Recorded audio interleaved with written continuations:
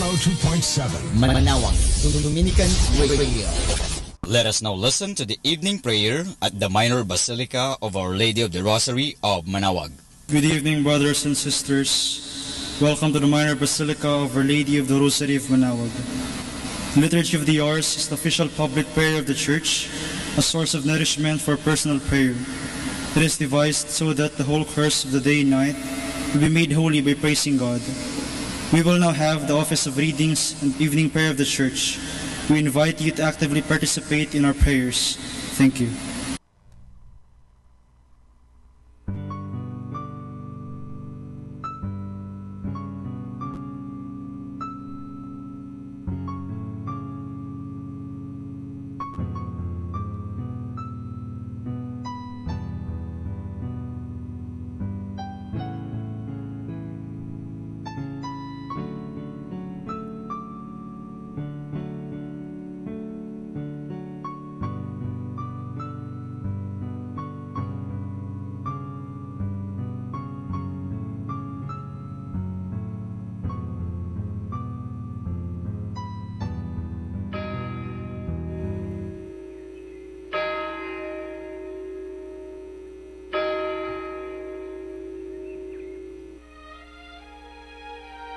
Magandang gabi po sa inyong lahat. Ito po ang inyong punong lingkod mula sa simbahan na nakikiusap na huminto sa paglalakad at itigil ang lahat ng ginagawa upang tayo ay manalangin. Pasalamatan natin ang Diyos sapagkat tayo ay mga anak niya. Idalangin natin ang Pangasinan, ang mahal nating lalawigan at ang buong Pilipinas, ang perlas ng silangan. In the name of the Father, and of the Son, and of the Holy Spirit. Amen. The angel of the Lord declared unto Mary, And she conceived by the power of the Holy Spirit. Hail Mary, full of grace, the Lord is with thee. Blessed art thou among women, and blessed is the fruit of your womb, Jesus. Holy Mary, Mother of God, pray for us sinners, now and at the hour of our death. Amen. Behold the handmaid of the Lord. Be it done to me according to your word. Hail Mary, full of grace, the Lord is with thee. Blessed art thou among women, and blessed is the fruit of thy womb, Jesus. Holy Mary, Mother of God, pray for us sinners, now and at the hour of our death. Amen. And the Word was made flesh, and dwelt among us. Hail Mary, full of grace, the Lord is with thee. Blessed art thou among women, and blessed is the fruit of thy womb, Jesus. Holy Mary, Mother of God, pray for us sinners, now and at the hour of our death. Amen. Pray for us, O Holy Mother of God, that we may be made worthy of the promise of Christ. Let us pray. Pour forth, we beseech you, O Lord, your grace into our hearts, that we, to whom the incarnation of Christ your Son was made known by the message of an angel, may by his passion and cross be brought to the glory of his resurrection, through the same Christ our Lord. Amen. Glory be to the Father, and to the Son, and to the Holy Spirit, as it was in the beginning, is now, and will be forever. Amen. The Lord be with you, and with your spirit. May the Almighty God bless you, the Father, the Son, and the Holy Spirit. Amen. O sacred feast, in which we partake of Christ, his sufferings are remembered, our minds are filled with his grace, and we receive the pledge of the glory which is to be ours. You gave them bread from heaven to be their food. And this bread contained all goodness. Let us pray. Lord Jesus Christ, you gave us the Eucharist as a memorial of your suffering and death. May our worship of this sacrament of your body and blood help us to experience the salvation you won for us, and the peace of the kingdom where you live with the Father and the Holy Spirit, one God, forever and ever. Amen.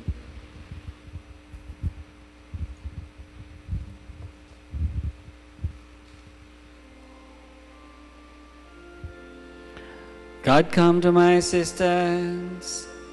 Lord, make haste to help me. Glory to the Father, and to the Son, and to the Holy Spirit, as it was in the beginning, is now, and will be forever. Amen. Alleluia.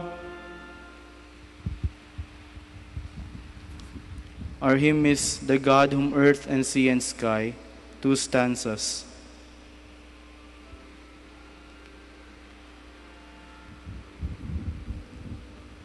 The God whom earth and sea and sky adore and laud and magnify, whose might they own, whose praise they tell, in Mary's body deign to dwell. O Mother, bless the chosen shrine, wherein the Architect divine, whose hand contains the earth and sky, vouchsafed in hidden guise to lie.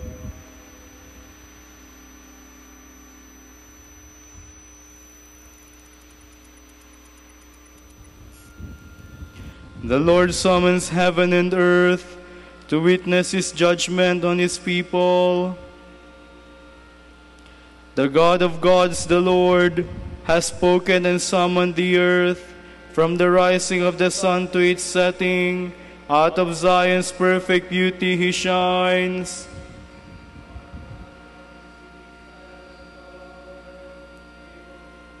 Before him fire devours, around him tempest rages. He calls on the heavens and the earth to witness his judgment of his people. Summon before me my people, who made covenant with me by sacrifice. The heavens proclaim his justice, for God himself is the judge. Glory to the Father, and to the Son, and to the Holy Spirit, as it was in the beginning, is now, and will be forever. Amen.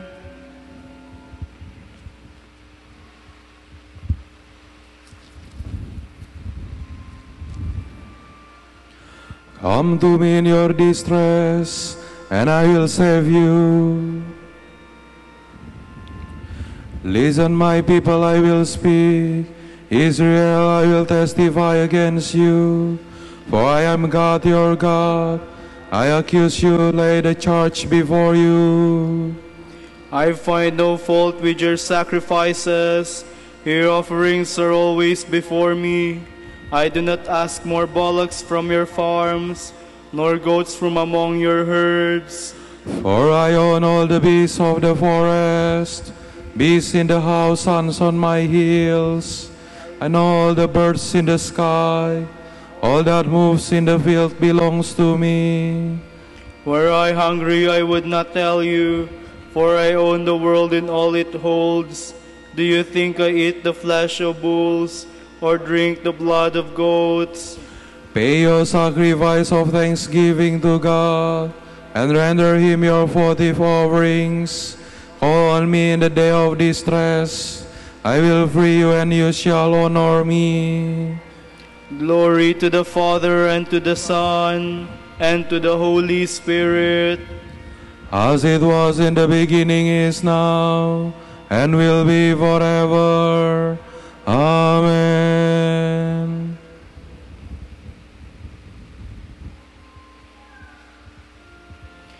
A sacrifice of praise will give me glory.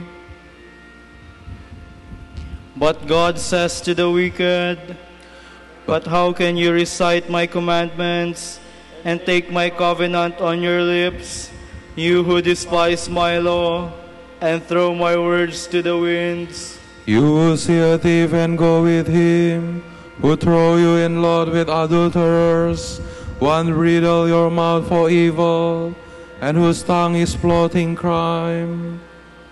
You who sit and malign your brother, and slander your own mother's son, you do this, and should I keep silence? Do you think that I am like you? Mark this, you never think of God, lest I seize you and you cannot escape. A sacrifice of thanksgiving honors me, and I will show God's salvation to the upright. Glory to the Father, and to the Son, and to the Holy Spirit. As it was in the beginning, is now, and will be forever. Amen.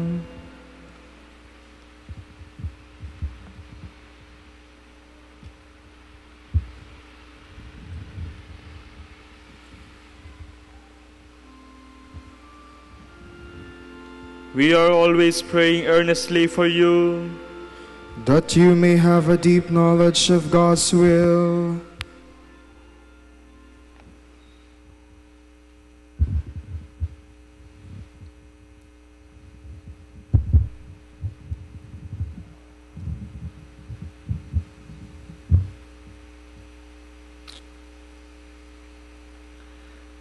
From the second letter of the Apostle Paul to the Corinthians. As your fellow workers, we beg you not to receive the grace of God in vain. For he says, "In an acceptable time I have heard you. On a day of salvation I have helped you." Now is the acceptable time. Now is the day of salvation. We avoid giving anyone offense, so that our ministry may not be blamed. On the contrary, in all that we do, we strive to present ourselves as ministers of God, acting with patient endurance amid trials, difficulties, distresses, beatings, imprisonments, and riots. As men familiar with hard work, sleepless nights, and fastings, conducting ourselves with innocence, knowledge, and patience, in the Holy Spirit, in sincere love as men with the message of truth and the power of God, wielding the weapons of righteousness with right hand and left, whether honored or dishonored, spoken of well or ill. We are called impostors, yet we are truthful. Nobodies who in fact are well known. Dead, yet here we are alive. Punished, but not put to death. Sorrowful, though we are always rejoicing. Poor, yet we enrich many. We seem to have nothing, yet everything is ours. Men of Corinth, we have spoken to you frankly, opening our hearts wide to you. There is no lack of room for you in us. The narrowness is in you. In fair exchange, then, I speak as a father to his children. Open wide your hearts. Do not yoke yourselves in a mismatch with unbelievers. After all, what do righteousness and lawlessness have in common? Or what fellowship can light have with darkness? What accord is there between Christ and Belial? What common lot between believer and unbeliever? Tell me, what agreement there is between the temple of God and idols? You are the temple of the living God, just as God has said, "I will dwell with them and walk among them. I will be their God, and they shall be my people." Therefore, come out from among them and separate yourselves from them, says the Lord, and touch nothing unclean. I will welcome you and be a father to you, and you will be my sons and daughters, says the Lord Almighty. Since we have these promises, beloved, let us purify ourselves from every defilement of flesh and spirit, and in the fear of God, strive to fulfill our consecration perfectly.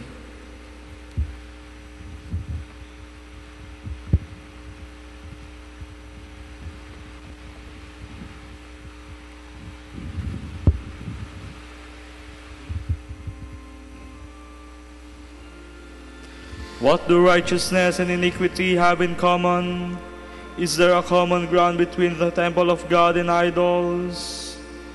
You are the temple of the living God. Are you not aware that you are God's temple and that His Spirit lives within you? You are the temple of the living God.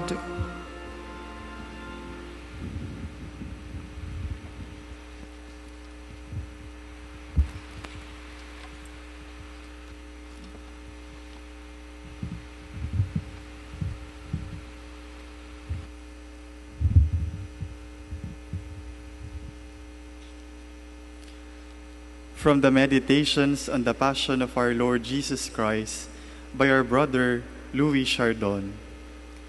It was truly fitting that Mary has the strongest spirit of self-denial, that she might bear to be separated from her Son, offering that sacrifice for the redemption of the human race.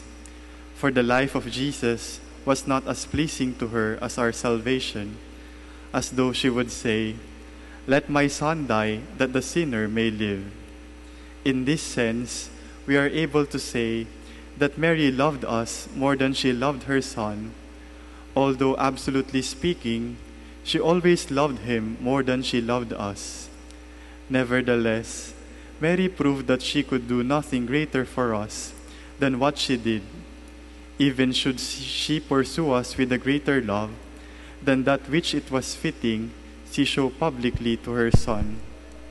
The merits of the Son surpass the love of the Mother, but our merits in no way equal the love of Mary toward us. Mary loves her Son less than he himself merits to be loved, but she loves us more than we are able to merit such a love. Mary desired to die together with her beloved Son on the cross, so that by the gift of her life and the shedding of her blood, she might offer herself as his companion in the fulfillment of our salvation, if such an offering should be pleasing to God, for she stood beneath the cross. Yet, for the redemption of the human race, Jesus did not need a helper, for he himself desired to be the one sacrifice on the cross to take away the sins of the world. My God, how the reality differs from the figure. Abraham, with his son Isaac still alive, descended from the place of sacrifice, but by the command of God, he sacrificed a ram caught by its horns in a thorn bush instead of his son. But Mary descended from Calvary after she saw her Son die. For God decreed that the sinner should live instead of the beloved Son, and further, that he should be acknowledged as the Son of Mary. O sorrowful barter, O hard exchange.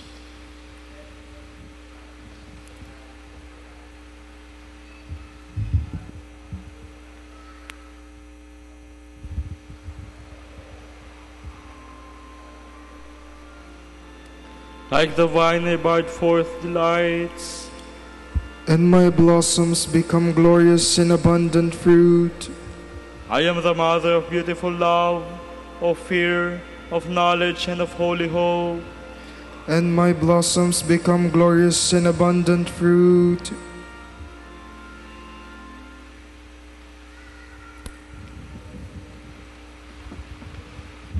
Let us pray. O God, by the fruitful virginity of Holy Mary, you bestowed the reward of eternal salvation on the human race. Through her we receive the author of life, our Lord Jesus Christ, your Son. May she intercede for us. We ask this through our Lord Jesus Christ, your Son, who lives and reigns with you and the Holy Spirit, one God, forever and ever. Amen.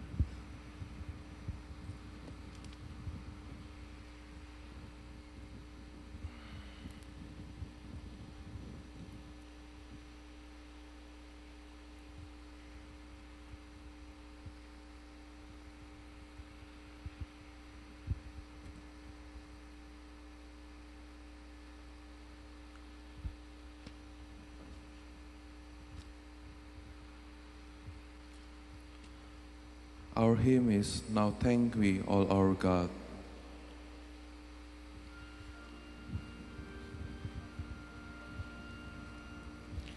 Now thank we all our God, with heart and hands and voices, who wondrous things has done, in whom this world rejoices, who from our mother's arms has blessed us on our way, with countless gifts of love, and still is ours today.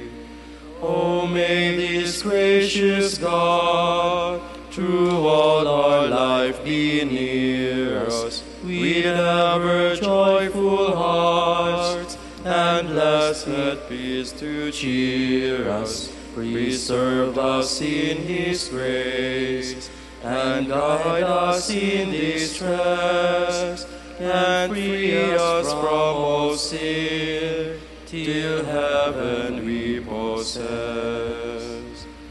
Oh, praise and thanks to God, the Father now be given, the Son and Spirit blessed, who reigns in highest heaven, eternal triune God, whom earth and heaven adore, for thus it was, is now, and shall be evermore.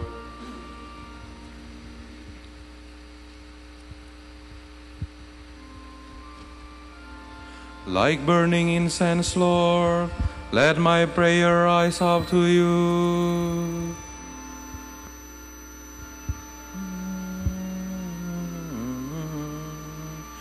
I have called to you, Lord, hasten to help me. Hear my voice when I cry to you. Let my prayer arise before you like incense, the raising of my hands like an heavenly oblation. Set, O Lord, a guard over my mouth. Keep watch at the door of my lips. Do not turn my heart to things that are wrong, to evil deeds with men who are sinners. Never allow me to share in their feasting. If a good man strikes or reprove me, it is kindness. But let the oil of the wicked not anoint my head. Let my prayer be ever against their malice. Their princes were thrown down by the side of the rock. Then they stood and words were kind. As a millstone is shattered to pieces on the ground, so their bones were strewn to the mouth of the grave. To you, Lord God, my eyes are turned. In you I take refuge, spare my soul. From the trap they have laid for me, keep me safe. Keep me from the snares of those who do evil. Glory to the Father, and to the Son, and to the Holy Spirit. It was in the beginning, is now, and will be forever. Amen. You are my refuge, Lord. You are all that I desire in life.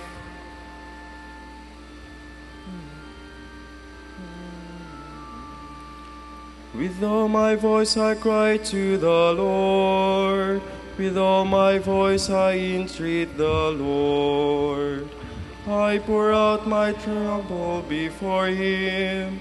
I tell Him all my distress. While my spirit faints within me, but you, O Lord, know my path.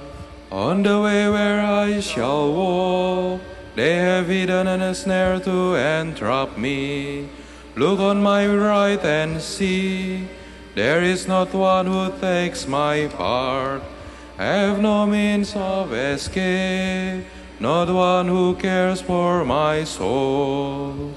I cry to you, O Lord. I have said you are my refuge. All I have left in the land of the living. Listen then to my cry, for I am in the depths of distress. Rescue me from those who pursue me, for they are stronger than I. Bring my soul out of this prison, and I shall praise your name. Around me the just will assemble, because of your goodness to me. Glory to the Father, and to the Son, and to the Holy Spirit. As it was in the beginning, is now, and will be forever. Amen. The Lord Jesus humbled himself, and God exalted him forever.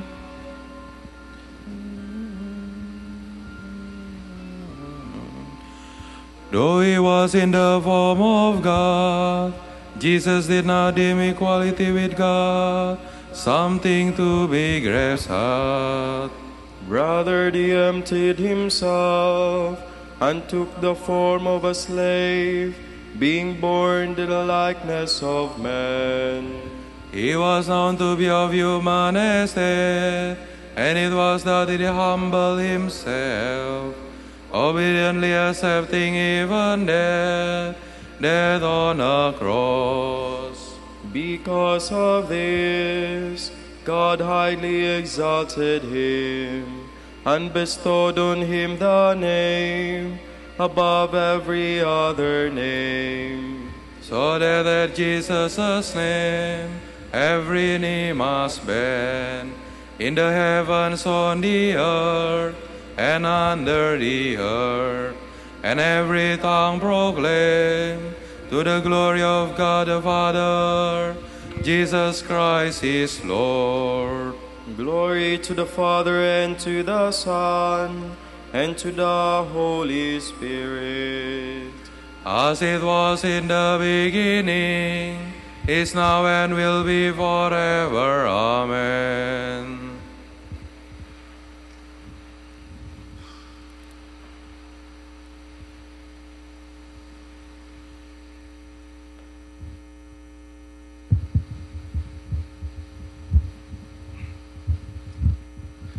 Reading from Romans. How deep are the riches and the wisdom and the knowledge of God! How insearchable his judgments, how unsearchable his ways! For who has known the mind of the Lord, or who has been his counselor? Who has given him anything so as to deserve return?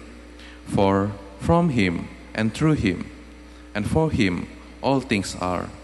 To him be glory forever. Amen.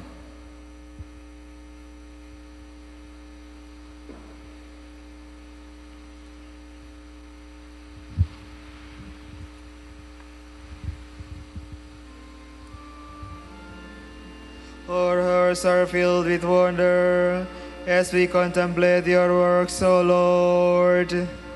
Our hearts are filled with wonder as we contemplate your works, O Lord. We praise the wisdom which wrought them all.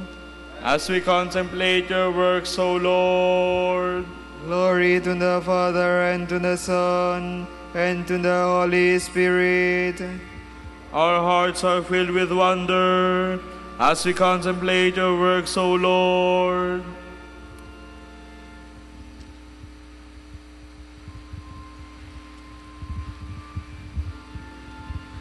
The kingdom of heaven is like a merchant in search of fine pearls. When he found one of great value, he sold everything he had and bought it.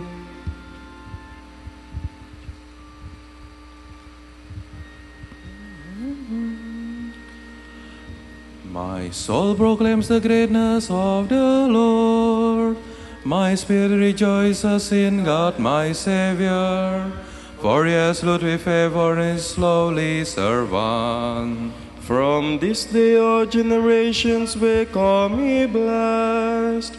The Almighty has done great things for me, and holy is his name. He has mercy on those who fear him in every generation. He has showed the strength of his arm. He has scattered the proud in their conceit. He has cast down the mighty from their thrones, and has lifted up the lowly. He has filled the hungry with good things, and the rich he has sent away empty. He has come to the help of his servant Israel, for he has remembered his promise of mercy, the promise he made to our fathers, to Abraham and his children forever. Glory be to the Father, and to the Son, and to the Holy Spirit. As it was in the beginning, is now, and will be forever. Amen. The kingdom of heaven is like a merchant in search of fine pearls. When he found one of great value, he sold everything he had and bought it.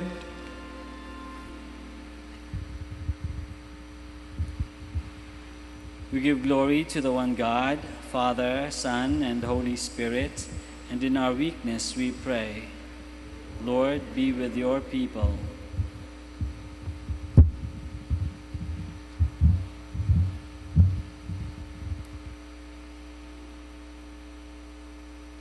Holy Lord, Father all-powerful, let justice spring up on the earth. Then your people will dwell in the beauty of peace. Let every nation come into your kingdom, so that all peoples will be saved. Let married couples live in your peace, and grow in mutual love. Reward all who have done good to us, Lord, and grant them eternal life.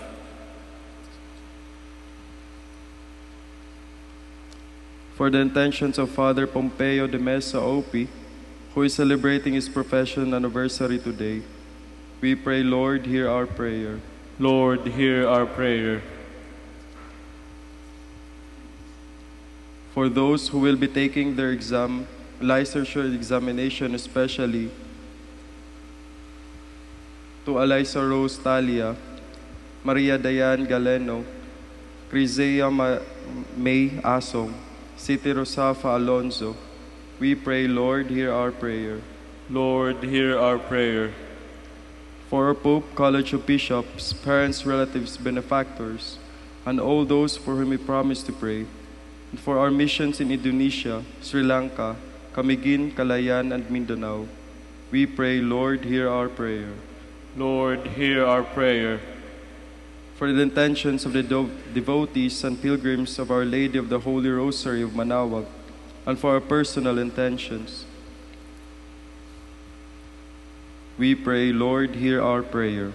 Lord, hear our prayer. Look with compassion on victims of hatred and war. Grant them heavenly peace. Let us now pray in the words that our Lord himself has taught us.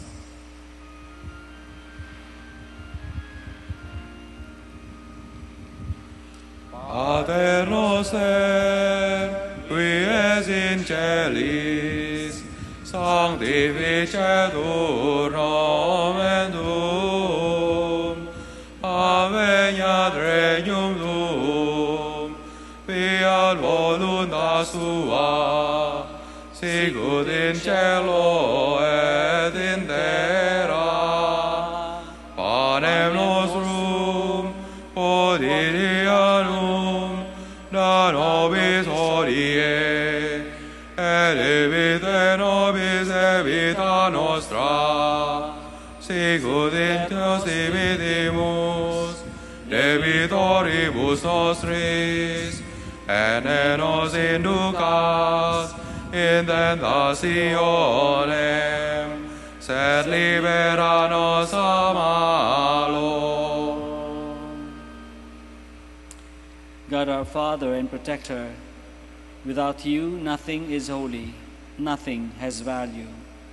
Guide us to everlasting life by helping us to use wisely the blessings you have given to the world. We ask this through our Lord Jesus Christ, your Son, who lives and reigns with you in the Holy Spirit, one God, forever and ever. Amen. The Lord be with you. And with your spirit. May Almighty God bless you all, the Father, and the Son, and the Holy Spirit. Amen.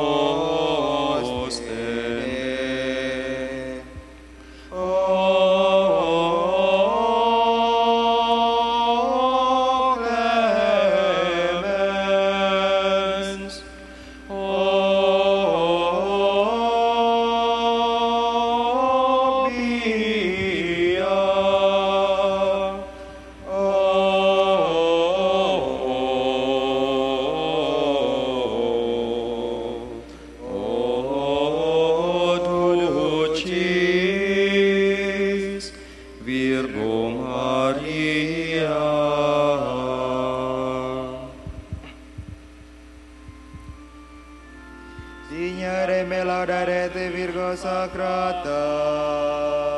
Dammi che virtutem contra hostes tuos. Oremus. Concede-nos famulos tuos, quesumus Domine Deus perpetuamentis et corporis salute gaudere. Et gloriosa Beata Maria, semper Virginis, intercessione a presenti liberari tristitia. Et eterna per frui laetitia, per Christum Dominum nostrum. Amen.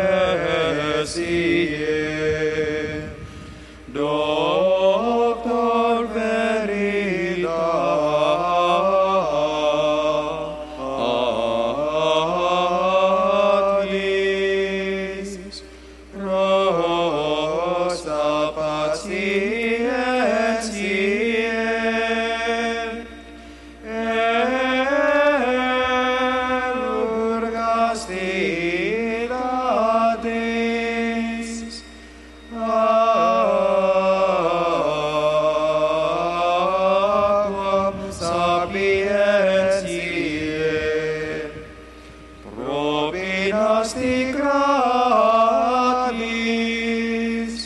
predicator gratiae,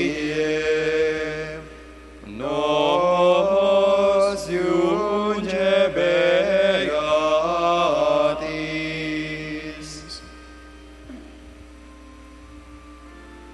Ora pro nobis beate Pater Dominice, ut dignificiamur promissionibus Christi. Oremus. Concede quesumus omnipotens Deus, ut qui peccatorum nostrorum pondere premimur. Beati Dominici confessoris tui, Patris nostri patrocinio sublevemur, per Christum Dominum nostrum. Amen.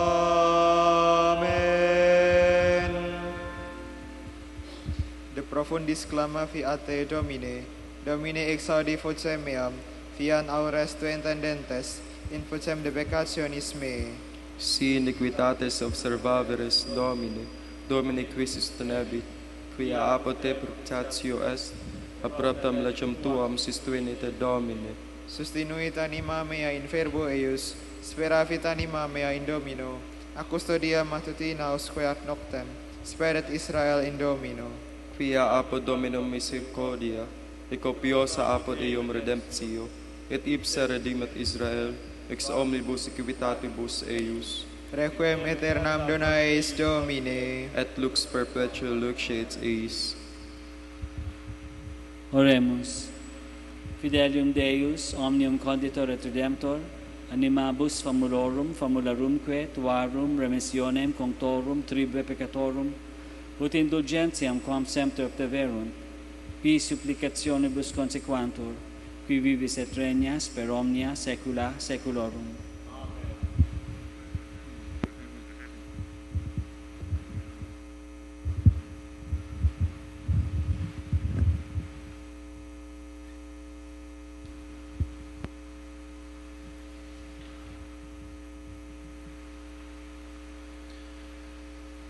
The Gospel of Sunday is from John.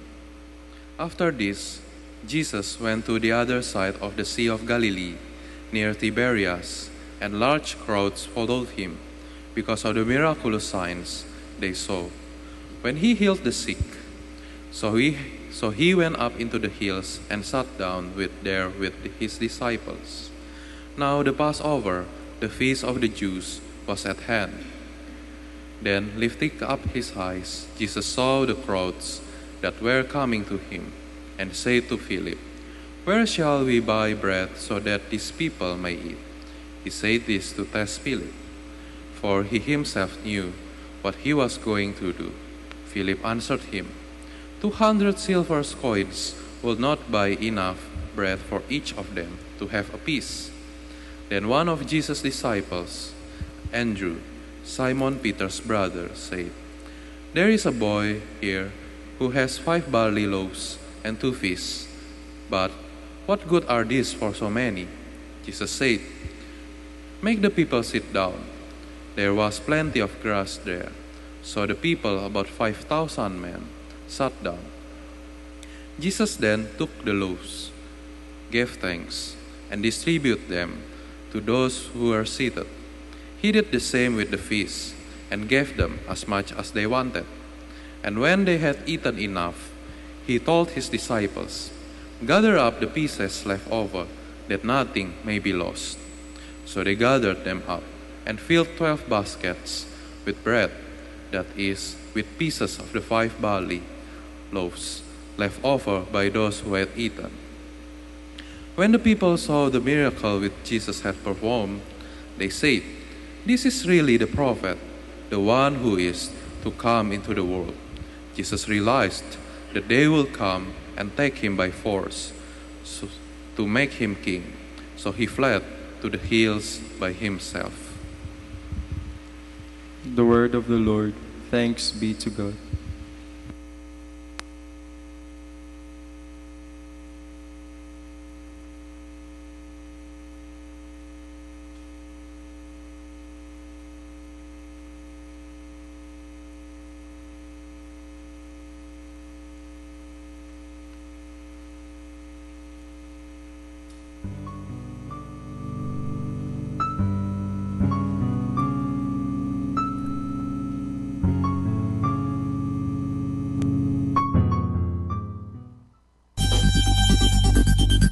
More than ever, we need Catholic radio station like Manawag Dominican Radio FM. Our time now is 7 o'clock in the evening. Let us now have our time check prayer.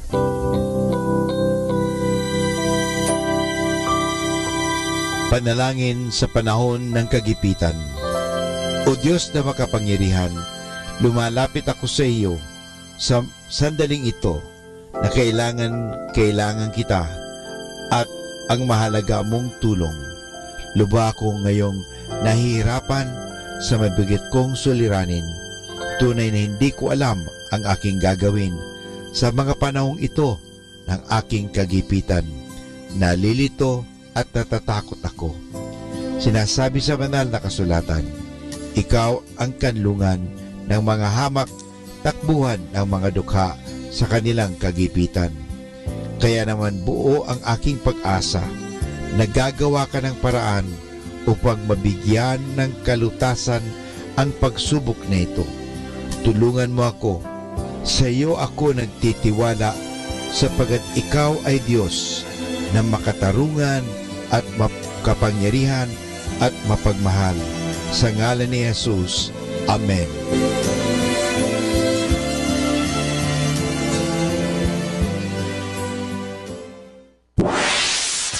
Mula sa Manawag Dominican Broadcasting Incorporated, napapakinggan sa buong mundo sa pamamagitan ng www.eradioportal.com at www.radyomanawag.com.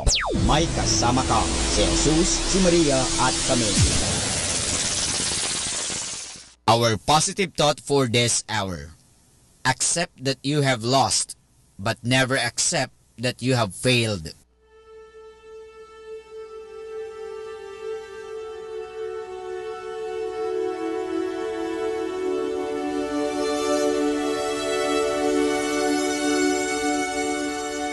Isang mapagpalang pagbati po sa inyong lahat mula po sa aming mga Dominikanong nobisyo dito sa Minor Basilica of Our Lady of the Rosary of Manawag. Kayo po ay nakikinig sa binhi ng buhay. Nais po namin ibahagi sa inyo ang bunga ng aming mga pagdinilay sa Ebanghelyo ngayong ika-29 ng Hulyo, ang ika-17 linggo sa karaniwang panahon. Ang ating Ebanghelyo ay ayon kay San Juan. Pagkatapos nito, nagpunta si Jesus sa kabilang ibayo ng dagat ng Galilea sa may Tiberias. Sinusundan siya ng makapal na tao dahil napansin nila ang mga tandang ginagawa niya sa mga may sakit. Umahon si Jesus sa bundok at naupo siya roon kasama ang kanyang mga alagad. Malapit na ang Paskwa na piyesta ng mga Hudyo. Kaya pagkatunghay ni Jesus at pagkakita niyang marami ang taong pumupunta sa kanya, sinabi niya kay Felipe, "Saan kayo makabibili ng tinapay para makakain ang mga ito?" Sinabi niya ito bilang pagsubok sa kanya dahil alam na niya kung ano ang napipinto niyang gawin. Sumagot sa kanya si Felipe, 200 denaryong tinapay ay hindi sapat sa kanila para makakuha ng tigkakaunti ang bawat isa.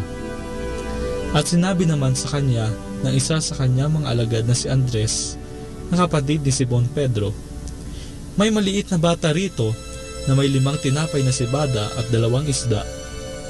Ano ito para sa pagkarami-raming tao?" Madamo sa lugar na iyon, kaya sinabi ni Jesus, "Paupuin niyo ang mga tao." Kaya nagupuan sila, halos 5,000 ang mga lalaki. Kaya kinuha ni Jesus ang mga tinapay at pagkapagpasalamat at ipinabigay sa mga nakaupo. Gayon din naman sa mga isda, gaano man ang gustuhin nila. Nang busog na sila, sinabi niya sa kanyang mga alagad, "Tipunin ninyo ang mga natirang mga piraso para walang masayang."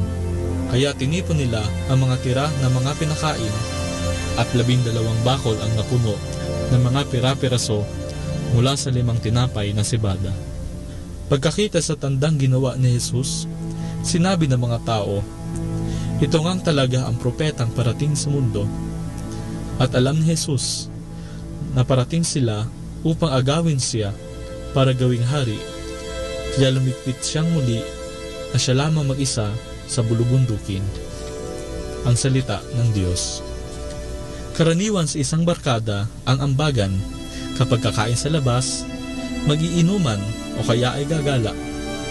Tuwing may ambagan, nalalaman kung sino ang madaling kausap, ang reklamador, ang galante, at syempre, ang kuripot. Mas nagkakakilanlan ang bawat isa at masasabing nagiging isa, nagkakaisa ang barkada dahil sa ambagan. Sa tingin ninyo, ano kaya klaseng barkada ang nagkakanya-kanya? Sa ating ebanghelyo, pare-parehong gutom sina Jesus, ang mga alagad at ang mga tao. At dahil si Jesus ay mapagmahal, maawain at mapagkalingang Diyos, nais niyang pakainin, usugin ang lahat. Higit sa 5,000 ang taong naroroon. At may isang taong naglakas loob na mag-ambag, ang batang lalaki na may dalang 5 tinapay na sebada at 2 isda. Maliit ang ambag ng bata. Imposibleng busugin, ni pakainin ang higit sa 5,000 tao ng 5 tinapay at 2 isda. Maliit man ang kanyang ambag, hinayaan ng bata na gamitin siya ng Diyos. Sa kanyang ambag, siya ay nakiisa sa gawain ni Jesus. Sa kasaysayan ng ating kaligtasan, maraming tao ang nag-ambag, nakiisa sa gawain ng Diyos. Sa unang pagbasa, ang lalaki mo mula sa Baal Shalisha ay nag-ambag ng 20 tinapay upang mapakain ng 100 tao. Kaugnay nito, inambag naman ni Elisha ang kanyang tinig at ang kanyang sarili upang maihayag ang kabutihan ng Diyos. Sa ikalawang pagbasa naman, inambag din ni San Pablo ang kanyang sarili upang maipangaral si Jesus. Inambag niya ang kanyang paghihirap sa kulungan kay Jesus. Ang ating inang si Maria ay nag-ambag din para sa ating kaligtasan. Sa pamamagitan ng kanyang munti ngunit dakila at matamis na oo, ay nagkatawang tao si Jesus. Higit sa lahat, ang may pinakamalaking ambag ay si Jesus na nagkatawang tao, nagpakasakit at namatay sa krus upang tayo ay mailigtas sa kasalanan at kamatayan. Sa pagsunod natin kay Jesus, mayroon din siyang hinihinging ambag. Hinihingi niya na mamuhay tayo gaya ng nararapat sa Diyos, maging mapagkumbaba, mabait at matyaga, magmahalan at magpaumanhinan. Saan ba tayo dadalhin ng ambag na ito kung hindi sa langit, sa piling ni Jesus? Mga kapatid, naway tularan natin ang batang lalaki na tumugon kay Jesus, na nag-ambag ng lahat ng kanyang makakaya. Tinatawag tayo upang mag-ambag, gumawa ng mabuti, magmalasakit at magmahal. Malaki man o maliit ang ambag natin, tiyak na matutuwa ang Diyos at ang mahal na ina sa atin. Mula po dito sa Minor Basilica of Our Lady of the Rosary of Manaoag, kami po ay taos-pusong nagpapasalamat sa inyong pakikinig. Nawa ay patuloy po nating isabuhay ang salita ng Diyos. Patnubay at pagpalain nawa tayo ng Panginoong may kapal. Hanggang sa susunod na linggo, dito sa Binhi ng Buhay.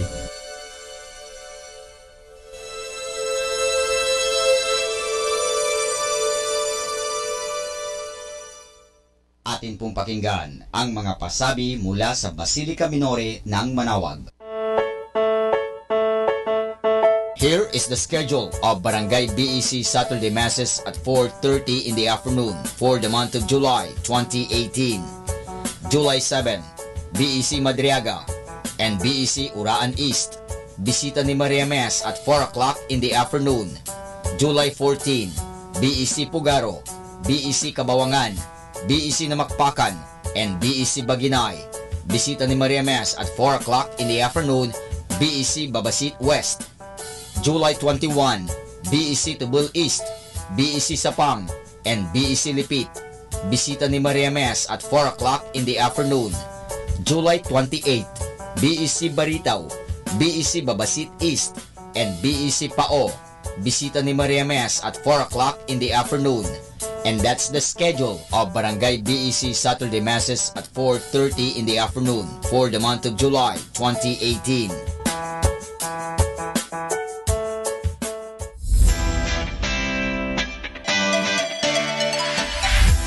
calling the attention of the alumni of Holy Rosary Academy, Our Lady of Manaoag College, now Colegio de San Juan de Letran, Manaoag.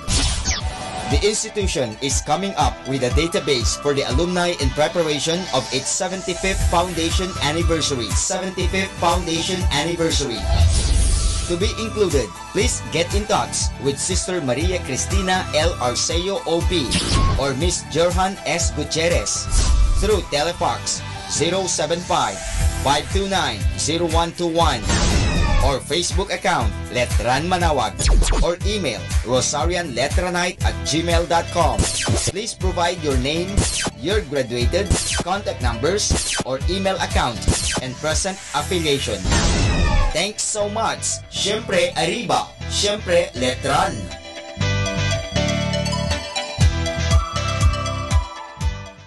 Atin pong napakinggan ang mga pasabi mula sa Basilica Minore ng Manaoag. Listen to Manaoag Dominican Radio and watch live through our website at www.radiomanawag.com for the live Mass on air from 6 o'clock in the morning and 11 o'clock in the morning every day and 5 o'clock in the afternoon from Monday to Friday and 4:30 in the afternoon every Saturday and 4 o'clock in the afternoon every Sunday. You may also visit the official website of Minor Basilica of Manaoag at www.manawagBasilica.org for the different activities and other announcements. May kasama ka si Jesus, si Maria at kami.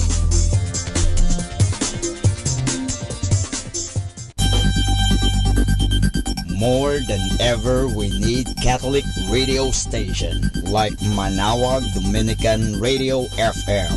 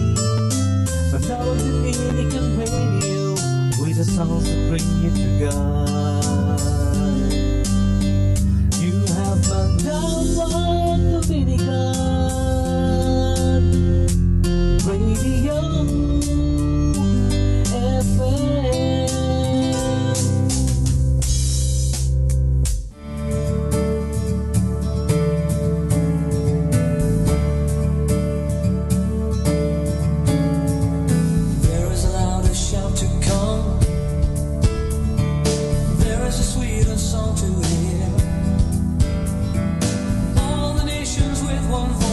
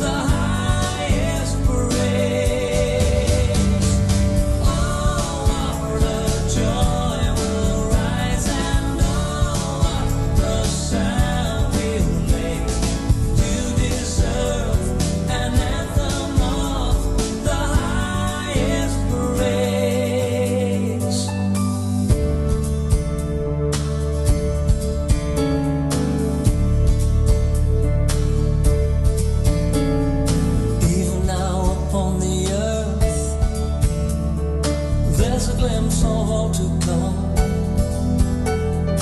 Many people with one voice, harmony of many tongues.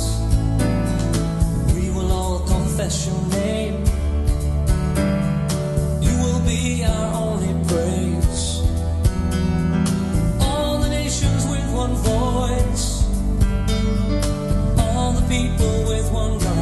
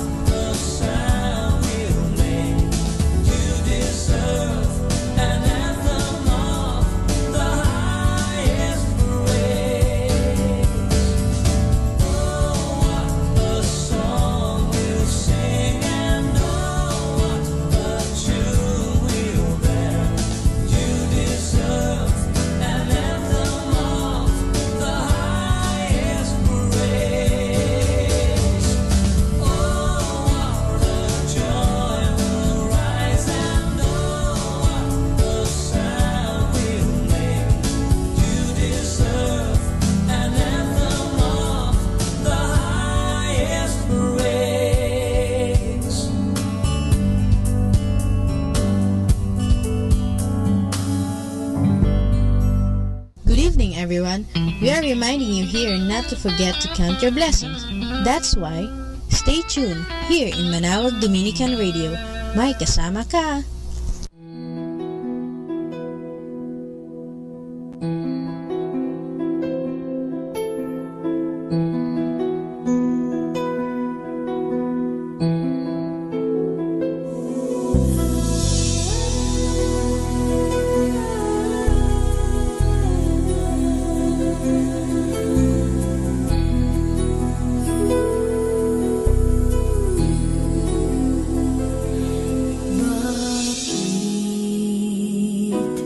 May pagsubok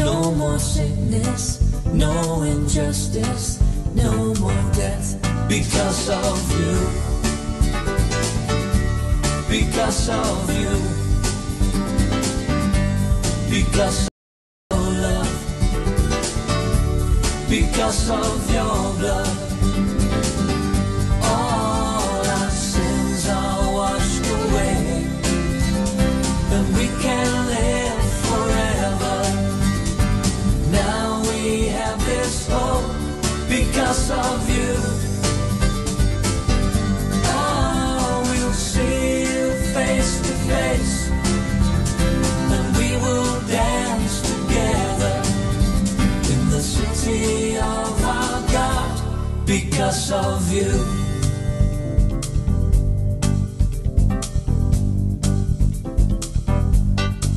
There is joy everlasting. gladness, there is peace, there is wine overflowing, there's a wedding, there's a feast. Because of you, because of you, because of you, because of you, because of your blood, your love, because of your blood. All our sins are washed away, and we can live forever. Now we have this hope because of you. Oh, we'll see you face to face, and we will dance together in the city of our God because of you.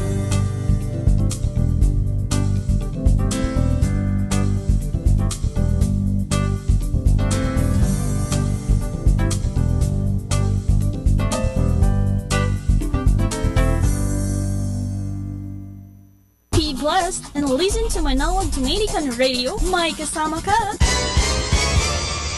Bukas ay sasalubungin ang araw, tinig mo ay lilipad.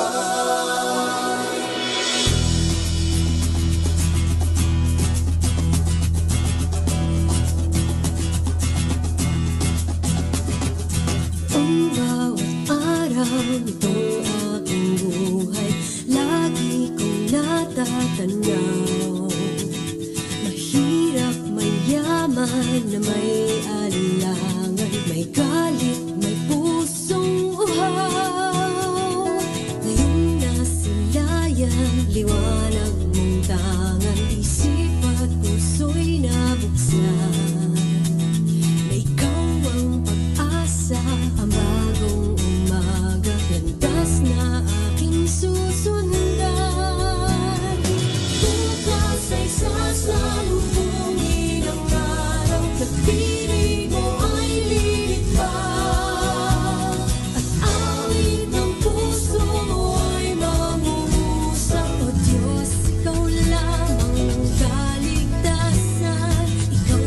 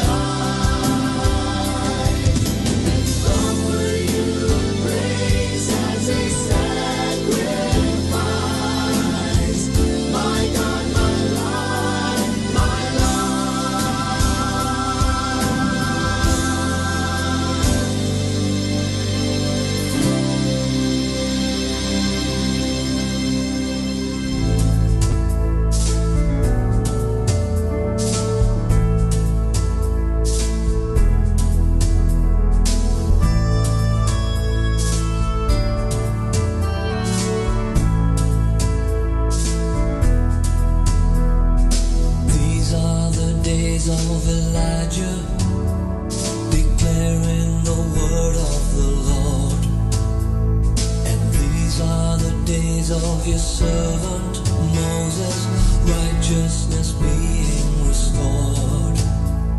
And though these are days of great trial, of famine and darkness and sword, still we are a voice in the desert, crying, prepare ye the way of the Lord.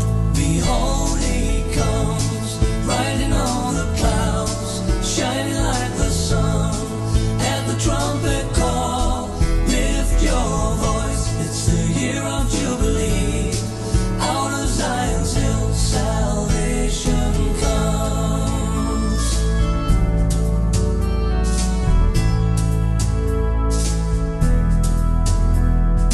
These are the days of Ezekiel, the dry bones becoming as flesh. And these are the days of your servant David, rebuilding the temple of praise. These are the days of the harvest, the fields are as wide in the world, and we are the laborers in the vineyard, declaring the word of the Lord. Behold, he comes, riding on the clouds, shining like the sun.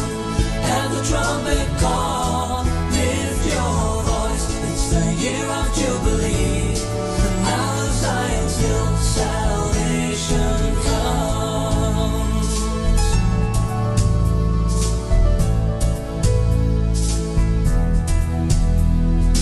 These are the days of Elijah, declaring the word of the Lord. And these are the days of your servant Moses, righteousness being restored. And though these are days of great trial, of famine and darkness and sword, still we are a voice in the desert, crying, prepare ye the way of the Lord. Behold, he comes, riding on the clouds, shining like the sun. At the trumpet call, lift your voice, it's the year of Jubilee. Out of Zion's hill, salvation comes. Behold, he comes, riding on the clouds, shining like the sun. At the trumpet call, lift your voice, it's the year of Jubilee. Out of Zion's hill, salvation comes.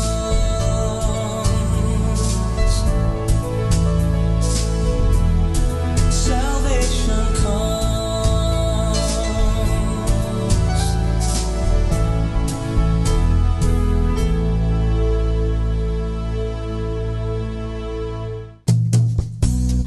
Happy Saturday. Never search your happiness in others, which will make you alone. Rather, search it in yourself. You will feel happy even if you are left alone. Happy Saturday!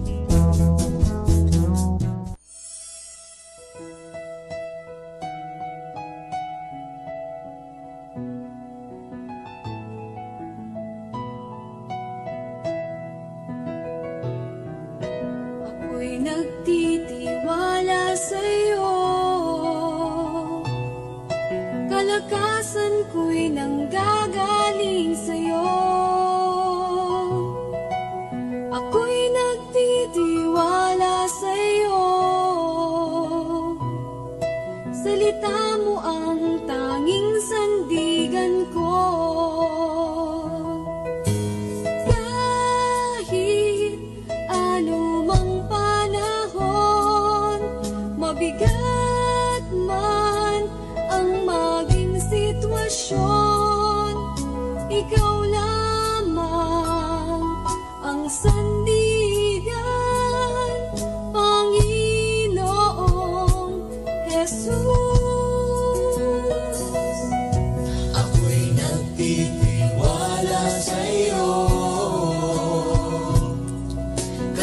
kalakasan ko'y nanggagaling sa'yo.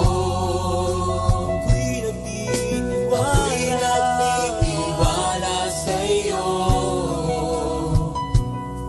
Salita mo ang tanging sandigan ko. Ako'y nagtitiwala sa'yo. Kalakasan ko'y nanggagaling sa'yo. Ako'y nagtitiwala sa'yo.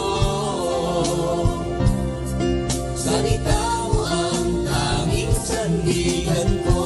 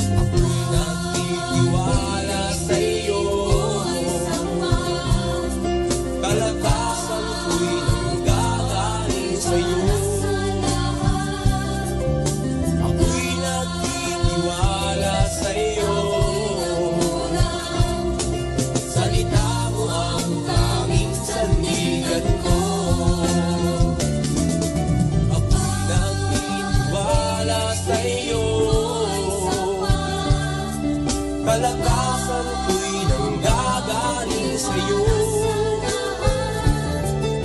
Ako'y nagtitiwala sa'yo.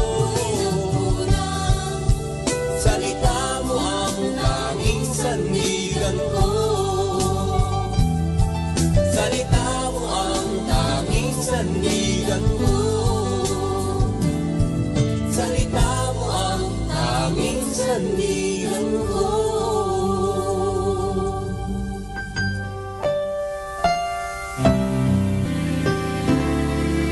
Kaibigan, sa gabing ito, kayo po ay aking inaanyayahan na magkaroon ng peace of mind.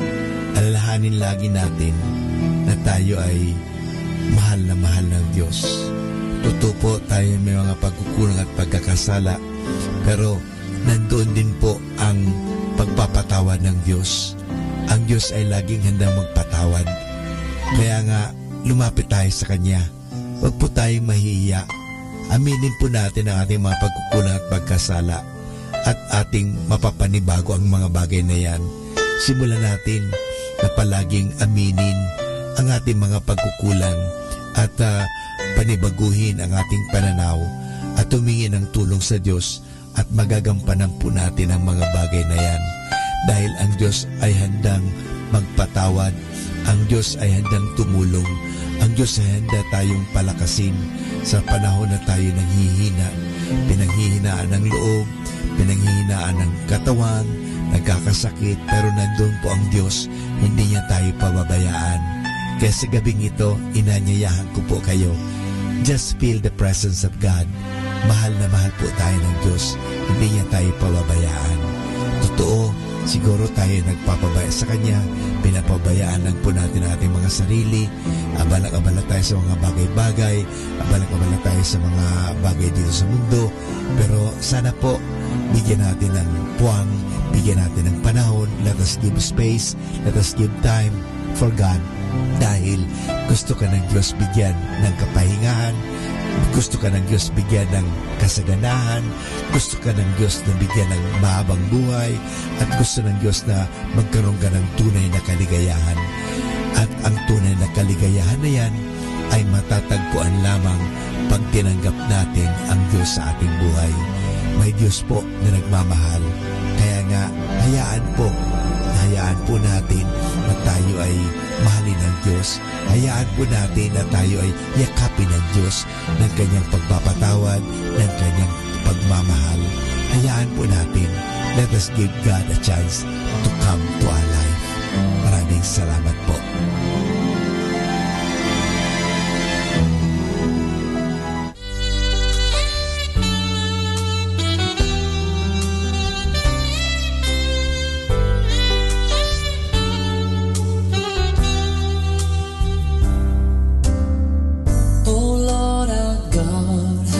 Majestic is your name. The earth is filled with your glory. Oh Lord our God, you are robed in majesty.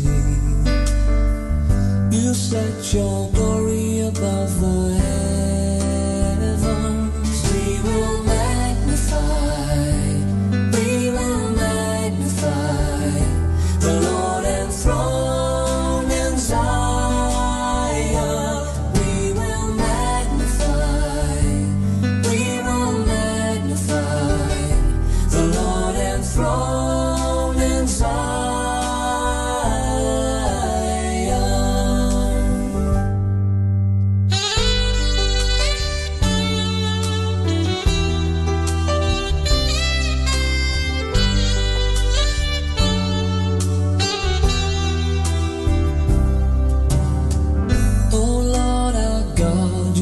established a throne. You reign in righteousness and splendor. Oh Lord our God, the skies are ringing with your praise. Soon those on earth will come to worship. We will magnify the Lord enthroned in Zion. We will magnify the Lord enthroned in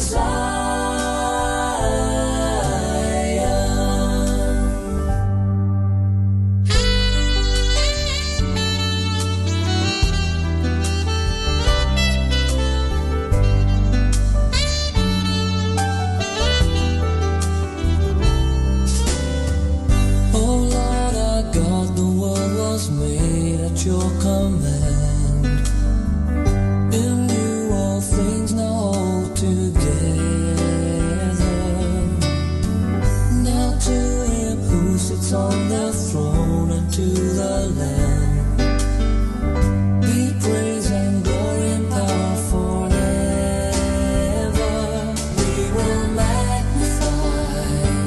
We will magnify the Lord enthroned in Zion.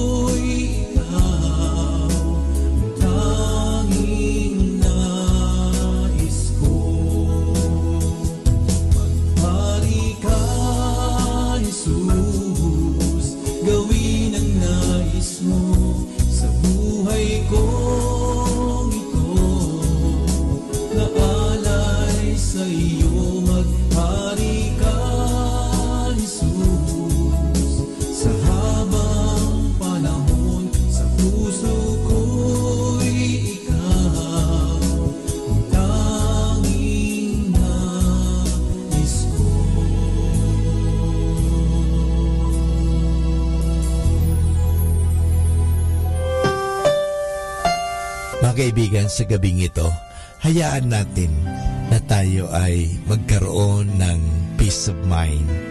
Hayaan po natin na bigyan natin ang ating sariling panahon na magnilay-nilay at pag-isipan ang isang katotohanan na tayong lahat ay mahal ng Diyos, na tayo ay pinatatawad ng Diyos, na tayo ay inuunawa ng Diyos, na tayo ay pinagpapasensyahan ng Diyos.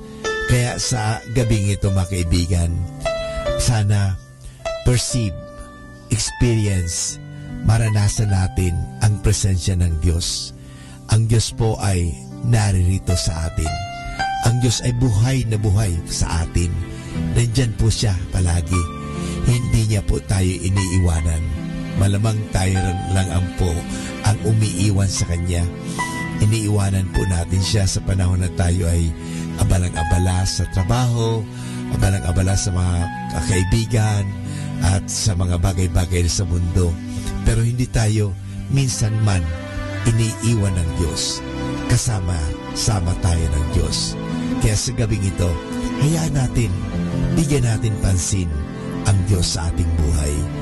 Hayaan natin na tiyakapin tayo ng Diyos.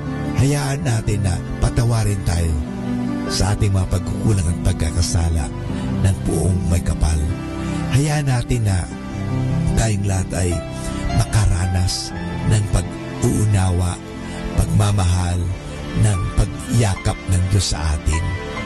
Dahil ang Diyos ay nandyan lagi, handang tumulong, handang magpatawad, handa na tayo ay bigyan ng masagana at magandang buhay. Yan po ang hangad ni Kristo sa atin kung bakit siya ay naging tulad mo, naging tulad ko.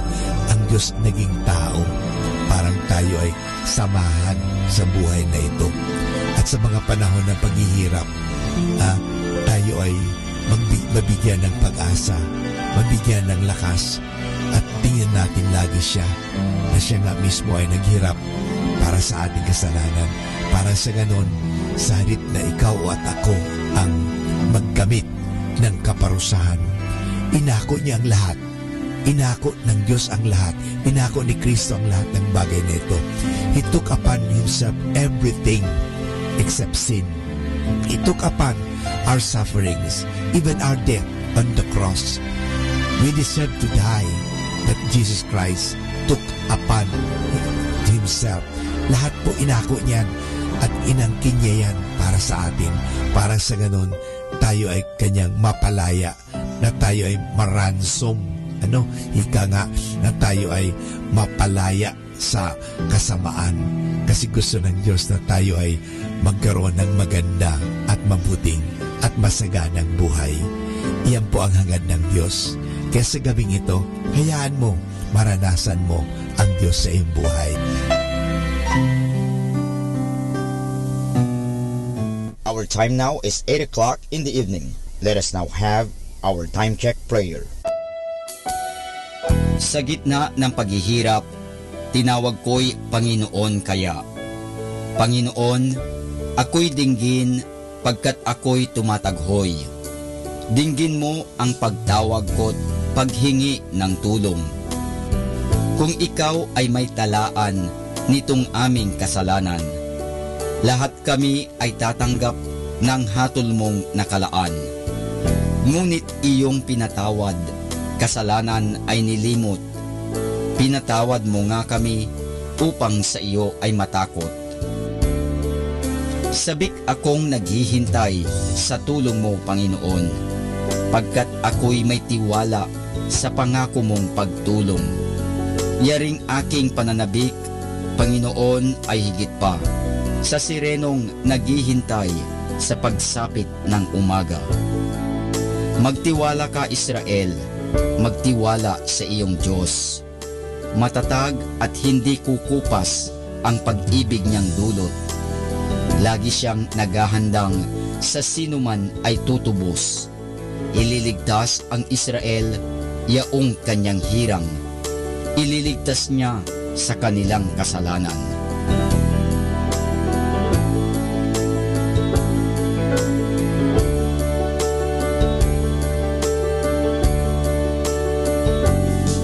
kapayapaan kailanman ang igawad ng may kapal sa yumaong ating mahal.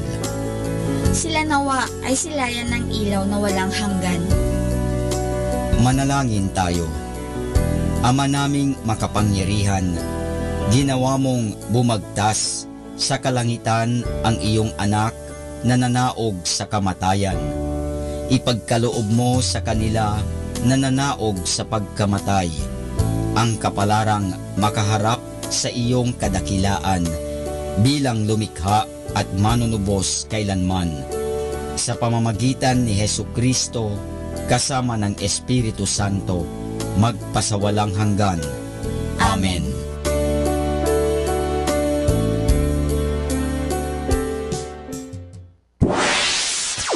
Mula sa Manawag Dominican Broadcasting Incorporated, napapakinggan sa buong mundo sa pamamagitan ng www.eradioportal.com at www.radyomanawag.com. May kasama ka si Jesus, si Maria at kami. Our positive thought for this hour. All we are is the result of all we have taught. More than ever, we need Catholic radio station like Manawag Dominican Radio FM.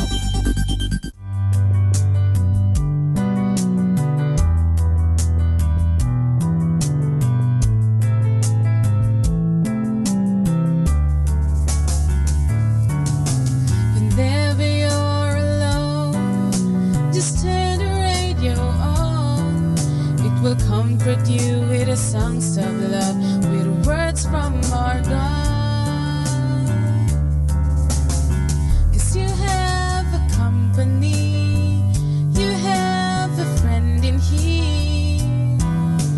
Manawag Dominican Radio, with the songs that call you to God.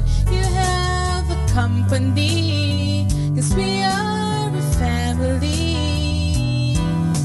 Manawag Dominican Radio, with the songs that bring you to God. You have Manawag Dominican Radio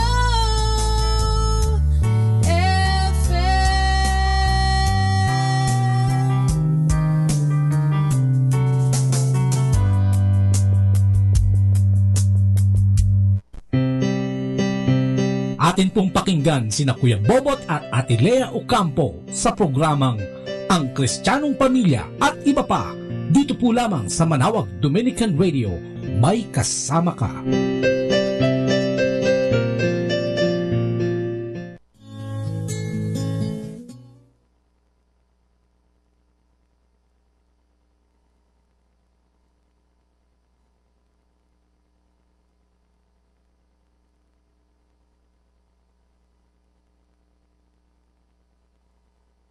niya dito sa kalupaan. So, papuri sa Diyos. At magandang gabi po sa inyong lahat. Welcome po sa inyong programang Ang Kristiyanong Pamilya at iba pa. Dito po yan sa Manawag Dominican Radio 102.7. May kasama ka, si Jesus. Si Maria at kami. Andiyo po ang lingkod, si Kuya Bobot, si Ate Lea. At bati muna siyempre si Ate Lea. Yes, good evening po sa inyong lahat. Magandang gabi, po. At ayan po, samahan niyo po kami isang oras na pagtatalakayan at pagbabahagi na naman po naming mag-asawa, siyempre. At siyempre kasama po kayo, no? At ayan po, tabayanan niyo po at lahat ng mga sharing namin dito at mga... actually, sharing hinihingi natin yung sharing nila. Nahihingi din natin siyempre. Sharing natin at saka yung ating konting maibibigay na edukasyon, impormasyon. Sabi mo nga, at maraming inspirasyon. At kami po yung napapakinggan tuwing Lunes hanggang Sabado po, no? Alas 8 hanggang alas 9 po yan ng umaga. At siyempre sa gabi rin po, alas 8 hanggang alas 9 yan. Yan, at live na live po tayo ngayon, no? Dito po yan sa ating studio. Dito yan sa Basilica ng Our Lady of the Rosary. Manawag, siyempre. Sa ating... Kaya po bakit? Ika nga ng mga Pangasinense at saka mga Ilocano, no? At syempre, no, weekend ngayon, ang dami natin mga pilgrim, kaya binabati natin sila. I suppose hanggang ngayon marami pa yan, no? Kahit medyo madilim na, no? Marami pa rin dumarating mula sa iba't ibang probinsya, no? At syempre, yan ay para magpasalamat, no? At humingi ng dasal sa mahal na ina, no? Kasi yun naman ang yun naman ang pinaka layunin ng mahal na ina, no? Ang tulungan ang bawat mga nagdadasal para ilapit, no? Sa ating Panginoon. Sa kanyang anak na si Jesucristo na ating Panginoon. Kanina umaga kahit na, 'di ba, medyo may ulan, no? At ang dami-dami pa rin talagang dumadayo dito sa ating Basilica ng Our Lady of the Rosary of Manaoag. Ayan. At syempre, no, kailangan talagang lagi tayong pumupunta, no, sa ating mga simbahan para syempre bigyan ng kadakilaan o pagpupuri ang ating Panginoong Diyos Ama, Anak at Espiritu Santo, no? At siyempre humingi nga ng tulong, no, sa ating mga hinaing, lalo tayong mga Pilipino, no?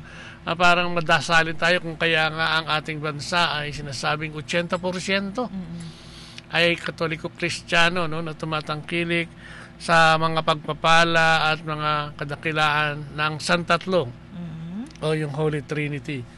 Kaya yung naman natin, gusto rin natin batiin siyempre yung mga pari natin dito, no, sa pamumuno yan ng ating prior, no, si Father Anton Udela, siyempre ang kanyang mga kasamahan dito, no, yung mga Dominican priest, no, ang ating kura paroko na si Father Alan Lopez, no. Sa lahat sa kanila, no, na ating mga pare na nagbibigay sa ating ng ating pagkain pang-spiritual. Ayan. Sila ba, Father Bian, nandun yan, no? Sila Father Charles, Father Eugene, no?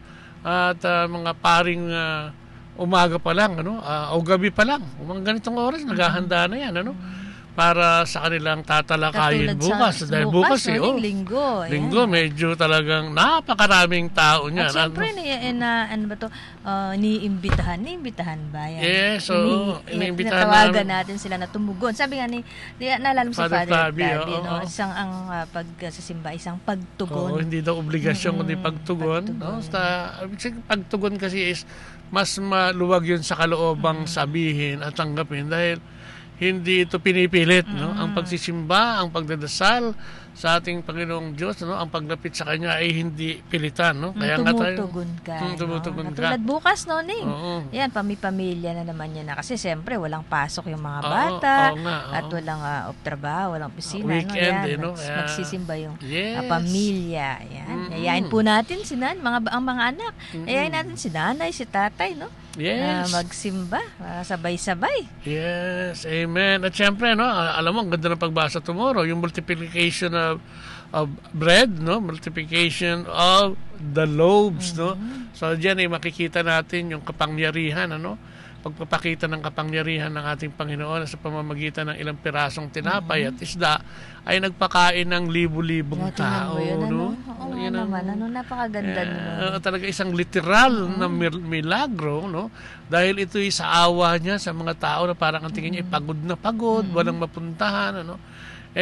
Sa pagbasa nga yung ibang kasamahan niya, yung mga alagad niya, katulad nila Felipe, nag-aalala. Sabi niya, saan tayo kukuha ng pagpakain niya? Ang dami niya, kahit mga 200 denaryo daw na tinapay, kukulangin. At nandoon kasi sila sa ilang. Pag sinabi mong ilang, deserted place yan, lugar na, siyempre, walang store. Lalo na noon, panahon ng ating 2,000 years ago. Siguro wala pang sari-sari store at bakery sa malapit. So, makikita mo yung puro mga tubuhangin lang siguro. Makikita mo yung gawi ilang ng pagkuha, no?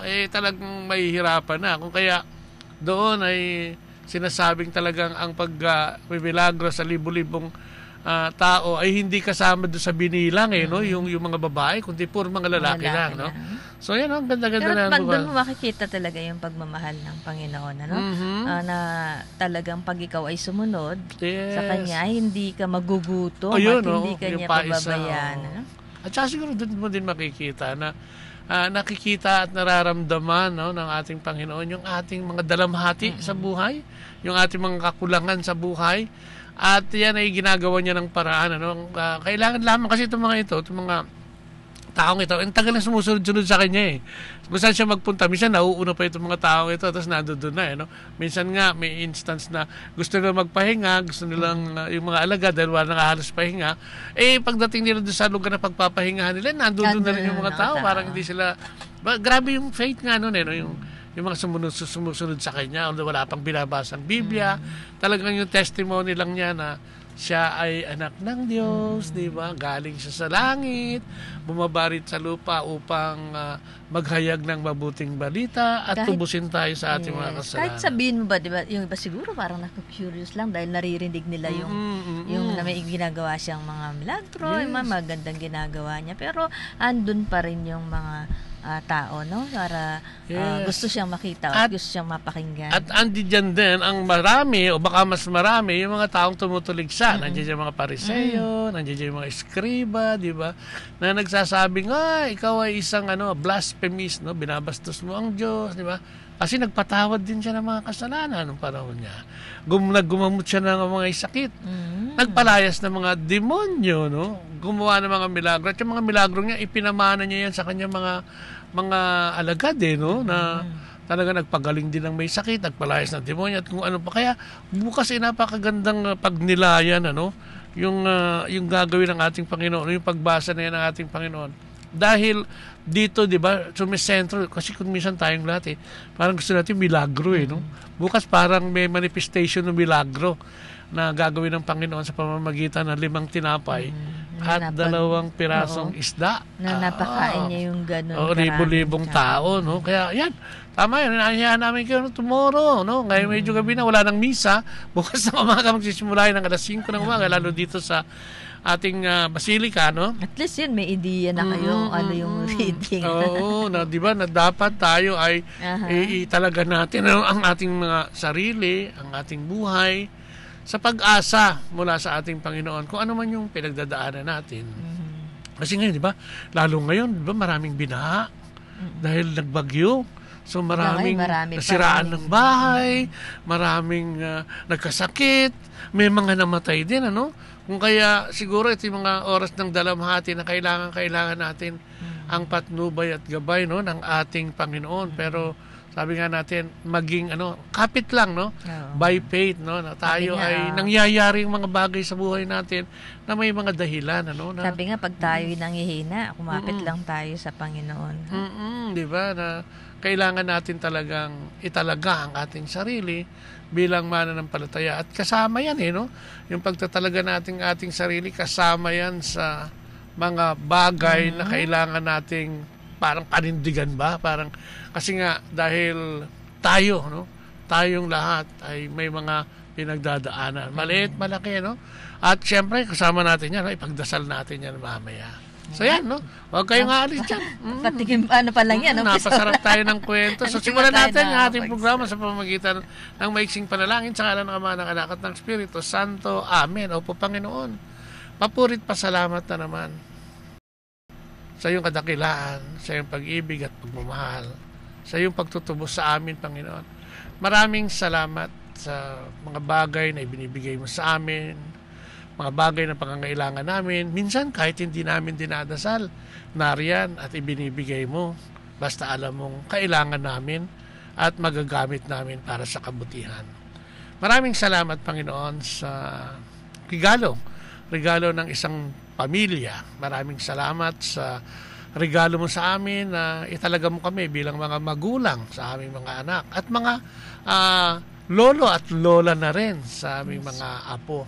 Maraming salamat, Panginoon, sa pang-araw-araw na probisyon, sa pagbibigay mo ng kaluwagan sa amin, Lord God. Maraming salamat. Yes. Salamat din, Panginoon, at may instrumentong ginagamit katulad ng Biblia, ang mga sakramento, Panginoon, upang siyang magamit namin, upang lalo pang lumago ang aming pananampalataya sa iyo. Dinadalangin namin sa mga sandaling ito, Panginoon, yung nabanggit namin kaninang mga kapatid na nadaanan ng bagyo, na nagkaroon ng mga problema, material, pinansyal, pisikal, at spiritual na rin, Panginoon, dahil nga po sa pagsubok na namang ito, ay dinadalangin namin na sila'y na maibsan ang kanilang dalamhati sa pamamagitan ng iyong grasya at awa, Panginoon. Alam namin, Panginoon, na wala namang imposible sa iyo.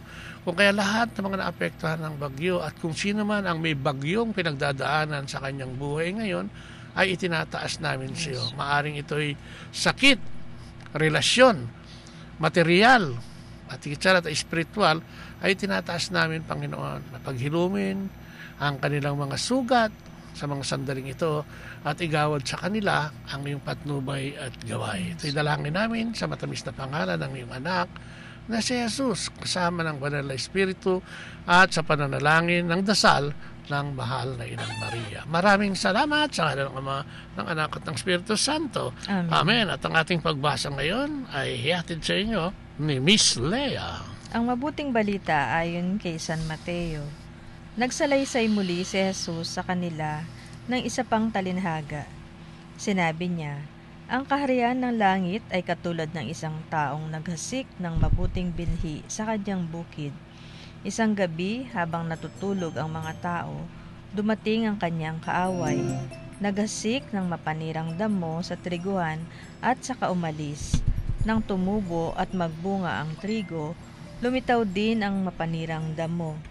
Kaya't pumunta ang mga utusan sa may-ari ng bukid at nagtanong, hindi po ba mabuting binhi lamang ang inihasik ninyo sa inyong bukid? Bakit po may damo ngayon? Sumagot siya, isang kaaway ang may kagagawa nito. Tinanong siya ng mga utusan, bubunutin po ba namin ang mga damo? Huwag, baka mabunot pati ang mga trigo, sagot niya. Hayaan na lamang ninyong lumago, kapwa ang damo at ang trigo hanggang sa anihan.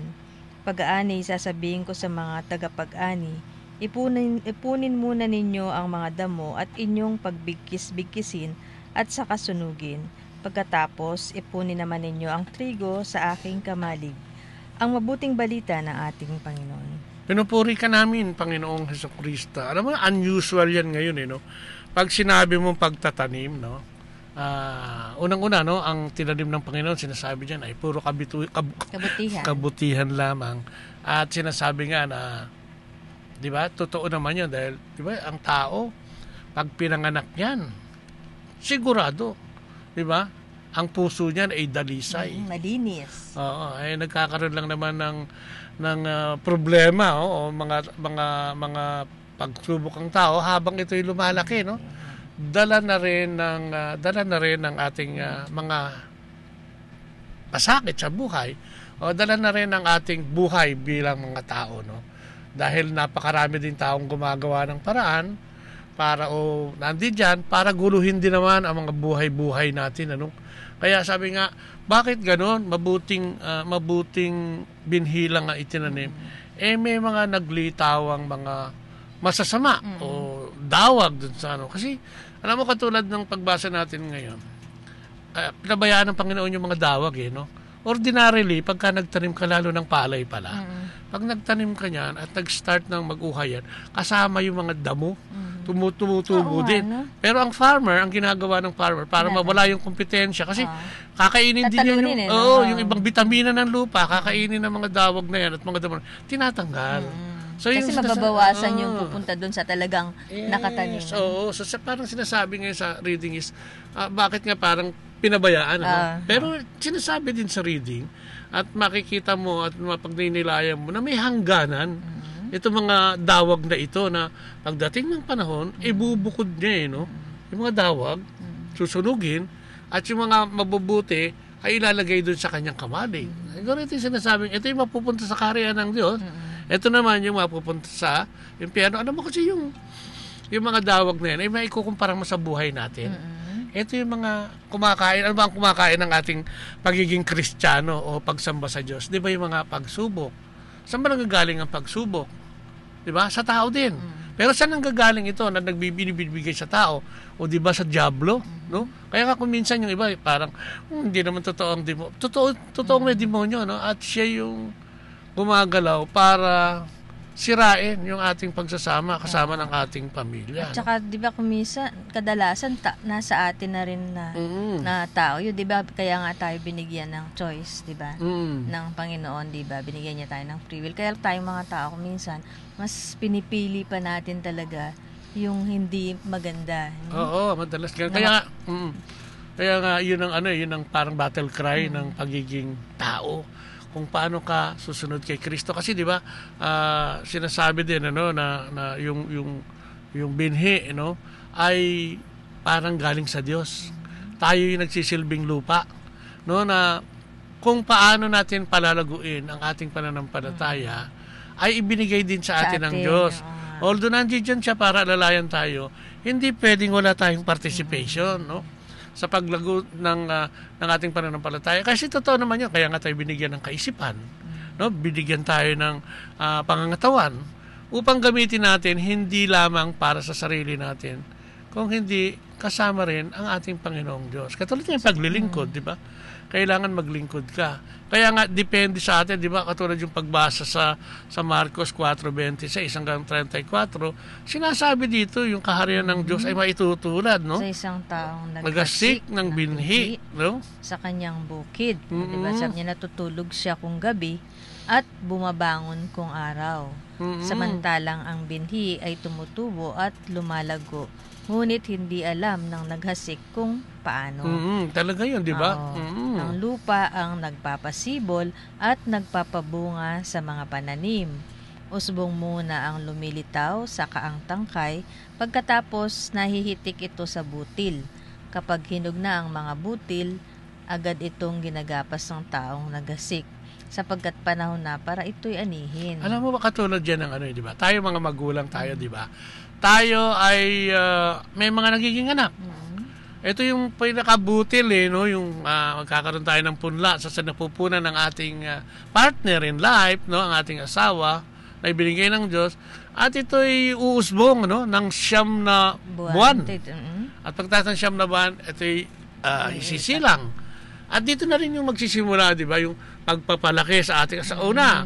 Alam natin yan, kung paano aalagaan ang ating mga anak. Pagpamagitan ng nutrisyon, gatas, pag-ibig, atensyon, di ba, etc. At pagka yung nagkakaroon na yan ng isip, parang yan yung nagkakaroon siya ng uhay.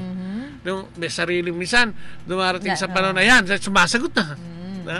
Ay paano mo gagawin yun? Paano mo aayusin ang iyong anak kung gano'n na? Ano yung itatanim? Yung mga wisdom na pwede mo ituro sa kanya. Ganun din, tayo nagtatanim sa ating mga anak. Kaya paglaki niyan, makikita mo kung ano nangyari. Diba? Kung paano yung pagpapalaki, diba? Pagpapalaki doon sa tao. Yes, at kung minsan, diba, din nga, makikita mo rin dahil sa kapaligiran, pag sila'y lumaki na nga, lumabas na ng ating tahanan, nag-aral na, o kung ano, kung minsan yung mga nakapaligid naman nila, diba? Yun yung mga nagiging yan ay dawag. Dawag, minsan may mga magagandang maayos sa mga kaibigan, meron namang hindi. May mga istorbo. May mga maayos na kaibigan, yun yung mga nutrients. Doon mo naman makikita din yung tao, yung anak mo, yung bata, na kung talagang siya ay mahihikayat, ba't nawag dito? Maingganyo. Maingganyo nung mabuti labas, at nung, di ba, mabuting tao, kaibigan, at yung masamang kaibigan.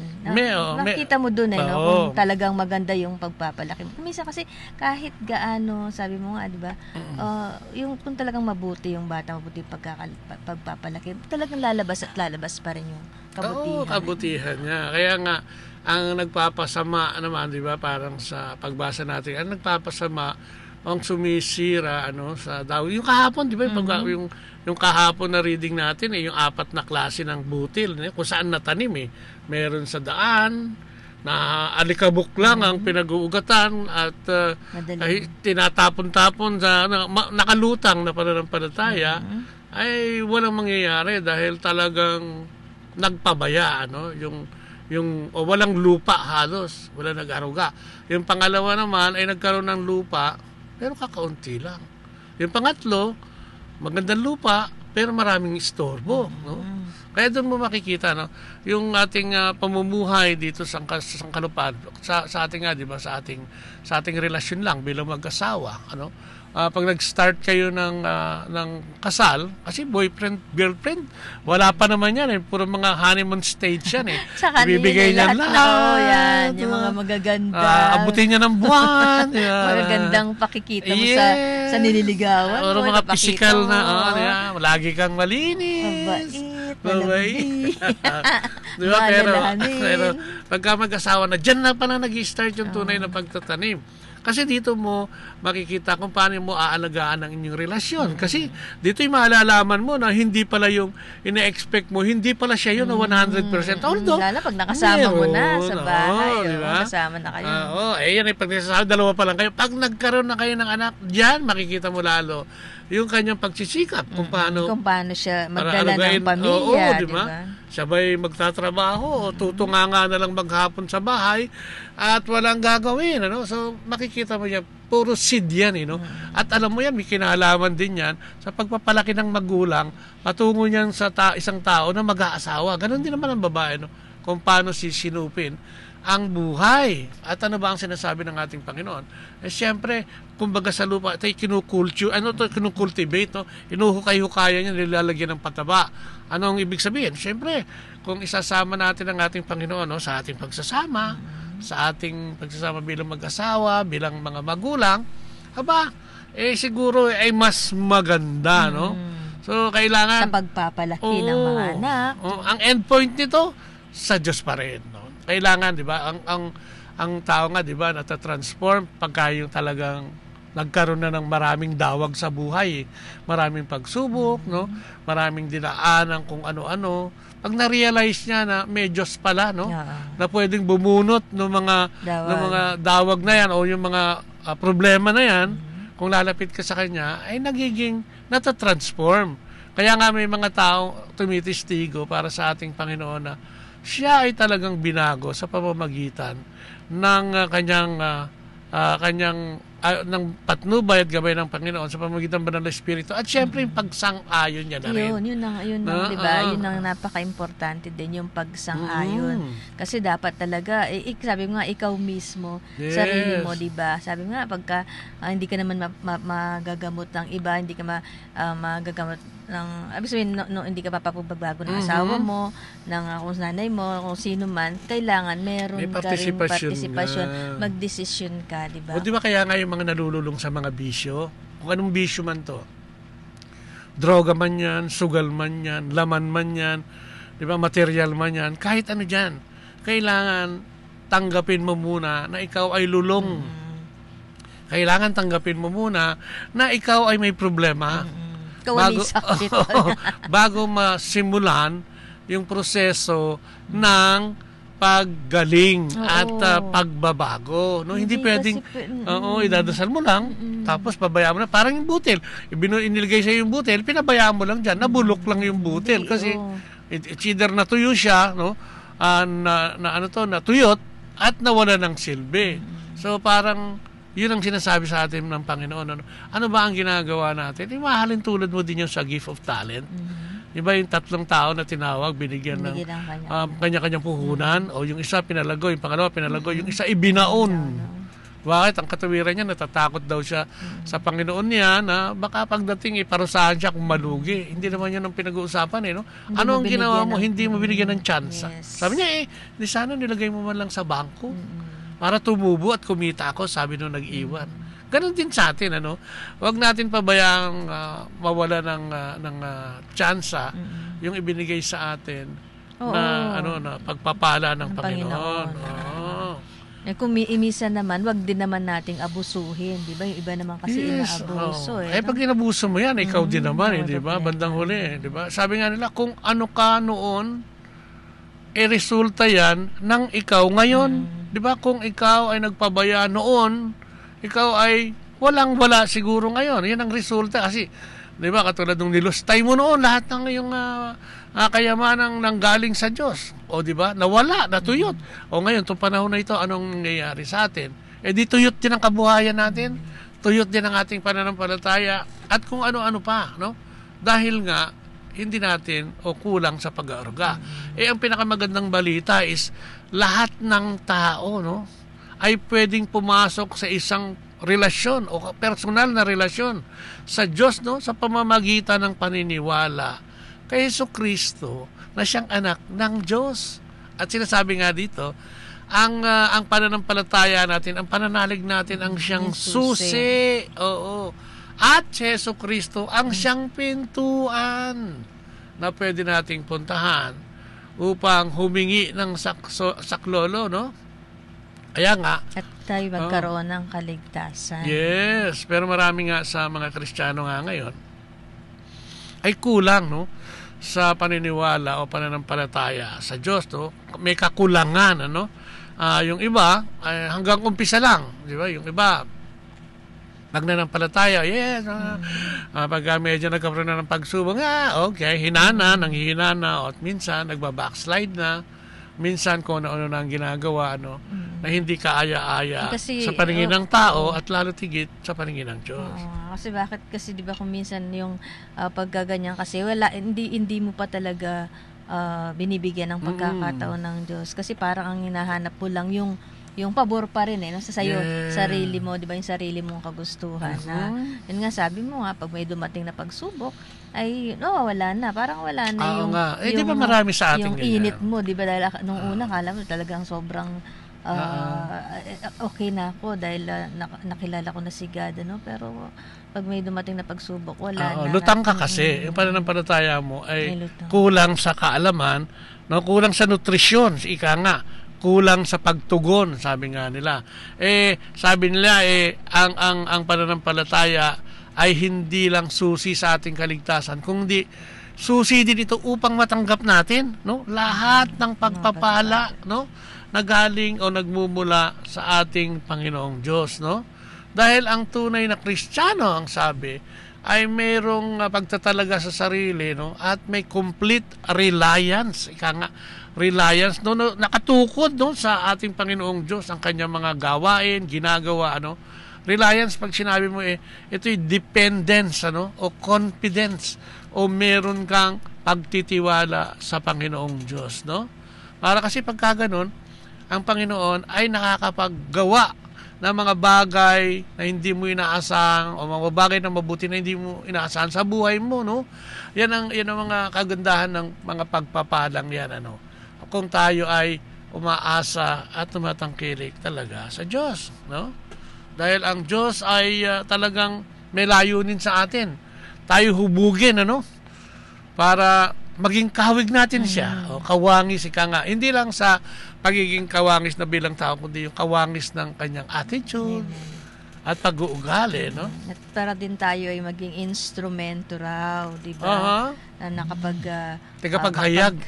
makapagpahayag ng kanyang mga salita at maging good example din sa ibang tao. Diba? Kasi yan ang magpapalaganap, no? Yan ang magkukonbinse. Yan ang magiging convincing power, ika nga, doon sa mga taong mahina ang pananampalataya, no? O yung hindi pa nananampalataya o nagbabalik loob sa ating Panginoong Diyos. Dito maipakikita, no? Kasi totoo yung lahat ng biyaya, katulad sa buhay natin, di ba? Nung una, hirap na hirap tayo nung tayong mag-asawa dahil syempre, nag-asawa tayo, 20 ako, 18 ka, ano ba naman ang kabuhangan natin sa mundo, lalo nung panahon na yun. Hindi katulad nga, ang kabataan na ganyang edad, parang, mga ganyang edad, may trabaho na talaga. Noon talagang parang sandal ka sa magulang. Diba? Dahil talaga yung pag-aasawa, parang nabigla. Pero naniniwala naman tayo na walang kabiglaanan yun, may plano ang Diyos, no? So, sa ating pag-aasawa ay talagang hirap na hirap muna. Maya-mayang konti, nagkaroon ng konti. Mamayang konti ay umudlad pa ng konti. Mamayang konti, umudlad pa ng mas konti. Pagkatapos ng pag-unlad na yun, naku po, yun na po ang nagbigay ng kapahamakan. Diba? Kasi hindi ka sanay sa may mga panggastos kang sobra. Kung saan napunta. Lalo na. Wala pa tayong relasyon sa Panginoon. No? Diba? Wow. Yung mga binigay niyang mga biyaya, hindi natin pinahalagaan. Tsaka parang baliwala siya. Parang dumadaloy lang. Kaya kung minsan, talagang Hindi natin iningatan, sabi nga. Di ba yung isang bata na sobra ang baon? Yung sa isang estudyante. Kung minsan nagkakaroon niya ng kapahamakan din o nagkakaroon niya ng ibang gawain dahil sa sobra yung binibigay ng mga magulang. Kasi nga, pagkatapos niya kumain, hindi, wala na. Kasi sobra pa yung pera. Adi maglalaro na lang siya doon sa computer. Kaya, di ba, baka maayang uminom. Lalo na, alam mo naman yung mga spatter. May mga spatter sa eskwela. Yung, ito may una. Sobra baon ito. Sobra baon ito. Kakaibiganin ko ito. Una, magpapalibre lang din niya ng pagkain. May sobra pa, may sobra. Uy, hindi ka, manigarilyo muna tayo. Buti ko katulad siya nung hapon natin. Yung hapon namin, naalala ko lang, sabi niya, naku Lola, ayoko. Nagpapalibre sa akin yung klase ko. Ayoko nga. Depende, kalaunan kasi, pag nakababad ka dun sa sustansya na sobra, di ba? Yung katulad nga nun, yung pera, di katulad ng halaman, pag sinobrahan mo ng abono yan, ng patabay, mamamatay din. So, parang ang tinitignan natin dito, di ba? Yung ating paglago, no? Yung ating seed, yung ating pagbasa, ay pwede na i-compare. Kung magiging, di ba, sabi mo, sobra-sobra yung baon. Buti kung meron naman kasi na iba na pag sobra yung baon, nag-inuhulog sa alkansya, di ba? Buti kung o, di ba yung ating apo sa Amerika na magpopo? Nagulat kami isang beses, pinulot niya lahat ng coins. Tapos silalaglag siya sa alkansya. Kala mo sa niya ilalagay. Walang kakibo-kibo. Umakyat siya, di ba? Kasi may alkansya siya. Pupunta to, dala-dala niya yung mga coins. Tapos meron pala siya doon na alkansya. Magpo-4 pa lang yun si MJ, di ba? Ilagay niya doon yung mga coins doon sa alkansya. Kaya pag nakakita siya ng coins, diretso doon, no? So, ibig sabihin, tignan mo yun, siguro may nakikita siyang gano'n, nag-iipon. Hindi ko alam kung ano yung wisdom na pumunta sa kanya na, bakit inuhulog niya doon at saka hindi niya binubuksan yun, basta may coins lang, ilalaglag niya lang doon.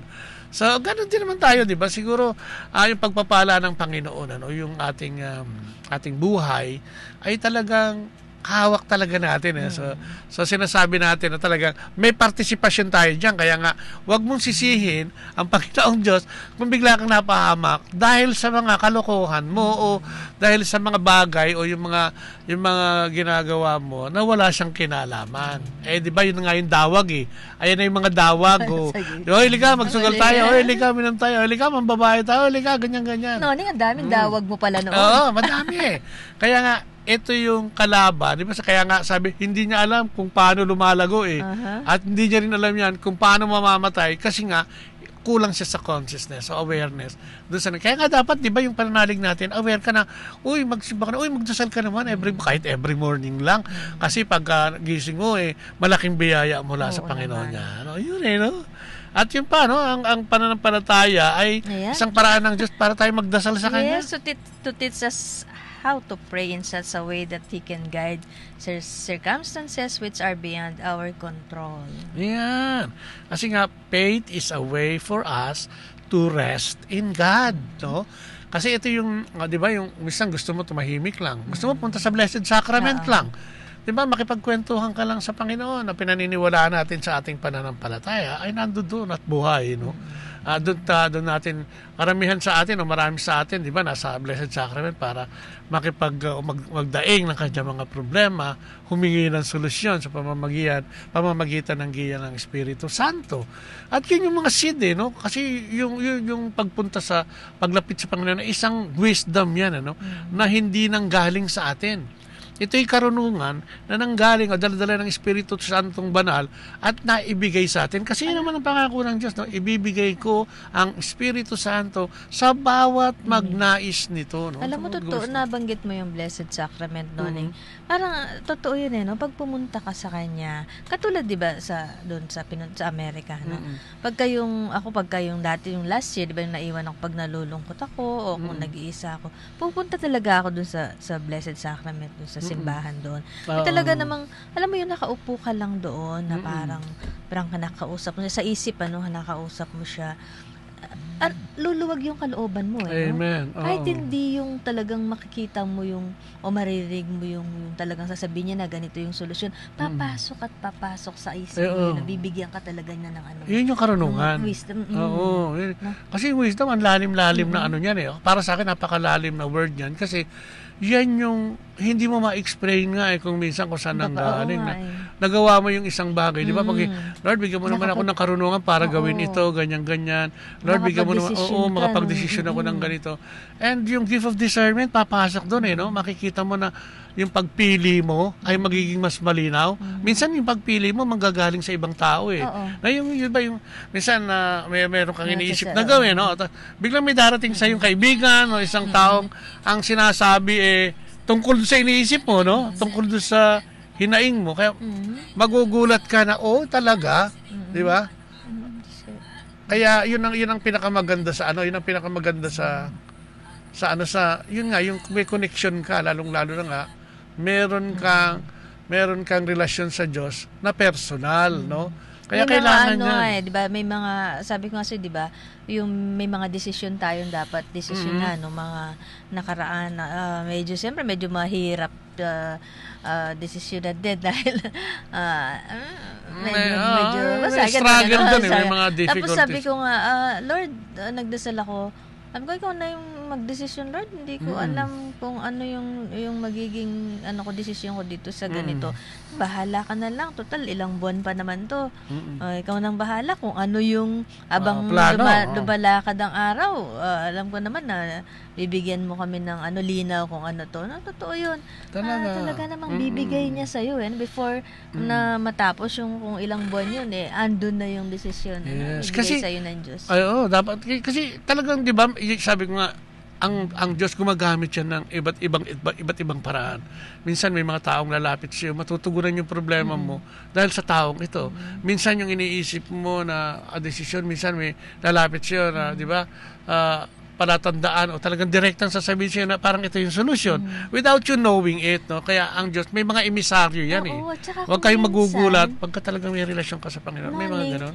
Yung nangyayari sa araw-araw, yung pang-araw-araw na nangyayari sa buhay mo, andun yung sagot Yes. Makikita mo pag binalikan mo, kasi ganito, ganto, eto na yun Eto na yung sagot. Dito, yung mga nangyayari sa buhay ko, yung araw-araw na nangyayari, eto na, nakikita mo na kung ano yung i-desisyon mo dun sa kailangan mong importanteng desisyonin na yun. Desisyonin na yan. Kasi na bagay. Kung minsan nga, di ba, may mga taong hindi naman para kinig sa radyo o sa social network.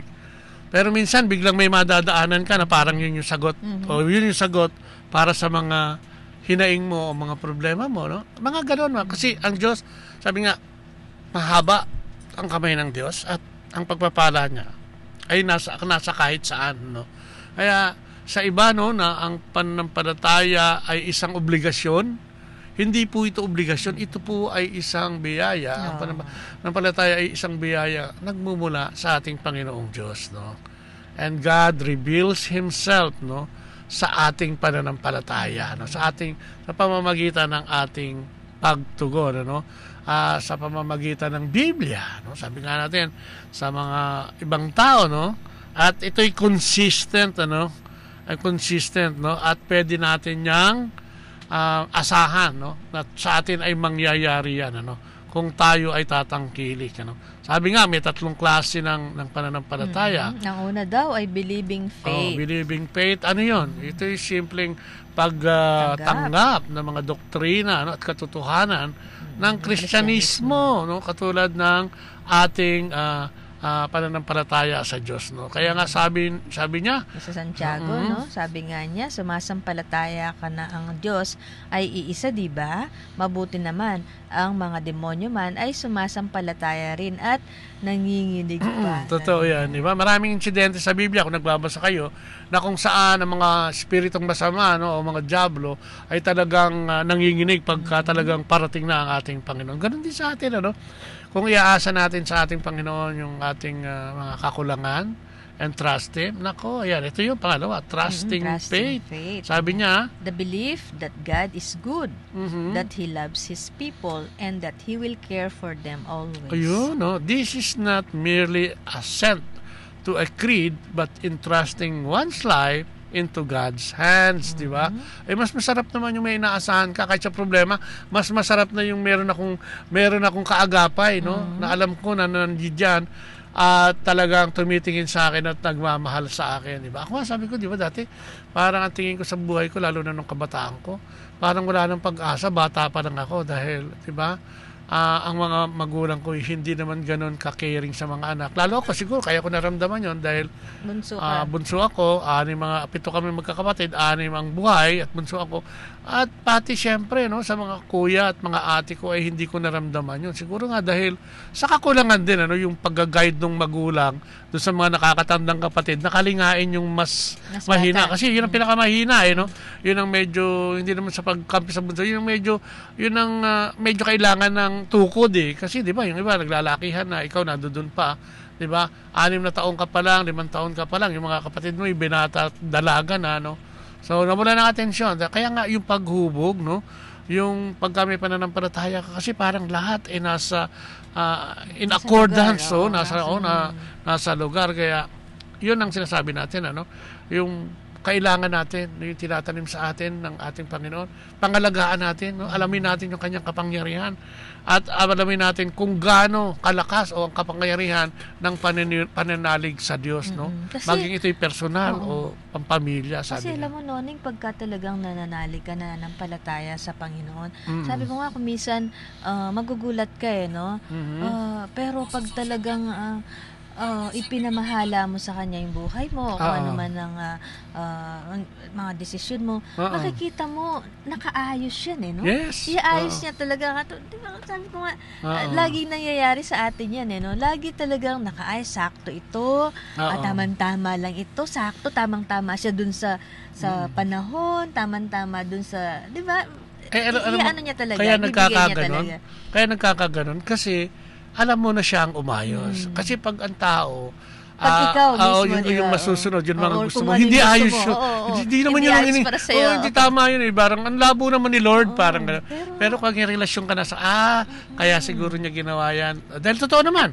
Kaya niya ginawa yun, makikita mo mga ilang araw, kaya pala kaya pala hindi ako natuloy doon. Kasi ganito pala, no? Di ba may mga instances na, kaya pala hindi ako napasakay doon sa jeep na yun, ubus na yun, kasi, na-aksidente, di ba? I mean, o kaya kung minsan may mawawala. Halimbawa, may mawawalang trabaho. Tapos, saktong-sakto, hinihingil mo na magkaroon ng trabaho yung tao yun. Eksaktong-sakto na, katulad, di ba, may aalis ka, wala kang pag-iiwanan dun sa bahay mo, tapos yung pinananalangin mo, magkakaroon bigla, at tapos saktong-sakto na mag-aasikaso dun sa iiwanan mo. Yan. Diba?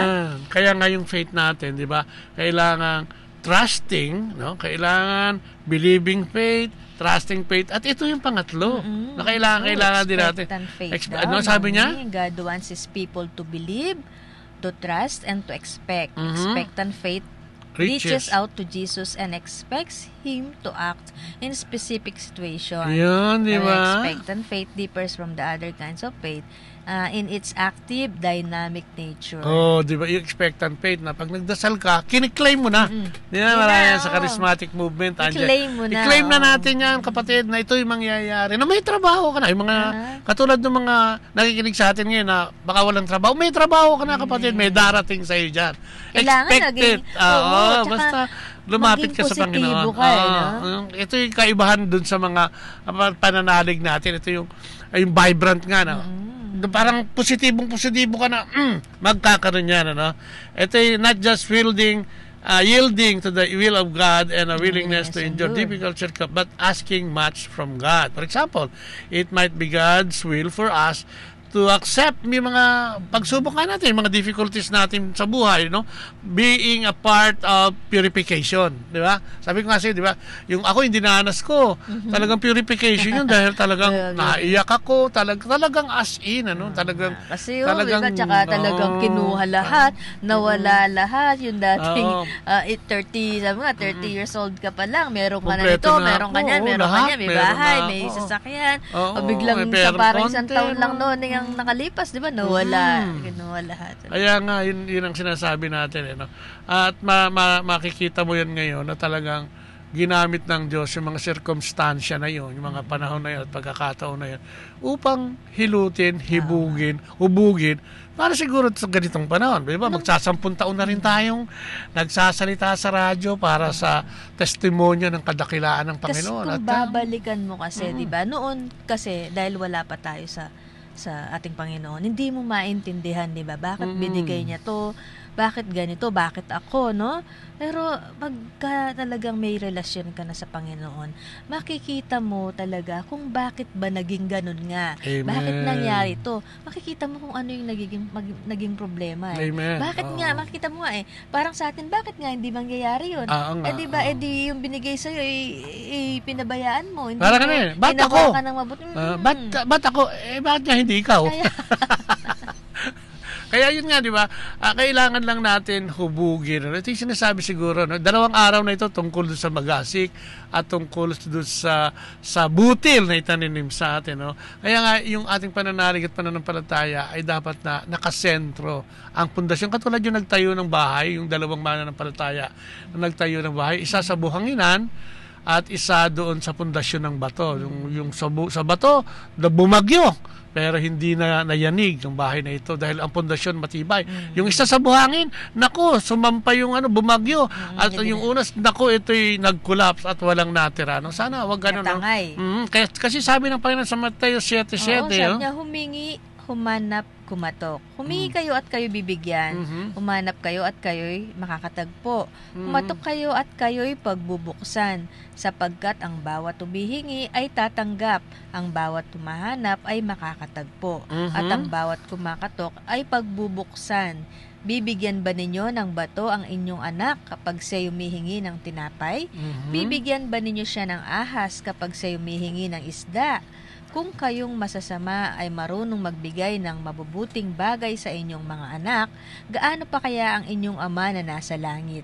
Bibigyan niya ng mabubuting bagay ang sinumang humihingi sa Kanya. Amen! At yan, sinumang humihingi sa Kanya. So yan ang maganda, no? At patuloy natin yung matutunghayan bukas dun sa gospel na kain sa mga libo-libong tao. Kaya di ba? Ang challenge sa atin, di ba? Kailangan alagaan natin ang ating pananampalataya. God raised us and intends to use us. Let us stir up the gift of faith that God wants to bestow on us. Ito yung pananampalataya, huwag natin kalimutan yan. No? At syempre with that, maraming salamat sa lahat na nakinig sa atin. Nakapagbigay na lang po kami ng konting edukasyon, at inspirasyon, at inspirasyon tungkol sa ating pananampalataya. Amen! At syempre, tapusin natin yan sa isang panalangin, sa ngalan naman ng Anak at ng Espiritu Santo. Amen. Opo, Panginoon, maraming salamat na naman sa pagpapaalala mo sa amin na nandiyan ka, na ikaw ang dapat naming puntahan at sa lahat ng bagay ay kami tutugunin mo ayon sa iyong kagustuhan. Dalangin namin na sana'y sa aming pagtanggap ng iyong pagtugon ay maging maluwag sa amin sapagkat yun ang nararapat. Maraming salamat sa mga answered prayers. Maraming salamat din sa mga pagsubok na ibinibigay mo sa amin na siyang naguhubog sa amin upang lalo pang tumibay ang aming pananalig sa iyo. Maraming salamat sa paggamit mo sa amin bilang mga instrumento ng iyong kaganapan dito sa mundong ito, Panginoon, ang maghayag ng iyong mabuting balita. Sa mga kapatid naming may sakit at may karamdaman, dalangin namin ang kanilang kagalingan. Sa mga kapatid naming OFWs, may mga pamilya nila, Panginoon, isinasamo namin na sana ibigyan ng proteksyon. Ang aming gobyerno bilang kabuuan ay tinataas namin siya mula sa presidente hanggang sa pinakamaliit na kawani ng bansang Pilipinas, at itinataas din namin sa iyo ang kapayapaan ng aming bansa. Dalangin din namin, Panginoon, na ilayo mo kami sa anumang pagsubok at mga bagyo't kalamidad sa taon na ito, Panginoon, at ilayo ang bansang Pilipinas sa anumang uri ng hindi mabuting bagay, Lord God. Dalangin din namin ang sangay o ang basic unit of society, ang pamilya. Ang bawat pamilya ay tinataas namin sa iyo. Ang sigalot sa loob ng pamilya, ang iringan at awayan, ay dinadalangin namin na magkaroon ng kapayapaan at magsilbing kabutihan ang bawat isa sa bawat pamilya. At ang lahat ng ito'y dalangin namin sa matamis na pangalan ng iyong anak na si Jesus, kasama ng banal na Espiritu sa kanyang kabunyihan. Maraming salamat, and glory be to the Father, to the Son, and to the Holy Spirit. As it was in the beginnings, now, never shall be, world without end. Amen. In the name of the Father, of the Son, and of the Holy Spirit. Amen. Amen. Maraming salamat po muli sa lahat po ng nakinig, at tabayaran niyo po ang susunod na programa, at kami po muli sa kaya nga, Monday na tayo. At syempre, yun nga ang sabi natin, ang ating pananalig sa Diyos. Huwag nating kalimutan, huwag nating kalimutang magdasal araw-araw. At tayo po ay magsimba. Magsimba tayo bukas. Tomorrow. Tomorrow is Sunday. Huwag po nating kalimutan ang pagpunta sa ating mga simbahan. At syempre, maraming salamat din sa Dominican Radio, sa Dominican Community, sa ating mga namamalakad o nagpapalakad ng ating istasyon. Kay Father Boots Bombase. Kay Father Boots Bombase, siyempre, ang taga natin hindi nababanggit. Ng Dominican Radio. Alam mo si Father Boots, kung makikita mo sa Facebook, araw-araw yan. Meron siyang live, di ba? Tingnan niyo po yan. Siya, tapos yung kanyang, yung reading po, ayan. Ano ba yung Facebook page? Boots Bombase ba? Punta ka lang, At makikita mo yun. Yun yung araw-araw na nourishment na ginagawa niya sa social media. Sabi nga niya sa akin nung nakakausap ko siya, maraming may gusto, marami ding mga pumupuna, pero ang importante dito, itinutuloy mo, kung ano yung plano ng Diyos, yung pagiging lahat naman tayo, kailangan nga maghayag sapagkat yun naman ang plano ng Diyos, magligtas ng ating kapwa, at doon lang tayo magkakaroon ng kaligtasan. Isa yun sa, di ba, gandang paraan, di ba, para maintindihan mo yung ating gospel sa araw-araw, yung pang araw-araw na gospel natin, na in-explain kasi nila, Just meron din tayong mga ibang pari pa na gumagawa nun. Oo, marami kasi. Katulad nga. Yung maganda yun. Yung social media kasi pwedeng gamitin talaga yan bilang isang paraan ng pagpapalaganap ng mabuting balita. Amen. Kaysa lahat na lang. Sana okay lang yun kung ano yung mga i-chat mo dyan, pero sana magkaroon ka din ng pagkakataong mag-post ng tungkol sa pagpapala ng Diyos. Kasi lahat naman tayo nakakaranas niyan. If only. Kahit kuminsan kung di mo nararanasan niya, meron sa yung darating na mga message, ipasa mo. Lalo na yung talaga naman kasi yung Facebook kasi na yan, lahat na yata may Facebook. Lahat na may Facebook. Kaya magandang gamitin yan sa mga magagandang bagay. Para yun nga, sabi mo nga, makikita mo, nandun na yung reading, may nag-explain, diba? Ayan, napakaganda ng mga ginagawa natin. Amen. Pare. At saka batiin ko lang muna si Ninong Senga ito at saka si Ninang Fe. Ay, naku. Ayan, namimiss na rin natin sila. Magandang gabi po at magandang araw din. At sana nasa mabuti ang kanilang kalusugan. Ang okay naman siguro si Ninong lagi yan din sa Facebook. Okay. So yan, And with that again, maraming salamat sa inyong pakikinig, Ito po ang inyong lingkod, si Kuya Bobot, pansamantalang nagpapaalam. Pansamantalang nagpapaalam. Bye-bye. God bless.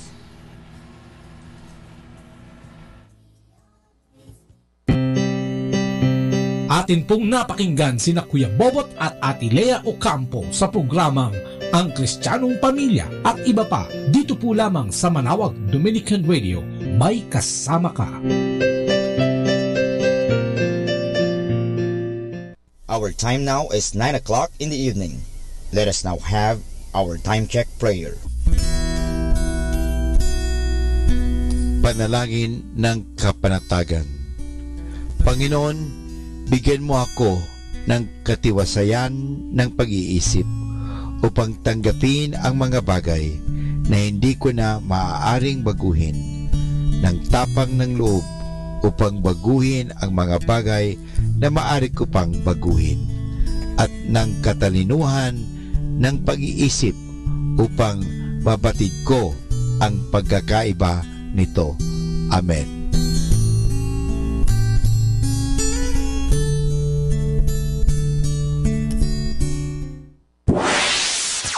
Mula sa Manawag Dominican Broadcasting Incorporated, napapakinggan sa buong mundo sa pamamagitan ng www.eradioportal.com at www.radyomanawag.com.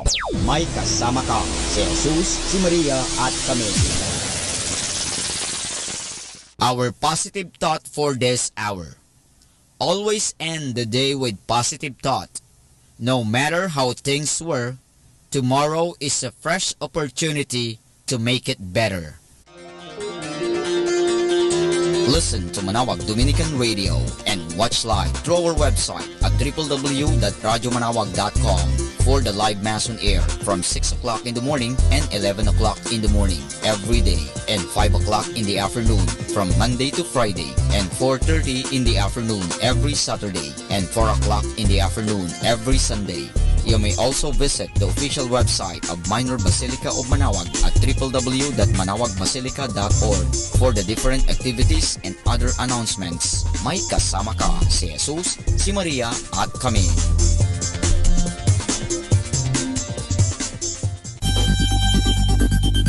More than ever, we need Catholic radio station like Manawag Dominican Radio FM.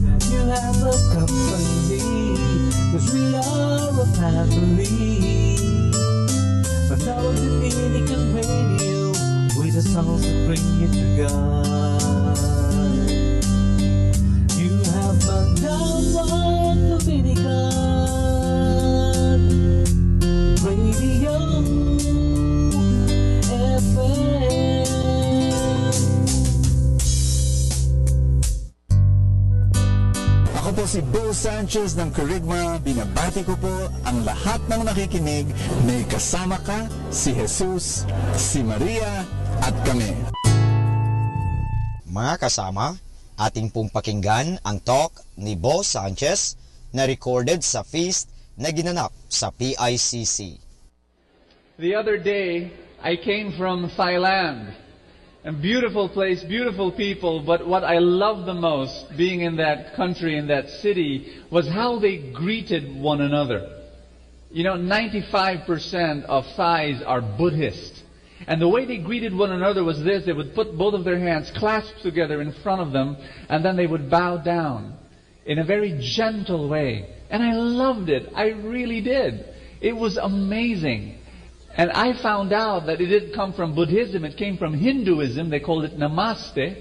And it meant that when I bow down like this to you, I'm saying, I'm greeting the God in you. Isn't that wonderful? Okay. And how many of you understand is that the Bible says that we're the temples of the Holy Spirit, and that God is in you. Amen? So could you do that for me, please? I want you to bow to the person beside you and tell that person, I greet the God in you. God dwells in you. Amen? Jesus lives in us. And we're going to be praying and understanding that that power that dwells within us will be the force that will heal us. One more time, everybody say, I will be healed. Everybody say, the healer lives in me. Are you ready to be blessed today? I'd like to welcome all those who've come for the very first time. Can I see a raise of hands? I want to welcome you. Thank you so much for coming. Thank you so much.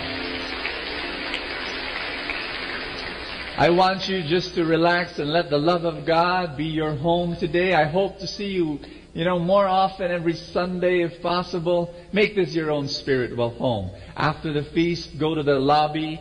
There's some chairs there. We're going to give you a welcome gift if you've come for the first time. So thank you so much for coming. Thank you so much. Welcome to the place of miracles. Welcome to the place where God's love reigns. Welcome to the happiest place on earth. Are you ready to be blessed? If you are, then let's pray together in the name of the Father, and of the Son, and of the Holy Spirit. Everybody say, today I receive all of God's love for me. Today I open myself to the unbounded, limitless, overflowing abundance. Today, healing and miracles. Today I open myself to God's Word so that I become more like Jesus every day. Today I proclaim that I'm God's beloved. I'm God's servant. I'm God's powerful champion. And because I am blessed, I will bless the world in Jesus' name. We're in the last talk, the last session of our series, Awaken the Healer in Us, in you, in me. And the talk is faith. Everybody say faith. My big message for you is that faith will release the power of God in your life. Say that with me. Your faith releases God's power. I want you to tell someone beside you, your faith releases God's power. We're going to read the Word together. Are you ready? Hallelujah. Thy Word is a lamp unto my feet and a light unto my path. In Mark chapter 5, verse 25 to 34, it says, there was a woman who had suffered terribly from severe bleeding for 12 years, even though she had been treated by many doctors. She had spent all her money, but instead of getting better, she got worse all the time.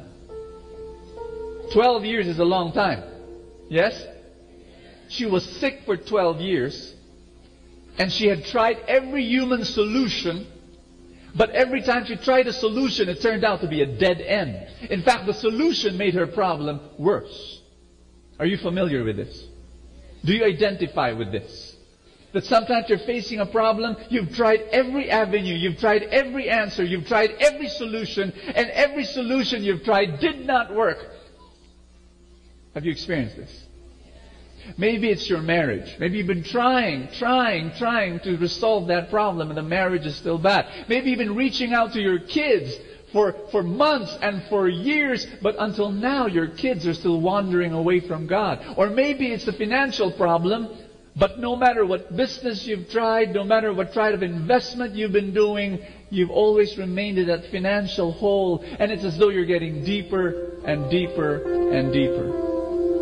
I've got a word for you. God has a word for you today. If this is your condition, if this is your situation, if you're facing an impossible problem, I want you to listen carefully to what's going to happen. You see, this woman, she was bleeding. Everybody say bleeding. But she was not only bleeding physically, she was bleeding financially. Because she spent all her money. I remember this woman, she came up to me. Is it okay if you remain standing for a while? We're gonna do our preaching in a bit of different way today. I remember a woman, she came up to me in the feast. She said that last year she had cancer. The doctors discovered that she had cancer of the ovaries. She went through surgery. They removed the tumors from her body. And then the doctor said, you've got to go through 8 sessions of chemotherapy. And then a few more sessions of radiation. She spent all her money. Kulang na yung pera niya. She started borrowing money for her treatments. And then, the sad news was that 6 months later, the cancer came back. More deadly, more fatal. And she had no more money. Exactly what was happening with this woman. Not only was she bleeding physically, not only was she bleeding financially, she was also bleeding relationally. Everybody say why? Because during that time, if you were a woman that bled, it meant that you were ceremonially unclean. Say unclean. In their time, if you were a woman and you were bleeding, that meant that no one could touch you and you could not touch anyone, because the person who touches you or the person you touch becomes also unclean. You cannot enter a synagogue, you cannot enter a church, you cannot join a ritual, you cannot join a ceremony, you're unclean. For 12 years, she could not step into a church. For 12 years, she could not enjoy shaking the hand of a friend, embracing her kid, embracing her mother, stroking the back of a friend, saying high five to a neighbor. She could not do that for 12 long years. She was bleeding physically, she was bleeding financially, she was bleeding relationally, and she was bleeding spiritually. Because if you've had a problem for 12 years, your heart is filled with questions. And you're asking the question, Lord, why? Am I right? She was desperate. Say that word, desperate. How many of you have ever experienced, even once in your life, you reached that point of desperation? Have you reached that point? I have a word for you. Ask me what? Desperation is a good place to be in. Desperation is a good place to be in. And I'm going to tell you why. She had heard about Jesus, so she came in the crowd behind him saying to herself, if I just touch his clothes, I will get well. You know what desperation does? Ask me what? It forces you to do things you've never done before. Desperate people do desperate things. And the desperation in her forced her to push herself in the midst of a crowd, to claw her way in that crowd, to crawl on her knees, weave her hand through the crowd so that she could find an opening whereby she could touch Jesus. She could touch Jesus. Desperate people run to God. Maybe some of you were desperate once upon a time in your life, and that's why you're here at the feast. And that's why you've come to God. And that's why you are touching Jesus.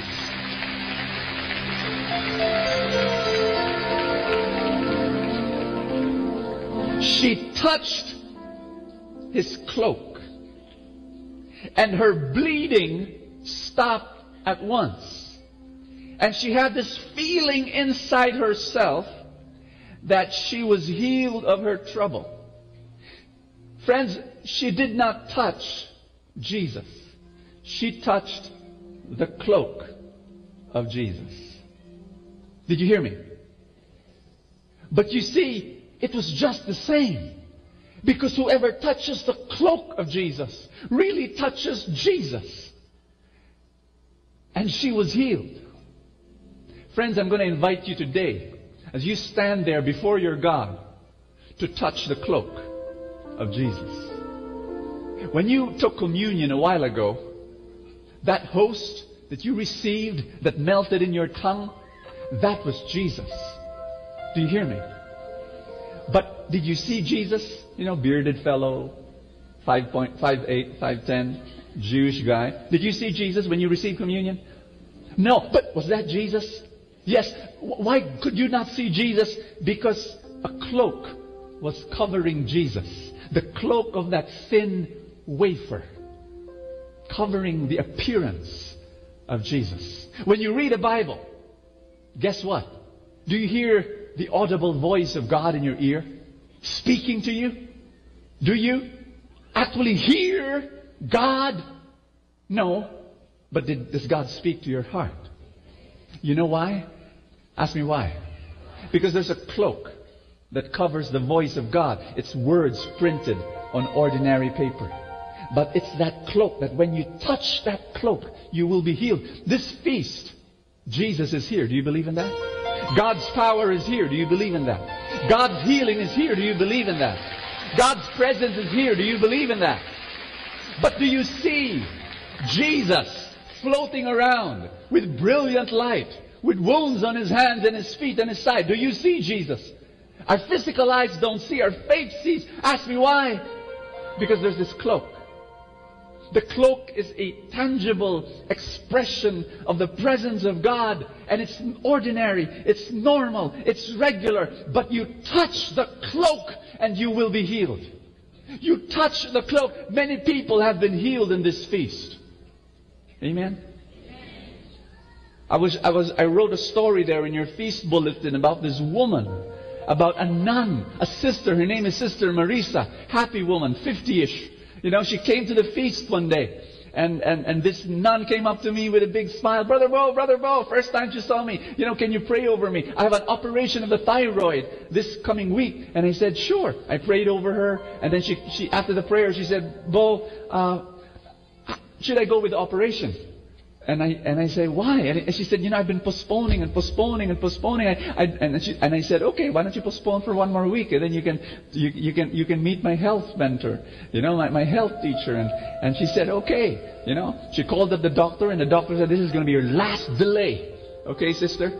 And she 2 weeks later we met, and she explained herself. She said, you know, I have this thyroid, and the doctors wants to operate on me ASAP.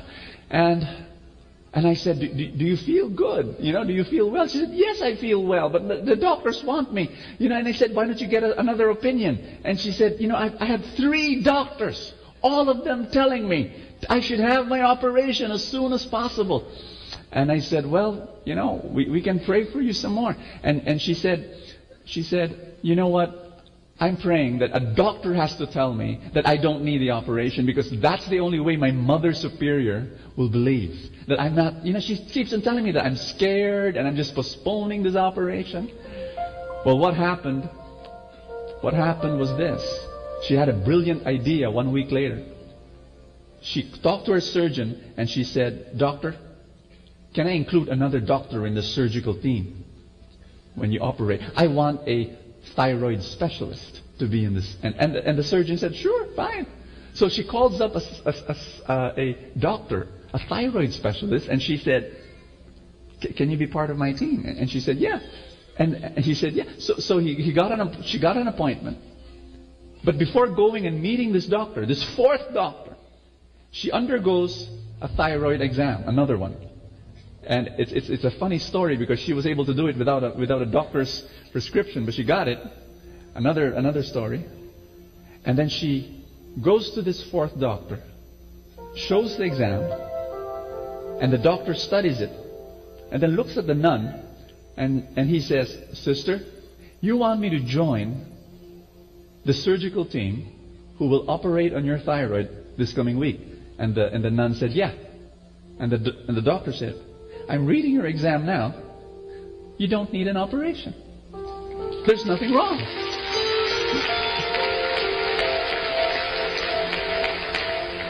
Three doctors saying she needed an operation right now.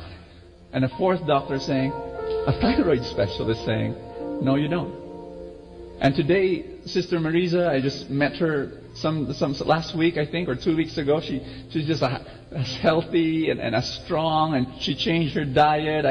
We taught her how to do something and to rearrange her emotional life, and healing happens.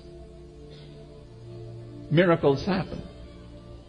It's normal. Amen? You know what happens when you touch the cloak? Ordinary stuff, pregnant with the presence of God. I'm gonna say the most important message to you. Are you ready? It says here, backtrack a bit. She touched the cloak of Jesus. Her bleeding stopped at once. She had a feeling inside her that she was healed of her trouble. And then it goes on. At once, Jesus knew that power had gone out of him. So he turned around to the crowd and asked, who touched my clothes? His disciples answered, you see how the people are crowding you? Hundreds of people are touching your clothes. Why do you ask, who touched you? But Jesus kept looking around to see who had done it. The woman realized what had happened to her. So she came, trembling with fear, knelt at his feet, and told him the whole truth. Jesus said to her, daughter, your faith has made you well. Go in peace. You've been healed of your trouble. Here's my big message for you. Are you ready for this? Are you ready to be blown away? Are you sure? Are you ready to receive this message? This is big. This is very big. Jesus healed her. Yes? But Jesus never touched her. Jesus never spoke to her. Jesus never even looked at her. Jesus did not even know her. Jesus did not even know her name. Jesus did not know her condition. Jesus did not know her sickness. Jesus did not know that she's been suffering for 12 years. Jesus did not know her background. Jesus did not know where she was coming from. Yet she was healed. You know what that tells me? Ask me what? There is available power. There is available healing. There is available miracles. There is available every blessing in this universe is potentially, everybody say that word, potentially. Every blessing of this universe is potentially yours. Potentially. It's there. It is available to you. And a lot of people think that God has placed favorites. Lord, why is it that that person is so blessed and I'm not? You got me? Maybe you're playing favorites. You know what? No. The rain shines, falls on the good and the bad. The sun shines on the good and the bad. The buffet table of God's blessings and miracles and healing are there. Are there. You got me? And what you need to do is to stand up and grab the blessing.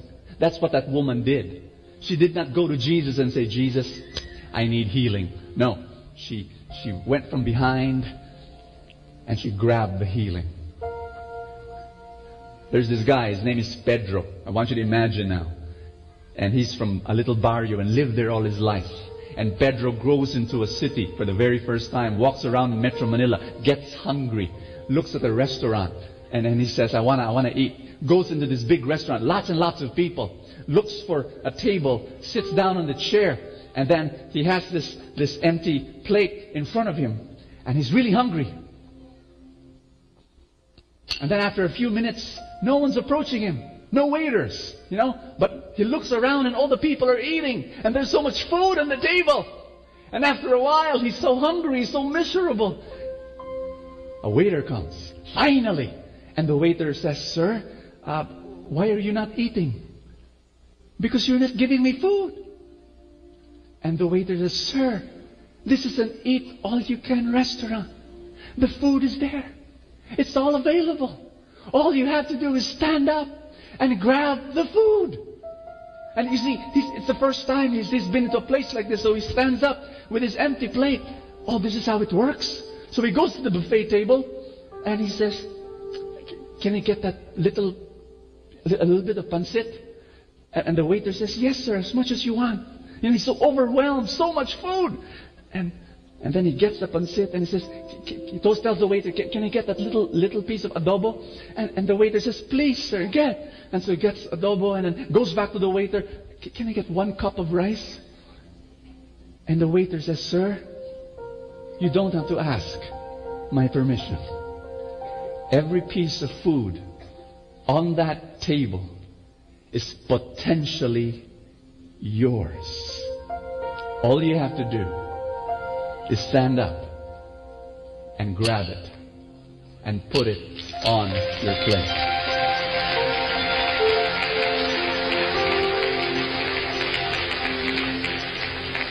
The universe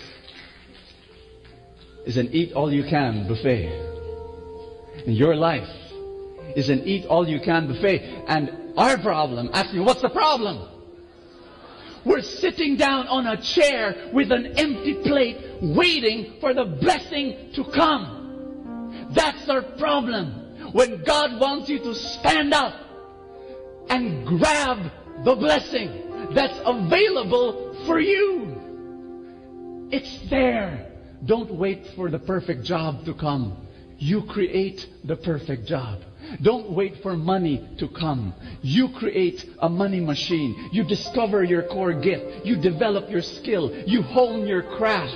You develop who you are and you make yourself more valuable. You make mistakes. You double your rate of failure so that you double your rate of success. Are you getting me? You do not wait for income to flow to your life. You create an income stream. You work. Friends, listen to me. Do you want to be blessed? Then you've got to be two things. You've got to have two things. Ask me, what are those two things? You need to be a person of action. And being a person of action is good, but it's not enough. You need to be a person of faith. But a person of faith is not enough. You need to be both. Everybody say both. A person of action and a person of faith. Where when you act, you believe. Your faith will release the power of God. And your faith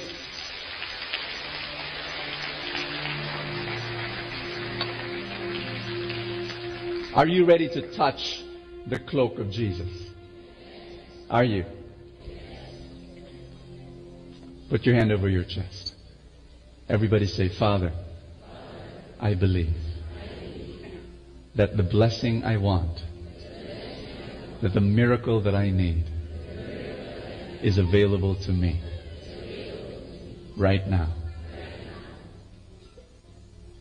I'm standing up. And I'm going to get that blessing. I'm claiming that blessing for my life. You know, friends, sometimes I do not know why some people I pray for, they don't get healed. Sometimes it's because of a lack of faith. Sometimes it's because there's so much emotional baggage. I told you before, you know, the healing of God has to go through the soul and the spirit and then to the body. Are you listening to me? Sometimes it's like this. You're in the buffet table and there are hundreds and hundreds of dishes, but the miracle that you need is not there. Let's say your favorite dish is lapu-lapu. Let's say Pedro's favorite dish is lapu-lapu. And he looks at all the steak and all the... there's other fish. There's mackerel, there's salmon, there's, tuna, there's bangos. And he goes to the waiter, wala bang lapu-lapu? Is there no lapu-lapu? And the waiter says, sir, lapu-lapu is being prepared in the kitchen. If you're going to wait, it's going to come.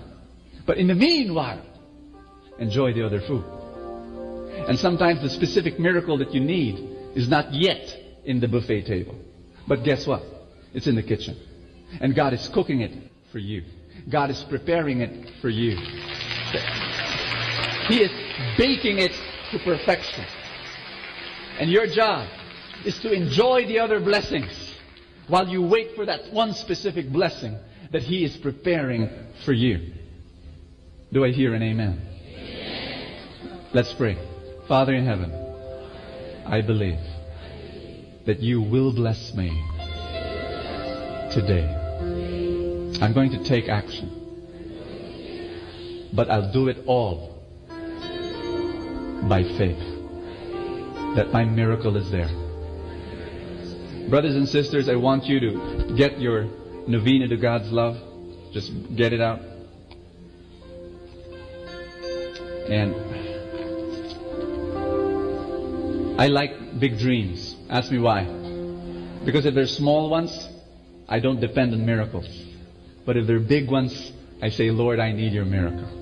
I need your miracle. And I know that miracles are there. Everybody say, Father in heaven, I believe that these dreams will come true.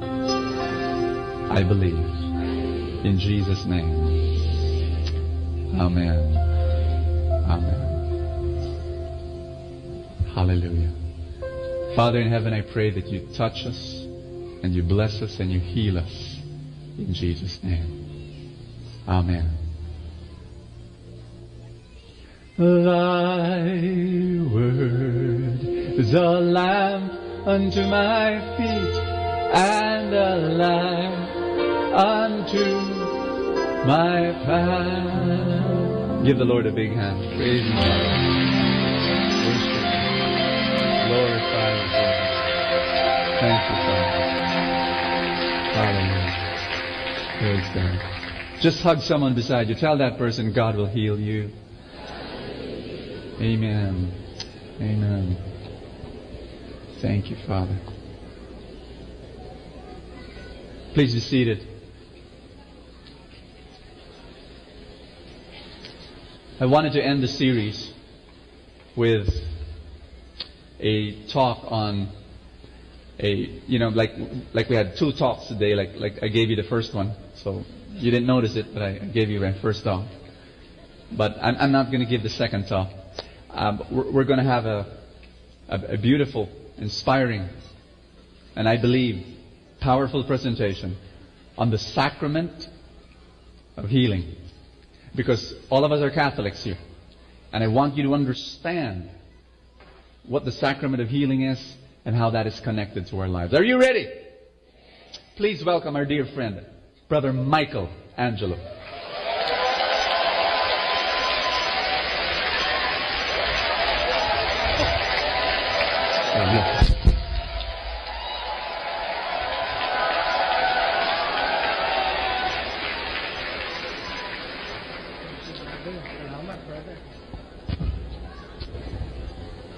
Maraming salamat, Brother Bo Sanchez. Palakpakan po natin si Brother Bo. Akala ko po ako po si Miss Saigon. Magandang umaga po sa inyo lahat. Nagpapasalamat po ako sa Panginoon na nakarating po ako sa takdang oras. Ako po'y nanggaling po sa Dumaguete. Kagagaling ko lang po sa airport. Sabi ko sa Panginoon, nung umalis ako kanina, Panginoon, malimit na lilit ngayon ang mga eroplano, pero nananalig ako sa iyo. I will be blessing people through your name. Tulungan mo ako, Panginoon, wag maliit. And please, Father, dinggin mo ang aking panalangin sapagkat ako yung anak. Ako ang Santo Niño, pinging kindi. No? Ayun, sa awa ng Diyos, nakarating po ako ngayon. Kasi dati ho, napunta ako sa airport kung saan ako nakarating, sabi, we are 20 minutes ahead of arrival. Welcome to Dipolog. Papunta ako Manila. Napunta ako Dipolog. Pero salamat sa Panginoon, ako po ay nakarating ngayon sapagkat alam niyo mga kapatid, ang pagkakataon ng ating pagsasama-sama. At ngayon, we are going to close the series of the Awaken the Healer in You. And brothers and sisters, only one thing is very important. Ano man ang maging topic natin dito sa ating community, ano man ang tema ng talk na pinakikinggan natin, only one thing is very important. And that you have to believe that God loves you so much. That God cares for you. Look at your seatmate. Yang mukhang yan. Minsan, Diyos na lang ang pwedeng magmahal dyan. Pero mahal ka ng Diyos. Alam mo kung ba't ka mahal ng Diyos? Sapagkat ikaw ang tanging yaman ng Diyos. Sabi mo nga, ako ang tanging yaman na nasa puso ng Diyos. And that is true, brothers and sisters. We are the very treasure of God. Brothers and sisters, don't ever think that it was us who found God. It was not us who looked for Him first, but it was He who searched for us. And thanks to His love, He has found us in this place, together worshiping and loving Him. Mahal ka ng Diyos. Diba sabi ko sa inyo dati, yun lang ginawa kang tao, Diyos ko, swerte mo. Tingnan mo yung katabi mo. Sabi mo, ang swerte mo, naging tao ka, kahit hindi halata. Kasi parang biruan lang ang itsura minsan ng tao. Diba nakita nyo, ang story of creation, bago nilikha ang tao, nilagay muna ng Diyos ang lahat ng backdrop. May langit, may lupa, may dagat, merong kalawakan, may mga halaman, may mga hayop, at saka nilikha ang tao. Bago nilikha ang tao, mga hayop at halaman. At nung inilikha, sino unang nilikha? Nandun kayo? Nakita nyo siya nilikha? Si Adan ang unang nilikha. Pero nakita ng Diyos, malungkot si Adan pag walang kasama. Kaya nilikha nandun din kayo nung nilikha si Eva? Si Eva. Kaya nung nakita ni Adan si Eva, napasigaw siya. Sabi niya, thank God, I'm tired of giraffe. No, kasi puro giraffe ang kasama niya.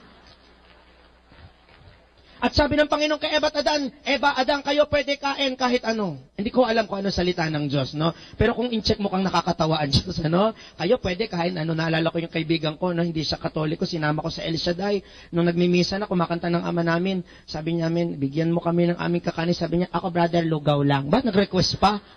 In-check eh. Lugaw lang, konji daw sa kanya. At sabi ng Panginoon, Eva, Adan, kayo pwede kain kahit ano. Wag lang puno, isa. Ano sumunod na eksena? Yung umangata na yung dalawa. Busog na. At isang kagat lang ay sapat na para mabuksan ang isip nila na sila ay pakilakas. Nakita niyo sila doon, nandun na kayo, na nakahubad sila. Nang malaman ng dalawang nakahubad sila, isang malaking kakahiyan ng pagiging hubad. Kaya naghanap sila ng damit. Ang swerte ni Eva na patakbo sa kanang bahagi ng hardin. Kung saan nakatanim ang mga dahon ng anahaw, 2 dahon lang, sapat na, covered na siya, solved na. Ang kawawang si Adan na patakbo sa taniman ng sampalok at malunggay, ang naisot niya, dahon ng malunggay. Kaya pagharap sa Panginoon, sabi ng Panginoon, bakit see-through? At sapat na, mga kapatid, ang kagat na yon para masugatan ang ating pagkatao. Nakakapanibago pala dito sa Valle Verde. Pag nagtoka, ganito lang. Mga kapatid dito, mga kapatid. Buti wala dito. Hello. Feeling ko magdadalawang session na tayo. Palakpakan natin ang Panginoon. Diyos ko. Nako, bilhin na natin tong PICC, ha, Brother Bo, ha? Dahil sa ginawa ni Eva at Adan, nagsugatan ng ating pagkatao. And that was the beginning that our humanity cried out for healing. We want salvation. And that's how you are to understand why we are having this talk about healing. Ba't ka naman healing ng healing kung napakagaling mo? Tingnan mo yung katabi mo. Biogesic ang kailangan yan. Pahinga, stress na stress. At you will understand that we modern people, we cannot help but to cry for healing. It's so hard to be a modern person. Imagine, no? Nung unang panahon, napaka-imposibleng magpadala ng sulat sa kaibigan ng mabilis. Ngayon, mag-i-email ka lang, nasa kanya na in seconds.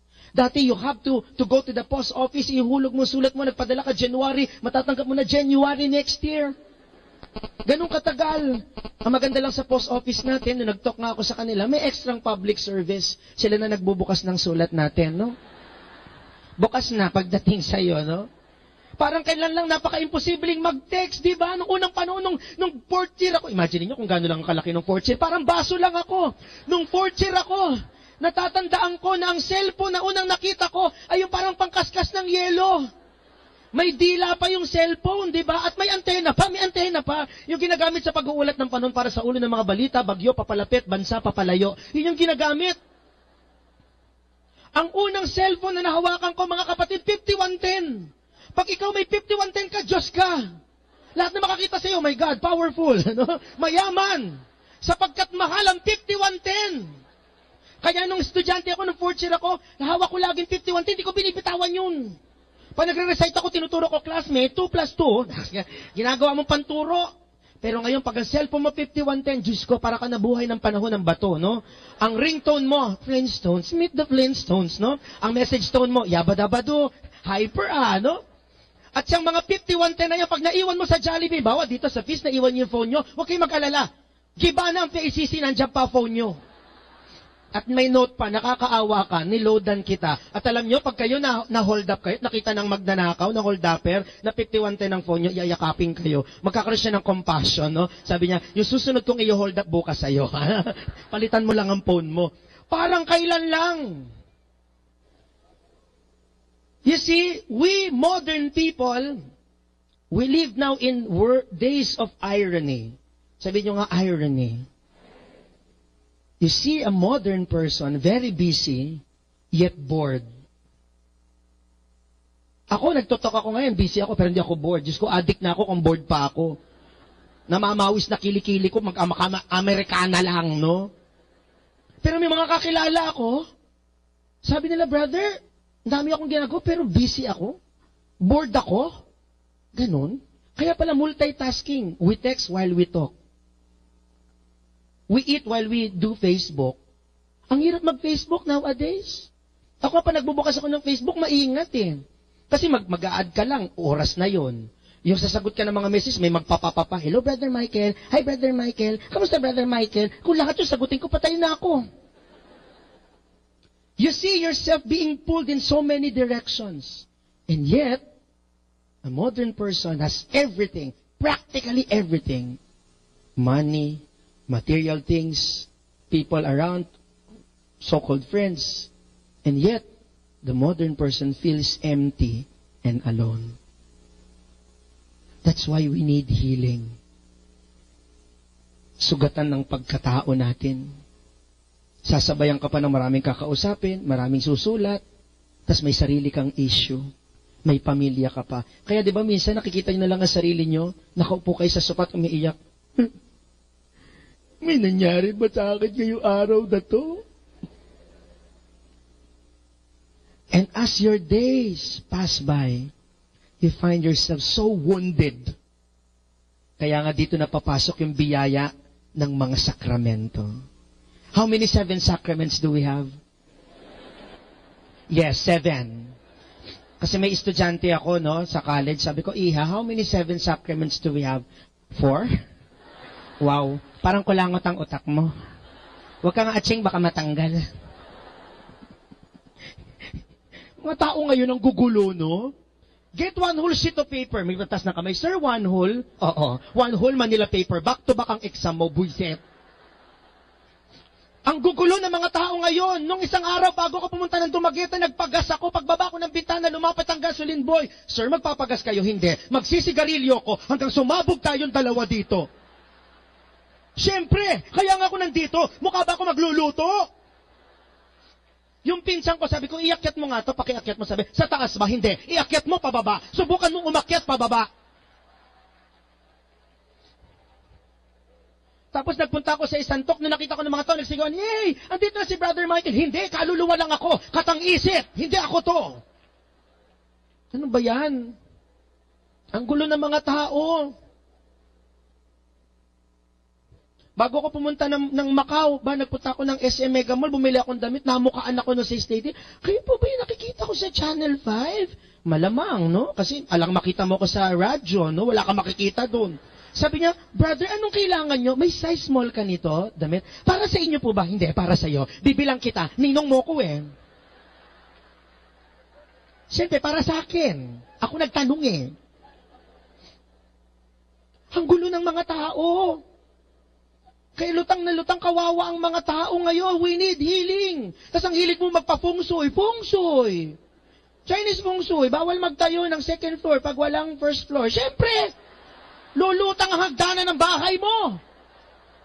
Chinese feng shui. Bawal maglagay ng front door katapat ay back door. Siyempre, kapapasok mo lang, lalabas ka na naman. Pamahiin. Pag nakakita ka ng itim na pusa, huwag kang tutuloy, maaksidente ka, malas. Diyos ko, bigyan niyo pa ng problema yung pusa kung sa siya dadaan. Kaya minsan nakita niyo yung pusa, lugmong-lugmo, nakayuko. Bakit ba ako kulay itim? Sana naging aso na lang ako? We need healing. Mga simple lang yan. Ang gulo-gulo ng buhay natin kasi sabog-sabog tayo, sugatan. Dito ka lang makakakita, di ba, ng mga tao na hindi maintindihan ng buhay niya kung saan papunta. Kaya nga, we have the 7 sacraments, and when you look at the 7 sacraments, brothers and sisters, the 7 sacraments guide us from womb to tomb. There are 3 classifications of the sacraments. Makinig kayo mga Katoliko. Dahil paglabas nyo naman dito, protestante na naman kayo. Pag may nagtanong sa ibang relihiyon, Katoliko ka, oo. Sarado pa nga eh. Bakit kayo may mga rebulto? Ewan! Pag hindi nyo masagot, kayo namang ines, gusto namin eh. Trip namin. Makinig kayo mabuti ha sa mga teaching na to. Buti nga si Brother Bo, may mga teaching tayong ganito. There are 3 classifications of the 7 sacraments. First classification, second classification, and third classification. Now you have 3 classifications. The first classification, the sacraments of initiation. Sabihin nyo nga. O, kita nyo, initiation lang sinabi nyo. Sacraments of initiation. We are being initiated. Ano yung mga sakramentong yan? Baptism, confirmation, Eucharist. Mabilis lang. Binyag. That's our entry to the church. May mga hindi pa nabibinyagan dito, Diyos ko. Naubusan na ng tubig ang Maynila at magpabinyag na kayo. Ito, pwede ito. At pwede ba pag kayo nagpabinyag, yung mga pangalan ng anak nyo, ayusin nyo. It should be names of saints or biblical people so that paglaki ng batang yan, ganun din ang pagkatao niya. Kaya ako, pangalan ko, Michelangelo, umasa ang magulang ko na paglaki ko, magiging anghel ang ugali ko. Nagkamali sila. Una, hindi na ako lumaki. Tingnan nyo ako. Naging anghel, pero kirubin, ulo lang, no? Gwapo naman, no? Umiinom ako dati ng growth balls, tinigil ko, may side effects. Tatangkad ka, pero iksi ang kamay mo, ang hirap nun. Ayoko mag-preach na para kang dinosaur. Hello po! Kumpil, di ba? Pagka right age, kinukumpilan to confirm the faith which your parents and godparents answered for you. Bakit? Nakakasagot na ba yung sanggol ng binyag? Tinatanong ba ng pare, ikaw batang paslit? Tinatanggap mo ba si Kristo? Opo, ihagis mo pag sumagot yan. Hindi bata yan, tiyanak yan. Ang sumasagot, magulang, ninong at tinang. Pero sa kumpil, sino nang sasagot? Yung bata na. And then, first communion. Tatanggap ka ng komunyon sa unang pagkakataon. Naalala ko ni isang beses, nung seminarista pa ako, nagkomunyon sa burol. Siguro iyak nang iyak yung hindi ko naman namalayan, nakapikit pala, nung susubukan ko na, sabi niya, busog po ako. Ano to, pagkain? Eucharistia, and then the sacraments of vocation, what are they? Marriage, matrimony para sa mga may asawa, at holy orders para sa mga nagpapari, sa mga banal na orden. And now we have the sacraments of healing. And what are those? Penance, reconciliation or confession, and the sacrament of anointing of the sick. At ang napakaganda sa dalawang sacraments of healing nito, they bring healing, pero bibihira ang nag-a-avail. Ayaw natin magkumpisal, Father. Baka kasi i-chismis ni Father yung mga kasalanan ko. Hindi pwedeng i-chismis ng pare, hindi pwede lang sabihin ang mga kasalanan nyo, kahit sa homily o ikwento, dahil may parusa na tinatawag tayong excommunication. Pag ang pare, they break the seal of confession, they will be excommunicated automatic. Kaya minsan may 3 pare nagkikwentuhan, sabi nila, mga pare naman tayo, mag-aminan nga tayo ng mga kasalanan natin. Sabi nung isa, ako, alam mo, dati, mahina ako sa sugal. Mahilig ako magsugal. Sabi naman isang pare, ako naman, mahina ako sa pagkain. Kain ako ng kain. Sabi ng dalawa sa isang pare, ikaw, Father, ano namang mga kainaan mo? Wala naman akong problema sa sugal. Wala rin akong problema sa pagkain. Pero isang problema ko, may pagkachismoso ko. Sinasabi ko lahat kay Bishop, lahat ng naririnig ko. No? Tapos, no? Whenever we go and approach the sacrament of confession, we are humbling ourselves and we are admitting because of what I did. I have sinned, I have expressed my weaknesses, pinutol ko ang pakikipagkaibigan ko sa Diyos. That's why whenever you go to confession, there is a practical understanding that the humility that you give expresses already God's forgiveness. Nagkamali ako. Humihingi ako ng tawad sa Diyos. Kaya nga mga kapatid, don't be afraid to go to confession. You can choose your priest. Kung sinong gusto mong alam mo na virtuous ang buhay, kaya makapagpaliwanag. Sapagkat ngayon, ang kumpisal, hindi na magdasal ka ng libang abagi noong Maria. Kaya mga kaibigan ko, sabi, brother, pagka naging pari ka na, sa'yo kami magkukumpisal, mukhang mabait ka magbigay ng penance. Sure. Lahat na kasalanan, mag-rosary ka lang, isang buo. Kahit na nakapatay ako, oo. Kahit nag-abort ako, oo. Di pa ako tapos. In between ng Hail Mary, mag-i-Stations of the Cross ka. So tapos ka, no? We go to the sacrament of confession because we acknowledge that God is present through the ministry of the church through His priest. And it is biblical. Sinabi ng Biblia, anuman ang ibulid ninyo sa langit ay ibulid sa langit at binulid sa lupa, at anuman ang inyong kalagan sa lupa ay kakalagan sa langit. Whoever sins you forgive, they are forgiven. That's why we approach the sacrament of confession. Nagkakasala rin si brother. Sino makakapagsabi dito walang kasalanan? Tumayo kayo ngayon, ipapalit ko kayo sa mahal na ina. Kayo na tumayo dito. Lahat tayo nagkakasala. Ako minsan isang pangit kay Brother Michael, minsan mabilis uminit ang ulo ko. Lalo na pagka gulo-gulo ng invitation, nagtok ako, 7:30 daw ang talk, dumating ako 6:30. Pagdating doon, wala pang tao, wala pang upuan. Hindi ko nakita sa invitation na kindly bring the chairs for us. Dumating ang upuan 7:30. Dumating ang mga tao 8:30. Ang talk pala ay 9:30. Hindi ako magalit-galit kasi ang tema ng talk ay patience and forgiveness. Pag nagkakamali ako, nagkukumpisal ako. At umahanap ako yung medyo binging mga pare. No? Hindi masyado marinig. No? Naalala ko dati, nung ako'y seminarista pa, nagkaroon ako ng kasalanan. Mabigat. Nagkaroon ako ng girlfriend when I was inside the seminary. Sabi ko sa Panginoon, Lord, mali ito. Nagpapari ako, pero bakit may girlfriend ako? Alam ko, gwapo ako, pero bakit ako? So, nadagdagan ng kasalanan ko, yabang, no? Nagkumpisal ako, iyak ako ng iyak. Moment ko talaga yung luha ko, uhog ko, laway ko, naglabo-labo na. Pero isa lang ang lasa, lahat, mapait, malaalat, no?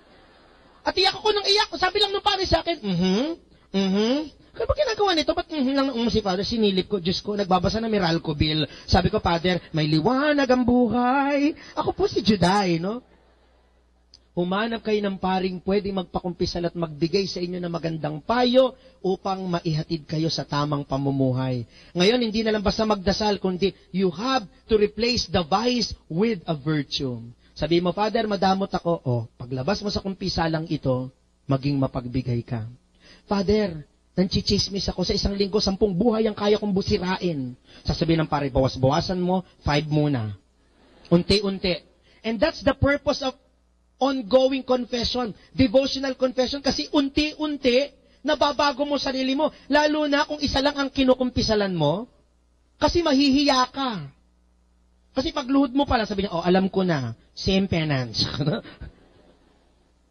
Diba, pag nagkukumpisal, nagkikwento ka, at ganun din tayo pag may problema, masarap yung may pinagkikwentuhan ka. It brings you healing. The sacrament of reconciliation. And the last sacrament is what you call before the last sacrament. Kaya walang gustong kumuha ng sakramentong ito dahil ang pangalan niya, the last sacrament. Ano kaya lapit kita? Gusto mong last sacrament? Nang pwedeng tumanggap nito, yung mga matatanda lang at maari na mamatay.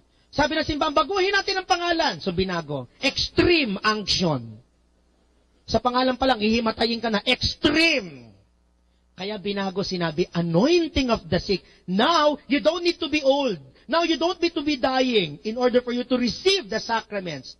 But rather, you receive it kahit hindi maluba ang sakit mo. Pero ngayon, ang hirap magbigay ng ganyan pag ang mga may sakit sa ospital, natatakot. Pag nakakakita ng pare, ako, namamatay na ba ako? May kaibigan kami na ICU, Diyos ko, no? Hindi na nakapagsalita, may tubo pa dito. Nung dumating kami, barkada rin namin pare. Itong pare, may pagkabalo ko, nagsuot pa ng kulay itim, tinako talaga. Nung nakita yung pare, nagagaganon yung kaibigan namin. Nung lumapit kami lalo, tapos naglulupasan yung may sakit. Hindi makapagsalita dahil nga may tubo sa bibig. So sumenyas, habang pinipray over, sumenyas, papel daw, sumulat. At in the middle nung pinipray over, nalagutan ng hininga. Namatay. Pero natapos yung sulat, sabi ng kaibigan kong pare, salamat sa Diyos, namatay siya sa piling ng Ama habang tayo nananalangin. Ngayon basahin natin ang kanyang isinulat, ang kanyang huling habilin. Father, naapakan mo oxygen ko. Kaya naman pala. Kaya pala nangingisay. Naapakan yung oxygen. Huwag kayong matakot. Sabi ng letter of James, is there anyone among you who are sick? Call the presbyters. Who are the presbyters? The one who presses the clothes. Who are the presbyters? The priest. Thank you. Love you, Bene. Salamat, ha. Sabi niya, ang Santo Niño pinapawisan. Naghihimala, ano? Huwag kayong matakot magpatawag ng pare. Marami na ako nakitang gumagaling. Sa anointing of the sick, brothers and sisters, remember this. Not all our sickness are brought by physical ailment. Genes, no. There are sickness that are brought by sins that we have not repented. I have a friend, close friend of mine. Kasama ko pa siya nung naggumimi kami. High school kami noon. Aba, siyang kasama ko hanggang mag-college. Nakapag-asawa. From time to time, we still go out. And then one day, nakareceive ako ng tawag, brother, si June. Namamanas ang katawan. Pinuntahan namin sa ospital, Diyos ko, talagang bloated siya. Parang uminom ng tubig na kapag kadami-dami, talagang yung mata niya halos lumuha na. Sabi ko, June, mukha kang goldfish. At talagang nakita mo na yung mga ugat niya, parang puputok na talaga yung mga katawan niya. Tapos pinacheck sa lahat ng mga espesyalista, walang makita. Lahat ng aparato ginamit na sa kanya, washing machine, oven, kubiertos. Sabi ko, tanong mo yung CT scan, baka yung makatulong. Ginawa na lahat, CT scan, MRI, MRT, LRT. Walang makita. Sabi ng doktor sa kanya, ito pinakamaganda. Only miracle can save you. Wow, thanks. Alam nyo na narinig ko yon. Pinalabas ko lahat ng tao sa ospital, simula first floor hanggang 5th floor. Hindi, yung doon lang sa kwarto. Kayo, masyado kayo seryoso, sabi niyo. Pinalabas ko yung mga tao sa kwarto. Nagulat ako, mag-isa na ako, pati may sakit lumabas. Hoy, bumalik ka rito. Ikaw ang kakausapin ko. Alam niyo, sabi ko sa kanya, June, magsabi ka sa akin ng totoo. Alam ko, hindi pa ako pare, pero magsabi ka, meron ka bang kasalanang matinding daladala ngayon? Sabi niya, meron. Umiyak. Diyos ko, ngayon ako nakakita ng goldfish na umiiyak. This is history! Talaga mukha siyang goldfish, talaga nasa side na yung mata niya sa laki. Kaya nga pag tumayo ka sa gitna, hindi ka na niya makikita eh. Nasaan ako, June? Alam nyo, nung umiyak siya, alam ko na. Sabi ko, anong kasalanan mo? Sabi niya, brother, may kinakasama akong ibang babae. Sabi ko na, alam ko na, kaya nagkasakit. Kasi ang bait-bait ng asawa niya. Kaya alam nyo, kinuha ko agad yung cellphone ko. Sabi ko, Juliet, yung mister mo ng bababae. Sabi ko na salbahe. Sumbongero. Sinumbong, no? Ay, hindi. Tinawagan ko yung kaibigan kong pare, pinapunta ko.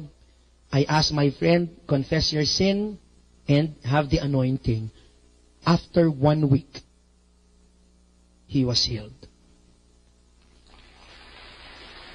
Now, this proves that the healing that we need is really spiritual. And that is why we are all here, brothers and sisters. We are claiming in the mighty name of Jesus that through these sacraments of penance and anointing of the sick, ibabangon tayo muli ng Diyos. Bibigyan niya tayo ng bagong pag-asa, bibigyan niya tayo ng bagong buhay. Before I end this talk, let us remind ourselves with this song. As we ask the Lord, oh, heal me, oh God. And as we sing this short song to the Lord, I want you to remember all your woundedness. I want you to remember how God touched you and now touching you again. Kung paano kayo hinihipo ng Diyos. I will stretch my hand and I pray to the Father that through the power of His Son, through the anointing of the Spirit, you may be healed. After our feast, pupunta ako sa bandang likod. Pwede ko po kayong i-touch. Pwede ko kayong i-lay hands. But this time, I want you to experience the healing power of God. As we remind ourselves the promise given by the Lord, that I am the God that healeth thee. I am the Lord your healer.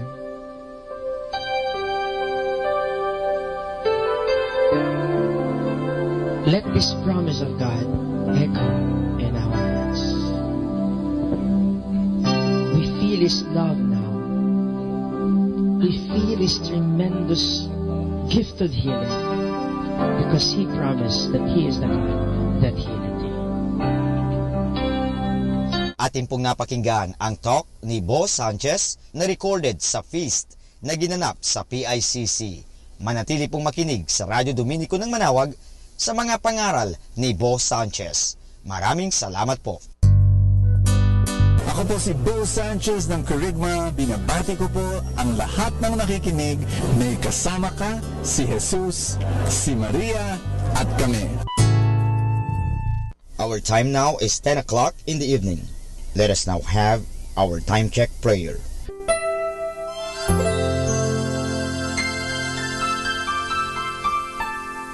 Panalangin ng isang mamamahayag.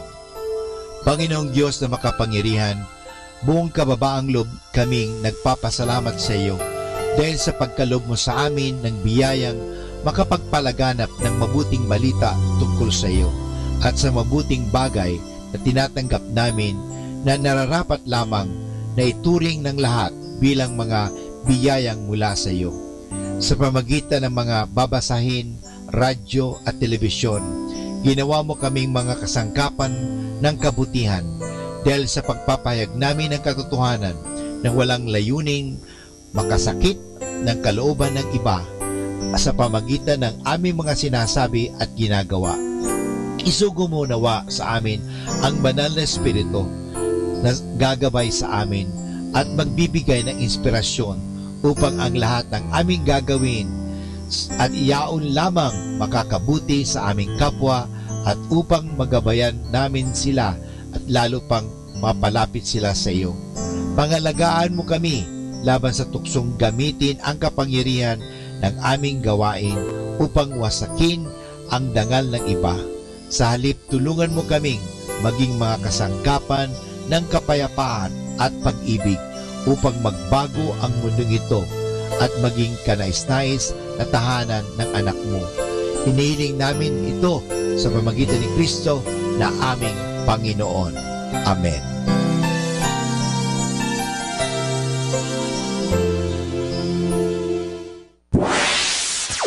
Mula sa Manawag Dominican Broadcasting Incorporated, napapakinggan sa buong mundo sa pamamagitan ng www.eradioportal.com at www.radyomanawag.com.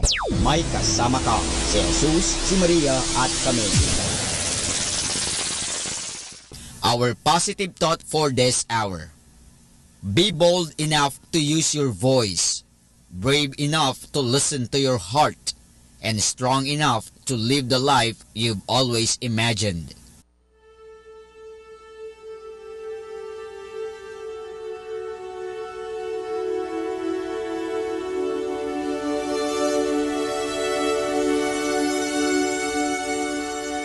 Isang mapagpalang pagbati po sa inyong lahat mula po sa aming mga Dominikanong nobisyo dito sa Minor Basilica of Our Lady of the Rosary of Manawag.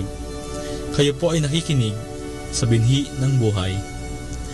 Nais po namin ibahagi sa inyo ang bunga ng aming mga pagdinilay sa Ebanghelyo ngayong ika-29 ng Hulyo, ang ika-17 linggo sa karaniwang panahon.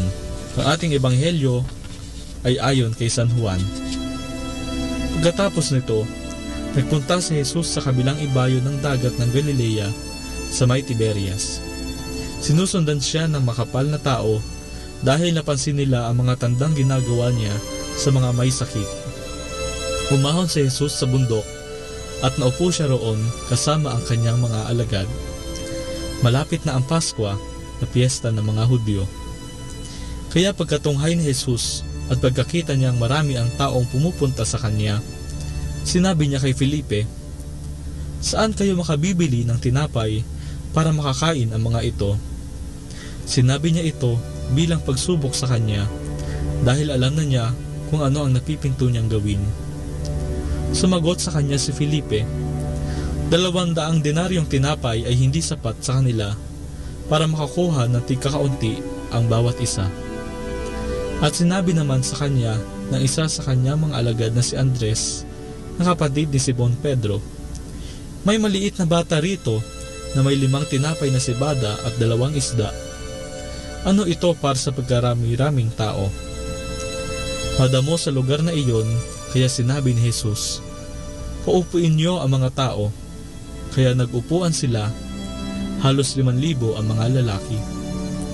Kaya kinuha ni Jesus ang mga tinapay at pagkapagpasalamat at ipinabigay sa mga nakaupo. Gayon din naman sa mga isda, gaano man ang gustuhin nila. Nang busog na sila, sinabi niya sa kanyang mga alagad, "Tipunin ninyo ang mga natirang mga piraso para walang masayang." Kaya tinipon nila ang mga tira ng mga pinakain at 12 bakol ang napuno ng mga pira-piraso mula sa 5 tinapay na sibada. Pagkakita sa tandang ginawa ni Jesus, sinabi ng mga tao, "Ito ngang talaga ang propetang parating sa mundo." At alam ni Jesus na parating sila upang agawin siya para gawing hari, kaya lumipit siyang muli na siya lamang mag-isa sa bulubundukin. Ang salita ng Diyos. Karaniwan sa isang barkada ang ambagan kapag kakain sa labas, mag-iinuman o kaya ay gagala. Tuwing may ambagan, nalalaman kung sino ang madaling kausap, ang reklamador, ang galante, at syempre, ang kuripot. Mas nagkakakilanlan ang bawat isa at masasabing nagiging isa. Nagkakaisa ang barkada dahil sa ambagan. Sa tingin ninyo, ano kaya klaseng barkada ang nagkakanya-kanya? Sa ating ebanghelyo, Pare-parehong gutom sina Jesus, ang mga alagad at ang mga tao. At dahil si Jesus ay mapagmahal, maawain at mapagkalingang Diyos, nais niyang pakainin, usugin ang lahat. Higit sa 5,000 ang taong naroroon. At may isang taong naglakas loob na mag-ambag, ang batang lalaki na may dalang 5 tinapay na sebada at 2 isda. Maliit ang ambag ng bata. Imposibleng busugin, ni pakainin ang higit sa 5,000 tao ng 5 tinapay at 2 isda. Maliit man ang kanyang ambag, hinayaan ng bata na gamitin siya ng Diyos. Sa kanyang ambag, siya ay nakiisa sa gawain ni Jesus.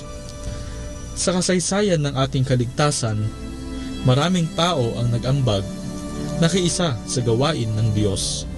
Sa unang pagbasa, ang lalaki mo mula sa Baal Shalisha ay nag-ambag ng 20 tinapay upang mapakain ng 100 tao. Kaugnay nito, inambag naman ni Elisha ang kanyang tinig at ang kanyang sarili upang maihayag ang kabutihan ng Diyos.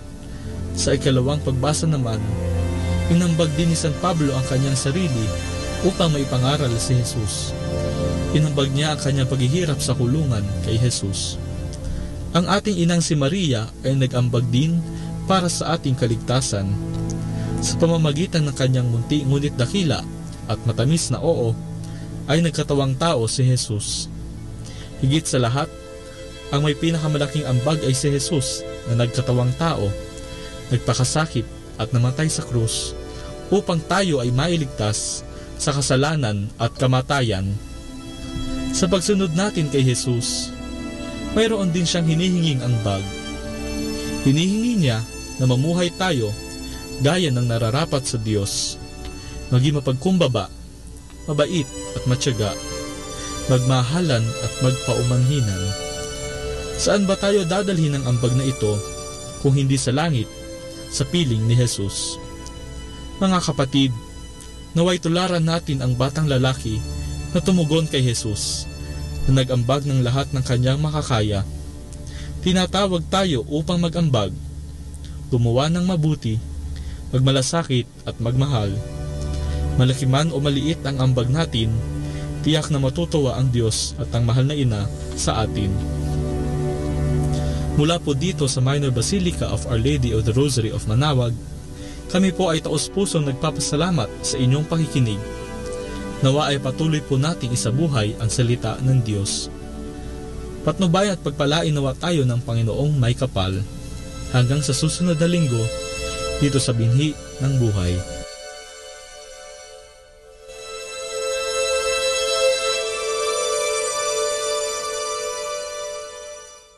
Atin pong pakinggan ang mga pasabi mula sa Basilica Minore ng Manaoag.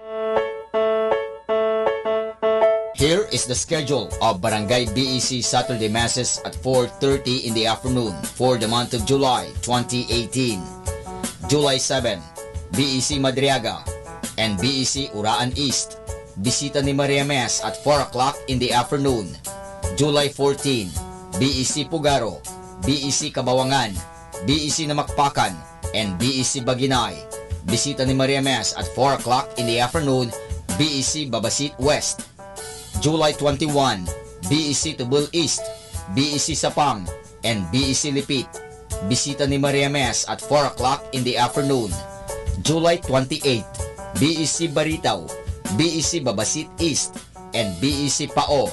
Bisita ni Maria Mass at 4 o'clock in the afternoon. And that's the schedule of Barangay BEC Saturday Masses at 4:30 in the afternoon for the month of July 2018.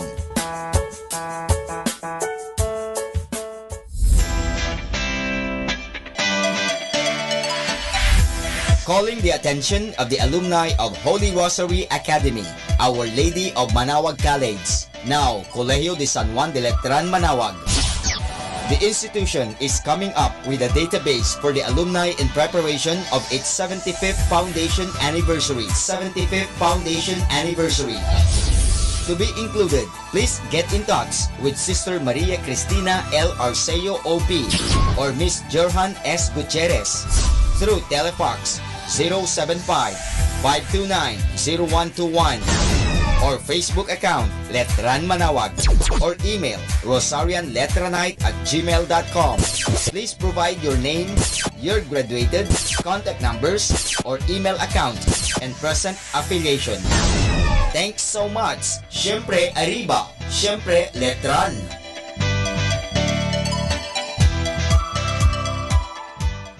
Atin pong napakinggan ang mga pasabi mula sa Basilica Minore ng Manawag. Listen to Manawag Dominican Radio and watch live through our website at www.radyomanawag.com for the live Mass on air from 6 o'clock in the morning and 11 o'clock in the morning every day, and 5 o'clock in the afternoon from Monday to Friday, and 4:30 in the afternoon every Saturday, and 4 o'clock in the afternoon every Sunday. You may also visit the official website of Minor Basilica of Manawag at www.manawagbasilica.org for the different activities and other announcements. May kasama ka si Jesus, si Maria at kami.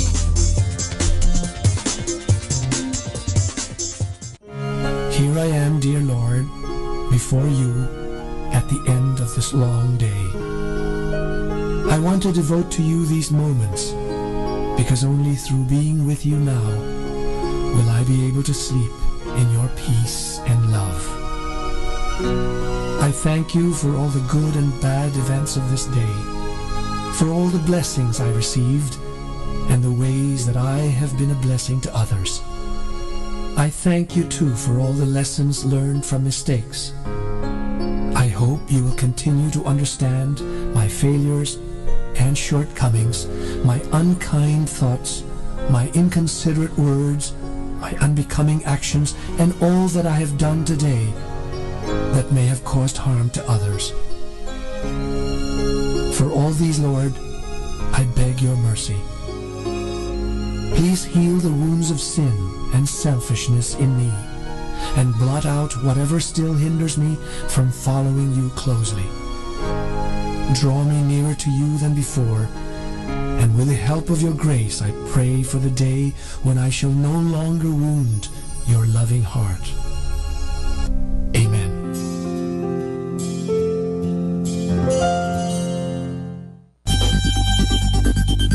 More than ever, we need Catholic radio station like Manawag Dominican Radio FM.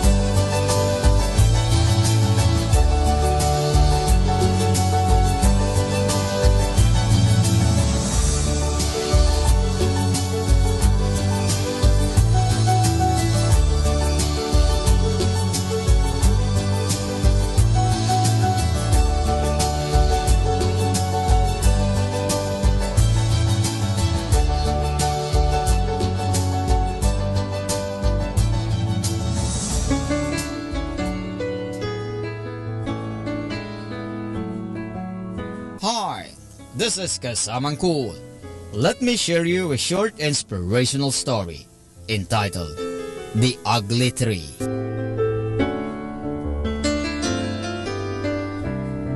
Long, long ago, in a dense forest, there were thousands of tall and beautiful trees. They were happy, but proud of themselves. Among them, there also an ugly tree, whose branches were badly twisted. Its roots had uneven curves. All the trees made fun of that ugly tree. "How are you, Hunchback?" The other trees always shouted, and their laughter made the ugly tree feel sad. But he never raised a voice against them. The ugly tree thought, "I wish I were as beautiful as the other trees. Why did God do this to me? Neither can I provide shade to the travelers. Not can the birds make their nest on me. Nobody needs me." One day, a woodcutter came to the forest. He took a look at the trees and said, "These trees are lovely. I must cut them." As soon as he picked up his axe, the trees became frightened. Chop, chop, chop went the woodcutter's axe, and one by one the trees started to fall. "None of us is going to be spared," screamed one of the beautiful trees. Soon the tree too was brought to ground by the woodcutter's axe. By now the woodcutter had come near to the ugly tree. He had just raised his axe when suddenly he noticed how crooked the ugly tree was. This crooked tree seems to be useless for me. I cannot make long straight logs of this ugly tree," he thought.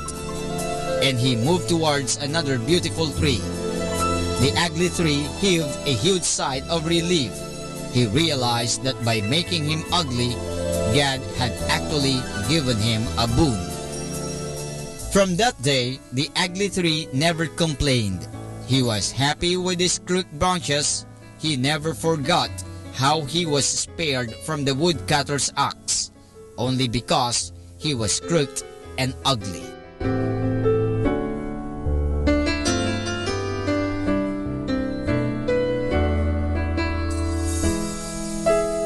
And that's our short inspirational story entitled The Ugly Tree.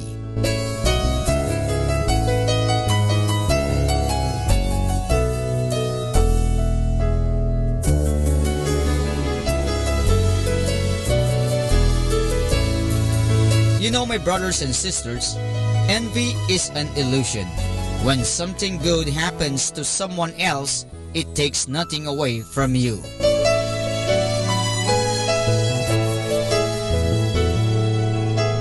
Catch me again tomorrow for another short inspirational story.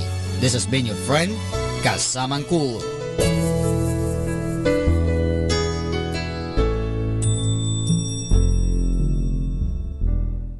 Setting you free from stress with instrumental music. Only here at Manaoag Dominican Radio.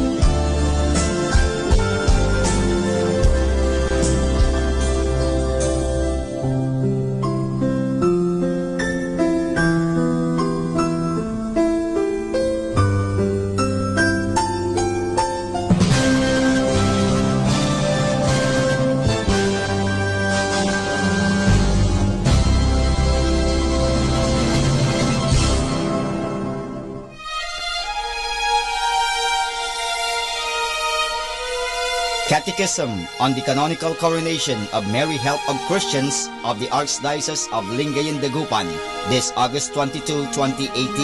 Question and answer.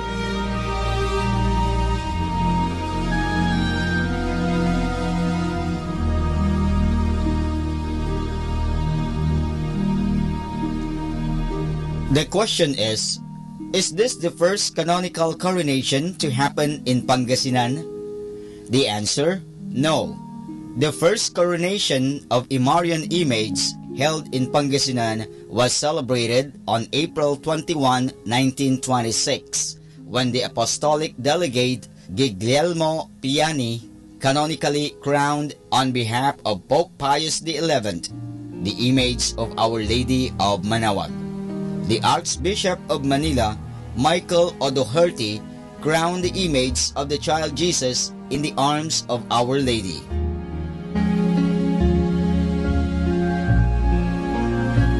We just heard the question and answer of the Catechism on the Canonical Coronation of Mary Help of Christians of the Archdiocese of Lingayen Dagupan this August 22, 2018.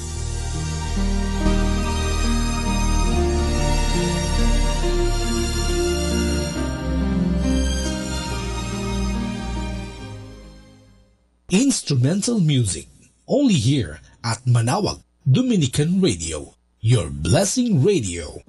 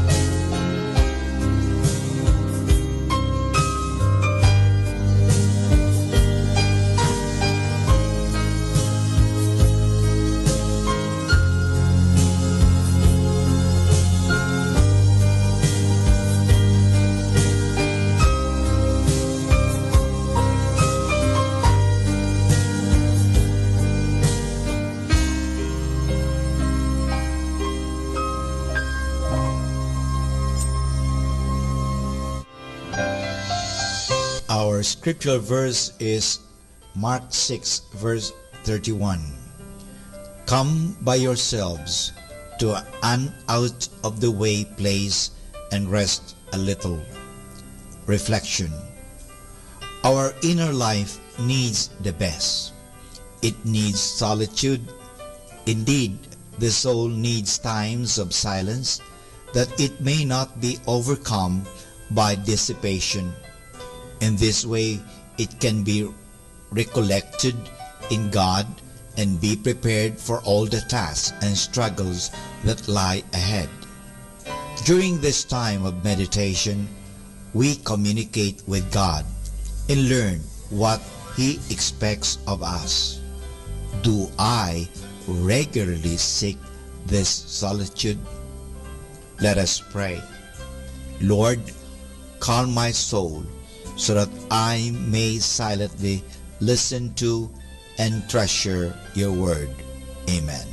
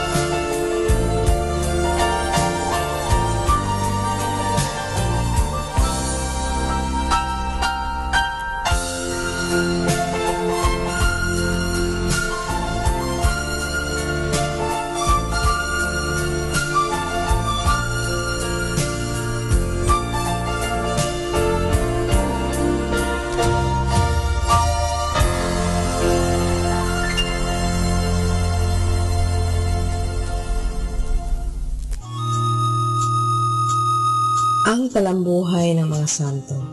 Sa araw na ito, ika-28 ng Hulyo, aking pong ihahatid sa inyo ang talambuhay ni San Inocencio I. Si San Inocencio I ay isinilang sa Albano malapit sa Roma, at siya ang humalili kay Papa Anastasio I noong 401 bilang kataas-taasang puno ng Santa Iglesia. Nasaksihan ng santong ito ang pagkalusob sa Roma ni Alarico, ang general ng mga Godo, noong Agosto ng taong 410. Nang makaalis na ang mga barbaro ay nagbalik ang santo mula sa Ravenna at inaliw ang mga taong bayan sa kanilang kahirapan at kalumbayan. Ipinagunita sa kanila ang pagsang-ayon sa mahal na kalooban ng Diyos at pagtitiis na lubhang kinalulugdan ng Diyos. Sumulat siya ng mga liham sa iba't ibang mga obispo tungkol sa kalinisan, sa ilang sakramento at tungkol sa kadalisayan ng pananampalataya laban sa mga erehe. Sa mga kapulungan ng Carthage at Milevis na kanyang pinagtibay, ay namutawi sa banal na labi ni San Agustin ang kilalang pangungusap na ito, Roma locuta est, causa finita est. Nagsalita ang Roma, tapos na ang usapan. Sumalangit ang banal na papa noong taon 417. Aral. Ang karunungan ng mundong ito ay kahangalan sa Diyos, sapagkat nakasulat, sisiluin ko ang marurunong sa kanilang katusuhan. Ang tunay na karunungan ay nasa pagsupil sa ating sariling kasamaan at sa pagpapahalaga sa ating kaluluwa. Atin pong napakinggan ang talambuhay ng mga santo, ang talambuhay ni San Inocencio I. Ito po muli si Sister Marieta Badua OP of the Congregation of the Religious Missionaries of St. Dominic. Let the gentle of the night to comfort you with instrumental music only here at Manawag Dominican Radio.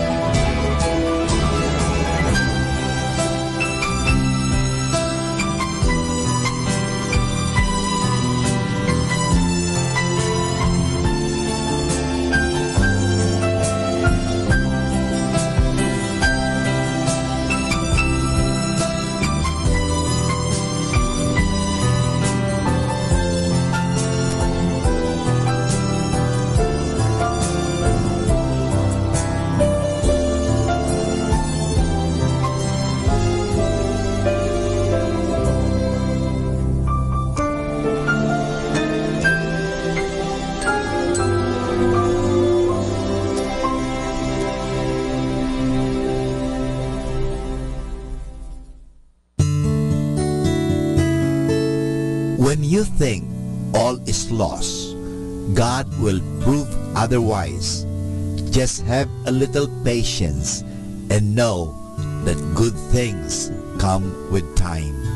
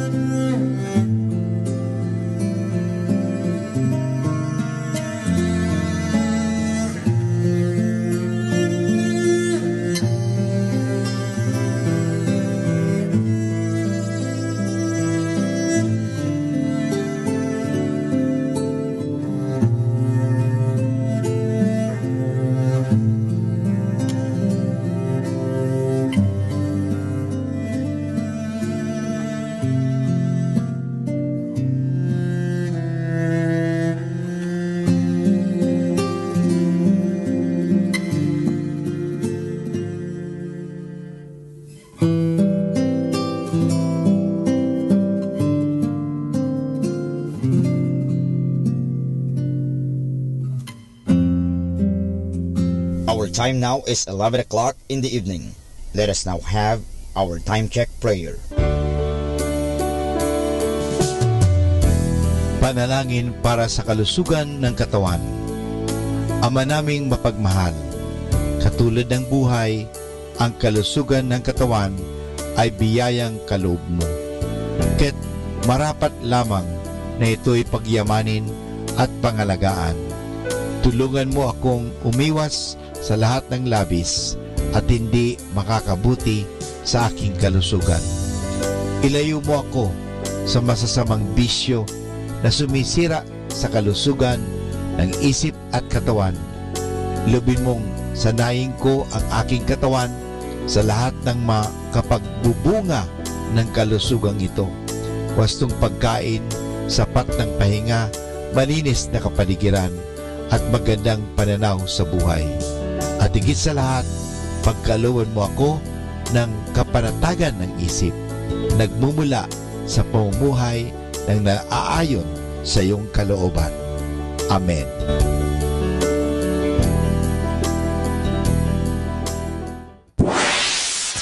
Mula sa Manawag Dominican Broadcasting Incorporated, napapakinggan sa buong mundo sa pamamagitan ng www.eradioportal.com at www.radyomanawag.com.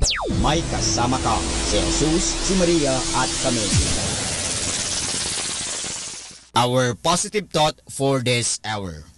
It takes a lot of courage to forgive someone, but it takes an even bigger courage to ask for forgiveness. More than ever, we need Catholic radio station like Manawag Dominican Radio FM.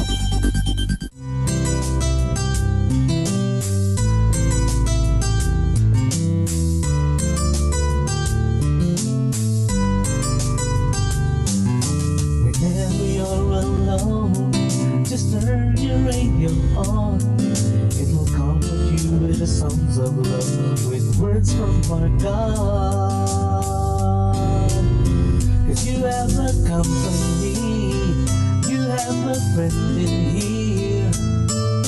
Manawag Dominican Radio, with the songs that call you to God. You have a company, 'cause we are a family. Manawag Dominican Radio, with the songs that bring you to God. You have Manawag Dominican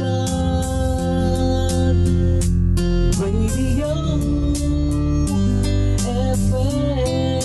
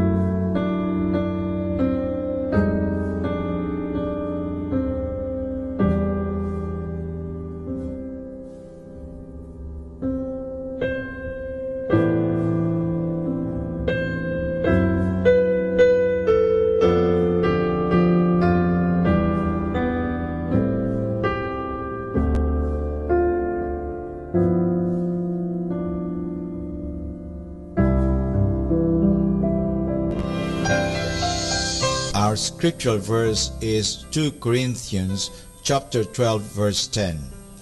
For when I am powerless, it is then that I am strong. Reflections. Of themselves, human beings are nothing, but with God's grace, they are everything.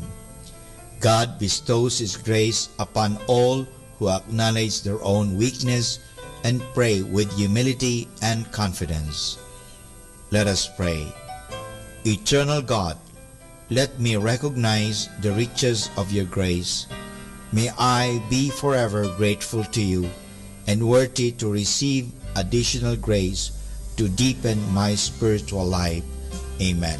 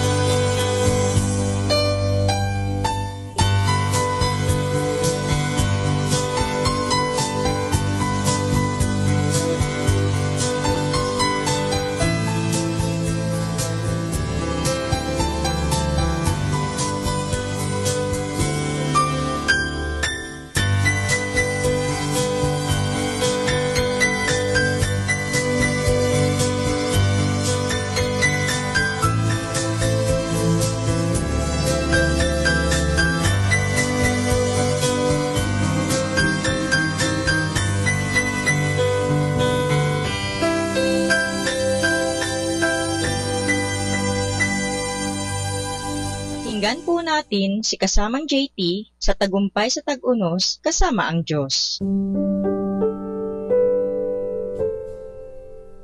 Ngayong Hulyo 28, ating pagnilayan ang kwento na pinamagatang Bakit Ako Dapat Magbigay?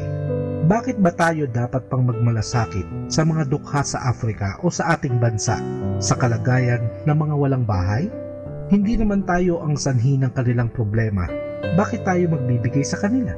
Tanong ng isang tao na nag-aakala na ang mga dukha sa iba't ibang lugar sa mundo'y hindi niya problema. Ngunit ang Diyos ay may malasakit sa mga may hirap. Ang mga matanda at bagong tipan ay nababalot ng malasakit para sa mahihirap. Sa ilalim ng kautusan ni Moises, ang mga magsasakay dapat mag-ani sa direksyong pabilog upang ang ani sa sulok ng bukid ay hindi magalaw. Ang mga ito ay para sa mahihirap na gustong mag-ani. Sinasabi sa Kawikaan, Kapitulo 28, versikulo 27, ang namimigay sa mahirap ay di magkukulang, ngunit susumpain ang nagbubulag-bulagan. Sa bagong tipan, ang mga iglesya'y tinatagubilinan na maglaan sa mga dukha, mga balo at mga ulila. Ang isa pang dahilan kaya dapat kang magbigay sapagkat ang iyong pag-aari ay kaloob ng Diyos na ipinagkatiwala lang sa iyo para pamahalaan mo. Kung ganoon, importante sa Kanya ang paraan ng paggamit mo dito. Maaari niyang bawiin ito sa iyo ng ganoon lamang. May isa pang dahilan na maaaring mag-udyok sa iyo na magbigay ng bukas palad. Wala nang mas makakabuting gantimpala kaysa malaman na ang iyong ibinigay at mga pinagkukunan ay nakatulong sa mga problema sa mundo. Nakapaglagay ka ng gatas sa baso ng isang bata, ngiti sa kanyang labi at higaan para sa kanyang katawan. Sinong nakakaalam? Maaaring balang araw, ikaw naman ang mangangailangan at ang daang taong kasabihan ay totoo pa rin. Kung anong itinanim ay siyang aanihin.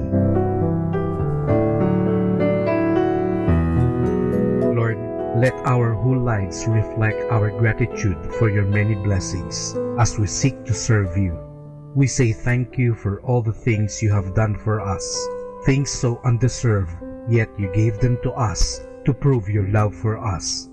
Even in our sorrows and sickness, you were always there. Ito po ang inyong lingkod na si kasamang JT para sa pang-araw-araw nating gabay sa buhay.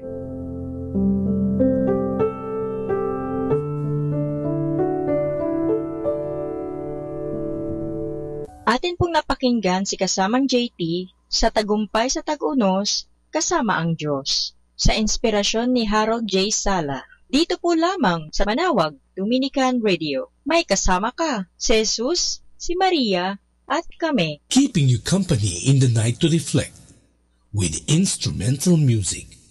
Only here at Manawag Dominican Radio.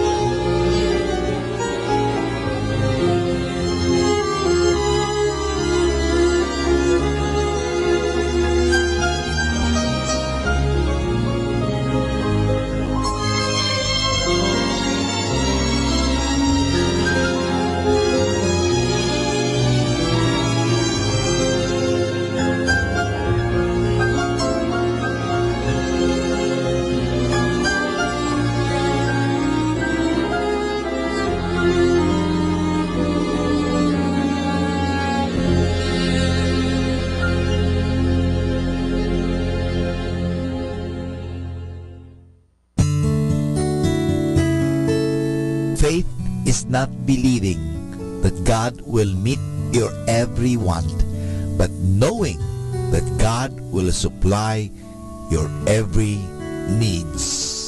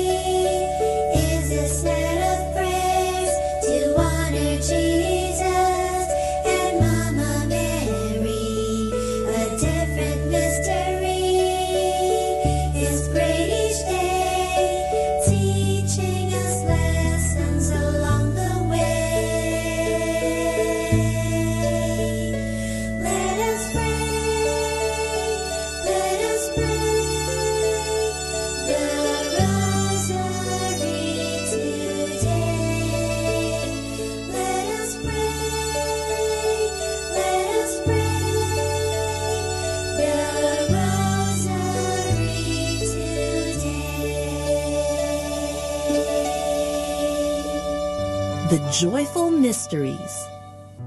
The joyful mysteries are happy stories about the Lord Jesus and Mama Mary. They are prayed on Mondays and Saturdays. In the name of the Father, and of the Son, and of the Holy Spirit. Amen. I believe in God, the Father Almighty, creator of heaven and earth. I believe in Jesus Christ, His only Son, our Lord. He was conceived by the power of the Holy Spirit and born of the Virgin Mary. He suffered under Pontius Pilate, was crucified, died, and was buried. He descended to the dead. On the third day he rose again. He ascended into heaven and is seated at the right hand of the Father. He will come again to judge the living and the dead. I believe in the Holy Spirit, the Holy Catholic Church, the communion of saints, the forgiveness of sins, the resurrection of the body, and life everlasting. Amen. For the intentions of the Holy Father. Our Father in heaven, holy be your name. Your kingdom come, your will be done on earth as it is in heaven. Give us this day our daily bread, and forgive us our sins, as we forgive those who sin against us. Do not bring us to the test, but deliver us from evil. Amen. Hail Mary, full of grace, the Lord is with you. Blessed are you among women, and blessed is the fruit of your womb, Jesus. Holy Mary, Mother of God, pray for us sinners, now and at the hour of our death. Amen. Hail Mary, full of grace, the Lord is with you. Blessed are you among women, and blessed is the fruit of your womb, Jesus. Holy Mary, Mother of God, pray for us sinners, now and at the hour of our death. Amen. Hail Mary, full of grace, the Lord is with you. Blessed are you among women, and blessed is the fruit of your womb, Jesus. Holy Mary, Mother of God, pray for us sinners, now and at the hour of our death. Amen. Glory be to the Father, and to the Son, and to the Holy Spirit, as it was in the beginning, as now, and then. The first joyful mystery is the Annunciation. The Annunciation tells the story of the angel Gabriel appearing to Mama Mary and telling her that she will be the mother of the Son of God. Mama Mary says yes to what the Lord wants. Our Father in heaven, holy be your name. Your kingdom come, your will be done on earth as it is in heaven. Give us this day our daily bread, and forgive us our sins, as we forgive those who sin against us. Do not bring us to the test, but deliver us from evil. Amen. Hail Mary, full of grace, the Lord is with you. Blessed are you among women, and blessed is the fruit of your womb, Jesus. Holy Mary, Mother of God, pray for us sinners, now and at the hour of our death. Amen. Hail Mary, full of grace, the Lord is with you. Blessed are you among women, and blessed is the fruit of your womb, Jesus. Holy Mary, Mother of God, pray for us sinners, now and at the hour of our death. Amen. Hail Mary, full of grace, the Lord is with you. Blessed are you among women, and blessed is the fruit of your womb, Jesus. Holy Mary, Mother of God, pray for us sinners, now and at the hour of our death. Amen. Hail Mary, full of grace, the Lord is with you. Blessed are you among women, and blessed is the fruit of your womb, Jesus. Holy Mary, Mother of God, pray for us sinners, now and at the hour of our death. Amen. Hail Mary, full of grace, the Lord is with you. Blessed are you among women, and blessed is the fruit of your womb, Jesus. Holy Mary, Mother of God, pray for us sinners, now and at the hour of our death. Amen. Hail Mary, full of grace, the Lord is with you. Blessed are you among women, and blessed is the fruit of your womb, Jesus. Holy Mary, Mother of God, pray for us sinners, now and at the hour of our death. Amen. Hail Mary, full of grace, the Lord is with you. Blessed are you among women, and blessed is the fruit of your womb, Jesus. Holy Mary, Mother of God, pray for us sinners, now and at the hour of our death. Amen. Hail Mary, full of grace, the Lord is with you. Blessed are you among women, and blessed is the fruit of your womb, Jesus. Holy Mary, Mother of God, pray for us sinners, now and at the hour of our death. Amen. Hail Mary, full of grace, the Lord is with you. Blessed are you among women, and blessed is the fruit of your womb, Jesus. Holy Mary, Mother of God, pray for us sinners, now and at the hour of our death. Amen. Hail Mary, full of grace, the Lord is with you. Blessed are you among women, and blessed is the fruit of your womb, Jesus. Holy Mary, Mother of God, pray for us sinners, now and at the hour of our death. Amen. Glory be to the Father, and to the Son, and to the Holy Spirit, as it was in the beginning, as now, and ever shall be, world without end. Amen. O my Jesus, forgive us our sins, save us from the fires of hell, and lead all souls into heaven, especially those who most need your mercy. The second joyful mystery is the Visitation. The Visitation tells the story of Mama Mary visiting her cousin Elizabeth.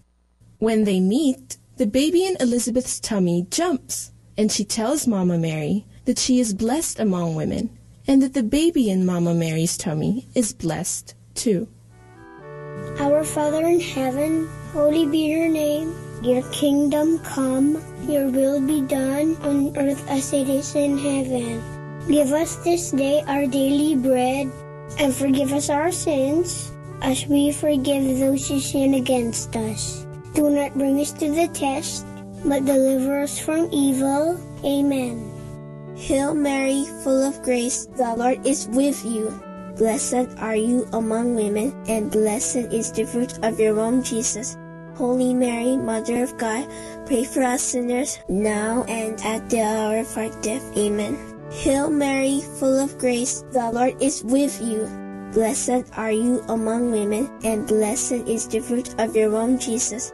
Holy Mary, Mother of God, pray for us sinners, now and at the hour of our death. Amen. Hail Mary, full of grace, the Lord is with you. Blessed are you among women, and blessed is the fruit of your womb, Jesus. Holy Mary, Mother of God, pray for us sinners, now and at the hour of our death. Amen. Hail Mary, full of grace, the Lord is with you. Blessed are you among women, and blessed is the fruit of your womb, Jesus. Holy Mary, Mother of God, pray for us sinners, now and at the hour of our death. Amen. Hail Mary, full of grace, the Lord is with you. Blessed are you among women, and blessed is the fruit of your womb, Jesus. Holy Mary, Mother of God, pray for us sinners, now and at the hour of our death. Amen. Hail Mary, full of grace, the Lord is with you. Blessed are you among women, and blessed is the fruit of your womb, Jesus. Holy Mary, Mother of God, pray for us sinners, now and at the hour of our death. Amen. Hail Mary, full of grace, the Lord is with you. Blessed are you among women, and blessed is the fruit of your womb, Jesus. Holy Mary, Mother of God, pray for us sinners, now and at the hour of our death. Amen. Hail Mary, full of grace, the Lord is with you. Blessed are you among women, and blessed is the fruit of your womb, Jesus. Holy Mary, Mother of God, pray for us sinners, now and at the hour of our death. Amen. Hail Mary, full of grace, the Lord is with you. Blessed are you among women, and blessed is the fruit of your womb, Jesus. Holy Mary, Mother of God, pray for us sinners, now and at the hour of our death. Amen. Hail Mary, full of grace, the Lord is with you. Blessed are you among women, and blessed is the fruit of your womb, Jesus. Holy Mary, Mother of God, pray for us sinners, now and at the hour of our death. Amen.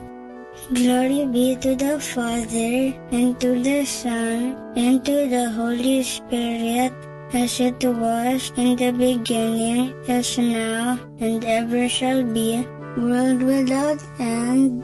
Amen. O my Jesus, forgive us our sins, save us from the fires of hell, and lead all souls into heaven, especially those who most need your mercy. The third joyful mystery is the birth of Jesus. How does it feel to have a birthday? It's so much fun, isn't it? This mystery tells about the birthday of Jesus. When he was born, the whole of heaven rejoiced and declared, "Glory to God in the highest." Our Father in heaven, holy be your name. Your kingdom come, your will be done on earth as it is in heaven. Give us this day our daily bread, and forgive us our sins, as we forgive those who sin against us. Do not bring us to the test, but deliver us from evil. Amen.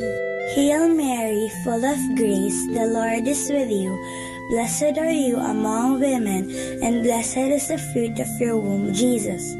Holy Mary, Mother of God, pray for us sinners, now and at the hour of our death. Amen. Hail Mary, full of grace, the Lord is with you.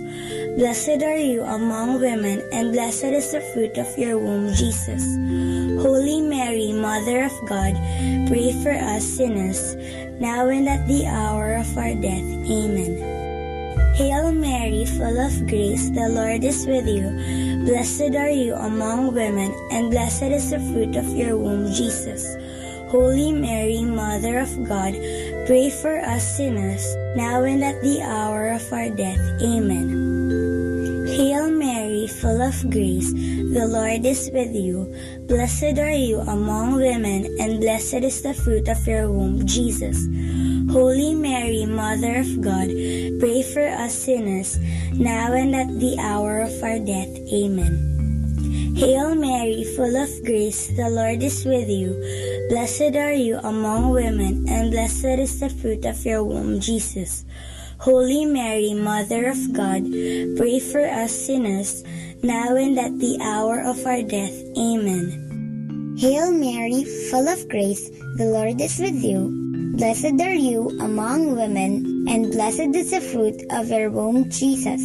Holy Mary, Mother of God, pray for us sinners, now and at the hour of our death. Amen.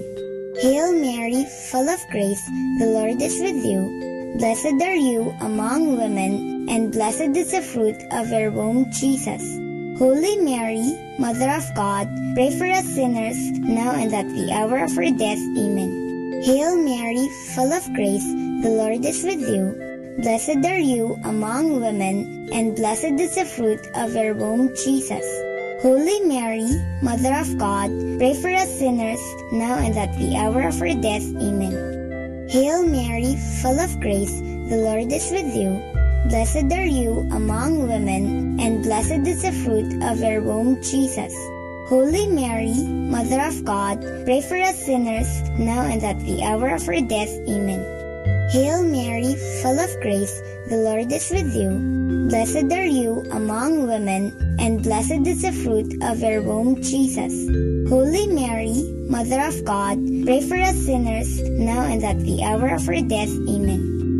Glory be to the Father, and to the Son, and to the Holy Spirit, as it was in the beginning, as now, and ever shall be, world without end.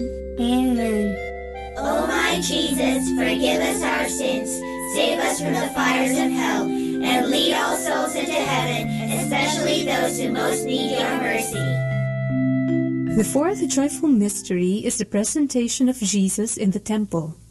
When Jesus was still a baby, Saint Joseph and Mama Mary brought him to the temple, which is like our church. There, he was set apart as holy to God. Our Father in heaven, holy be your name. Your kingdom come, your will be done on earth as it is in heaven. Give us this day our daily bread, and forgive us our sins, as we forgive those who sin against us. Do not bring us to the test, but deliver us from evil. Amen. Hail Mary, full of grace, the Lord is with you. Blessed are you among women, and blessed blessed is the fruit of your womb, Jesus. Holy Mary, Mother of God, pray for us sinners now and at the hour of our death. Amen. Hail Mary, full of grace, the Lord is with you. Blessed are you among women, and blessed is the fruit of your womb, Jesus. Holy Mary, Mother of God, pray for us sinners now and at the hour of our death. Amen. Hail Mary, full of grace, the Lord is with you. Blessed are you among women, and blessed is the fruit of your womb, Jesus. Holy Mary, Mother of God, pray for us sinners now and at the hour of our death. Amen. Hail Mary, full of grace, the Lord is with you.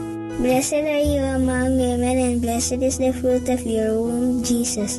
Holy Mary, Mother of God, pray for us sinners now and at the hour of our death. Amen. Hail Mary, full of grace, the Lord is with you. Blessed are you among women, and blessed is the fruit of your womb, Jesus. Holy Mary, Mother of God, pray for us sinners now and at the hour of our death. Amen. Hail Mary, full of grace, the Lord is with you. Blessed are you among women, and blessed is the fruit of your womb, Jesus. Holy Mary, Mother of God, pray for us sinners now and at the hour of our death. Amen. Hail Mary, full of grace, the Lord is with you. Blessed are you among women, and blessed is the fruit of your womb, Jesus. Holy Mary, Mother of God, pray for us sinners, now and at the hour of our death. Amen. Hail Mary, full of grace, the Lord is with you. Blessed are you among women, and blessed is the fruit of your womb, Jesus. Holy Mary, Mother of God, pray for us sinners, now and at the hour of our death. Amen. Hail Mary, full of grace, the Lord is with you. Blessed are you among women, and blessed is the fruit of your womb, Jesus. Holy Mary, Mother of God, pray for us sinners, now and at the hour of our death. Amen. Hail Mary, full of grace, the Lord is with you. Blessed are you among women, and blessed is the fruit of your womb, Jesus. Holy Mary, Mother of God, pray for us sinners, now and at the hour of our death. Amen. Glory be to the Father, and to the Son, and to the Holy Spirit, as it was in the beginning, is now, and ever shall be, world without end. Amen. O my Jesus, forgive us our sins, save us from the fires of hell, and lead all souls into heaven, especially those who most need your mercy. The fifth joyful mystery is the finding of Jesus in the temple. One time, Saint Joseph, Mama Mary, and Jesus went to Jerusalem for the Passover feast. On their way back, Saint Joseph and Mama Mary realized that Jesus wasn't with them. After searching for him for 3 days, they found him in the temple, listening and talking about God with the teachers. Jesus was only 12 years old. Our Father in heaven, holy be your name. Your kingdom come, your will be done on earth as it is in heaven. Give us this day our daily bread, and forgive us our sins, as we forgive those who sin against us. Do not bring us to the test, but deliver us from evil. Amen. Hail Mary, full of grace, the Lord is with you. Blessed are you among women, and blessed is the fruit of your womb, Jesus. Holy Mary, Mother of God, pray for us sinners, now and at the hour of our death. Amen. Hail Mary, full of grace, the Lord is with you. Blessed are you among women, and blessed is the fruit of your womb, Jesus. Holy Mary, Mother of God, pray for us sinners, now and at the hour of our death. Amen. Hail Mary, full of grace, the Lord is with you. Blessed are you among women, and blessed is the fruit of your womb, Jesus. Holy Mary, Mother of God, pray for us sinners, now and at the hour of our death. Amen. Hail Mary, full of grace, the Lord is with you. Blessed are you among women, and blessed is the fruit of your womb, Jesus. Holy Mary, Mother of God, pray for us sinners, now and at the hour of our death. Amen. Hail Mary, full of grace, the Lord is with you. Blessed are you among women, and blessed is the fruit of your womb, Jesus. Holy Mary, Mother of God, pray for us sinners, now and at the hour of our death. Amen. Hail Mary, full of grace, the Lord is with you. Blessed are you among women, and blessed is the fruit of your womb, Jesus. Holy Mary, Mother of God, pray for us sinners, now and at the hour of our death. Amen.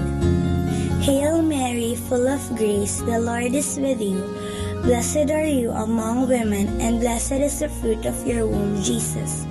Holy Mary, Mother of God, pray for us sinners, now and at the hour of our death. Amen. Hail Mary, full of grace, the Lord is with you.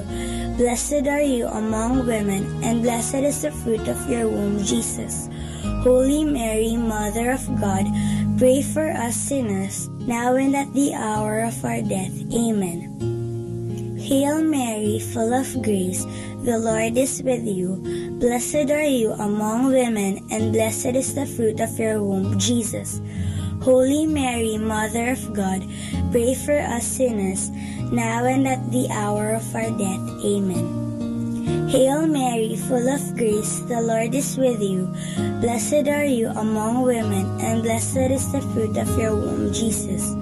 Holy Mary, Mother of God, pray for us sinners, now and at the hour of our death. Amen. Glory be to the Father, and to the Son, and to the Holy Spirit, as it was in the beginning, as now, and ever shall be, world without end. Amen. O my Jesus, forgive us our sins, save us from the fires of hell, and lead all souls into heaven, especially those who most need your mercy. Hail, Holy Queen, Mother of Mercy, hail our life, our sweetness, and our hope. To you do we cry, poor banished children of Eve. To you do we send up our sighs, mourning and weeping in this valley of tears. Turn then, O most gracious Advocate, your eyes of mercy towards us, and after this our exile, show unto us the blessed fruit of your womb, Jesus. O clement, O loving, O sweet Virgin Mary, pray for us, O Holy Mother of God, that we may be made worthy of the promises of Christ. Let us pray. O God, whose only begotten Son, by his life, death, and resurrection, has purchased for us the rewards of eternal life, grant, we beseech you, that meditating upon these mysteries of the most holy rosary of the Blessed Virgin Mary, we may imitate what they contain and obtain what they promise, through the same Christ our Lord. Amen. In the name of the Father, and of the Son, and of the Holy Spirit. Amen.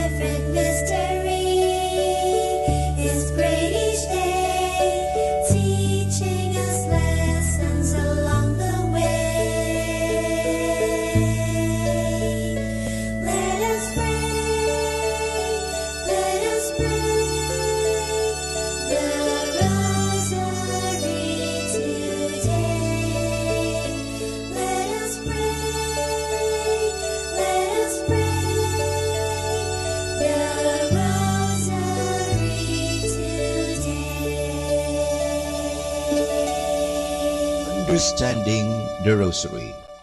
The Rosary is the prayer to help the Church in troubled times. The Church is the community of the baptized living in the world but not being from world. She is a pilgrim church on the way to her heavenly homeland. This is the beautiful meaning of the word parish, which comes from the Greek word parochia, meaning a stranger, one who is only passing through, a guest in this world, but the home is in heaven. No wonder that such a community will experience misunderstanding and persecution from forces opposed to her in this world. She will experience also troubles and difficulties from the weaknesses and sins inherent in her being a human institution and not only a divine foundation. It is interesting to observe what an important role the Rosary Prayer had in difficult times of the Church. Let us just recall some instances. The legend of St. Dominic mentions that the Rosary was given him as the powerful weapon against the heresy of the Albigenses threatening the Church. The Rosary was developed by the Carthusians at the time of the Great Western Schism. A danger and wound coming from inside the Church, the Muslims threatened several times to overrun Christian Europe, Lepanto, Peterwarden, Vienna. And thanks to the Rosary Prayer, the Christian soldiers averted the danger. In 1917 at Fatima, the Rosary was recommended as the way for the conversion of Russia and to ban atheism. It seems that whenever the Church experiences difficulties from inside or outside, the Rosary Prayer played an important role in remedying the situation. For more understanding of the Rosary, tune in to this station of the angels. More than ever, we need Catholic radio station like Manawag Dominican Radio FM. Our time now is 12 midnight. Let us now have our time check prayer.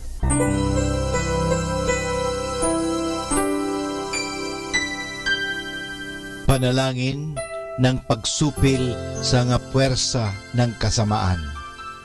Sa ngalan ni Jesus, sinusupil ko at iginagapos ang lahat ng kapangyarihan at puwersang nasa hangin, sa lupa, sa tubig, sa ilalim ng lupa, sa impyerno, sa kalikasan at sa apoy. Ikaw ang Panginoon ng buong santinakpan at niluluwalhati kita dahil sa iyong nilikha. Sa ngalan mo, iginagapos ko ang lahat ng puwersa ng Diablo na kumikilos laban sa amin at sa aming mga pamilya.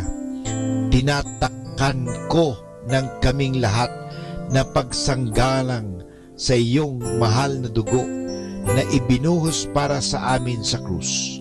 Maria, aming ina, kailangan namin ang iyong pangangalaga at sa pamamagitan kasama ng mahal na puso ni Jesus para sa amin at sa aming mga pamilya, at balutin mo kaming balabal ng iyong pag-ibig upang masiraan ng loob ang kaaway.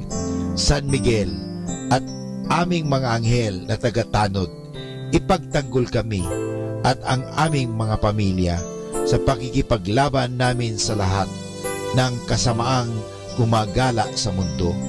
Sa ngalan ni Jesus, binakapos at iniutusan ko ang lahat ng kapangyarihan at puwersa ng kasamaan na lumayo ngayon din sa atin, sa ating mga tahanan at sa ating bayan, sa ating lipunan.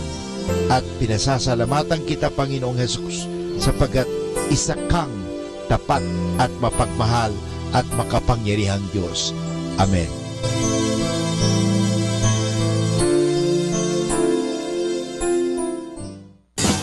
You're listening to Manawag Dominican Radio. 100% pure Christian and inspirational songs throughout the day. May kasama ka. May kasama ka. May kasama ka.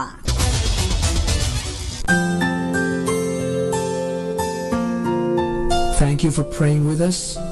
We hope our prayers and songs have inspired you to start and end your day in our Lord's loving presence.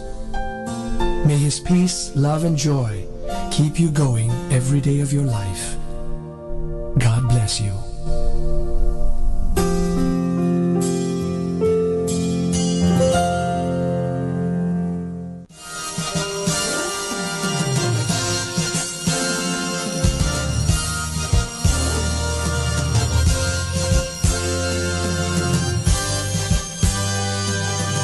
Magandang gabi po sa inyong lahat. Dumating na po ang pansamantala nating pagtatapos ng broadcast sa araw na ito. Maraming salamat po sa pagtangkilik ninyo sa Manawag Dominican Radio o dating Radyo Dominico ng Manawag. May kasama ka, si Jesus, si Maria at kami. Ngayon po, tayo ay magpapasalamat sa patuloy ninyong pagkikinig at nawa na pagpala kayo ng radyong ito. Dahil sa radyong ito, ating ipinapahayag ang salita ng Diyos. Tayo po ay nagkakaroon ng evangelization, catechesis, sanctification, service at stewardship. Dahil sa Manawag Dominican Radio, tayo po ay naging kasangkapan sa pagpapahayag ng salita ng Diyos, sa pagbabasa ng mga Bible verses at sa pagpapaliwanag ng aral ng ating simbahan. Maraming salamat po dahil sa inyo, kami po ay patuloy na kapaglilingkod. Kaya din po maraming salamat sa mga kapatid kong mga Dominican fathers and brothers dahil sa patuloy nilang pagsuporta sa Radio Evangelization Ministry. Nawa tayo ay magkasama-sama muli bukas alas 5 ng umaga hanggang alas 12 ng gabi. Nawa ang Radyo Dominico ng Manawag ay nakapaghatid sa inyo ng inspirasyon at napagpala po kayo. Ngayon, ating hingin sa Diyos ang kanyang bendisyon o pagpapala.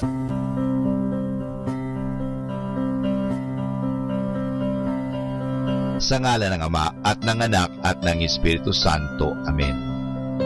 Maraming salamat, Panginoong Diyos, sa patuloy ninyong pagsubaybay, sa patuloy ninyong pagkalinga, at sa patuloy ninyong pagmamahal at paglalayo sa amin sa anumang mga kapahamakan at masama. Nagpapasalamat po kami dahil sa patuloy ninyong pagsuporta at pakikisa sa gawain ito ng pagpapahayag. Nawa, Panginoon, ilayo mo kami sa anumang mga masasama. Tulungan mo kami na gamitin namin ang aming mga talino, oras at ang mga kakayahan namin upang ikaw ay aming dakilain at ikaw ay aming purihin. Nanawa ang mga pinatutugtog namin na Christian religious Catholic music ay makapag-inspire sa mga tao. At lalong-lalo na, Panginoon, na kami ay maging banal sa pamagitan ng pakikinig sa iyo. Kaya bago mag-sign off ang Manawag Dominican Radio, ikaw ay aming pinasasalamatan. Samahan po ninyo kami palagi. Naniniwala po kami na hindi niyo kami pababayaan, lalong-lalo na sa tulong ng aming mahal na Our Lady of Manawag, Apa Baquet. Kaya nga po, nagpapasalamat kami dahil sa pamamagitan ng Manawag Dominican Radio na itinatag ko po si Father Butch Bombase, OP, na ito po ay nagiging kasangkapan upang mapalapit ang Diyos sa mga tao, lalong-lalo na ang mga malayo. Naniniwala po kami na sa pamagitan ng Manawag Dominican Radio, kami po ay nagiging kasangkapan mo. Kasangkapanin po ninyo kami. Hinihingi po namin ito kay Kristo, naming Panginoon at tagapagligtas, ngayon at magpasawalang hanggan. Manawag Dominican Radio, signing off. See you tomorrow. Good night. God bless us all, and something good is going to happen to us all.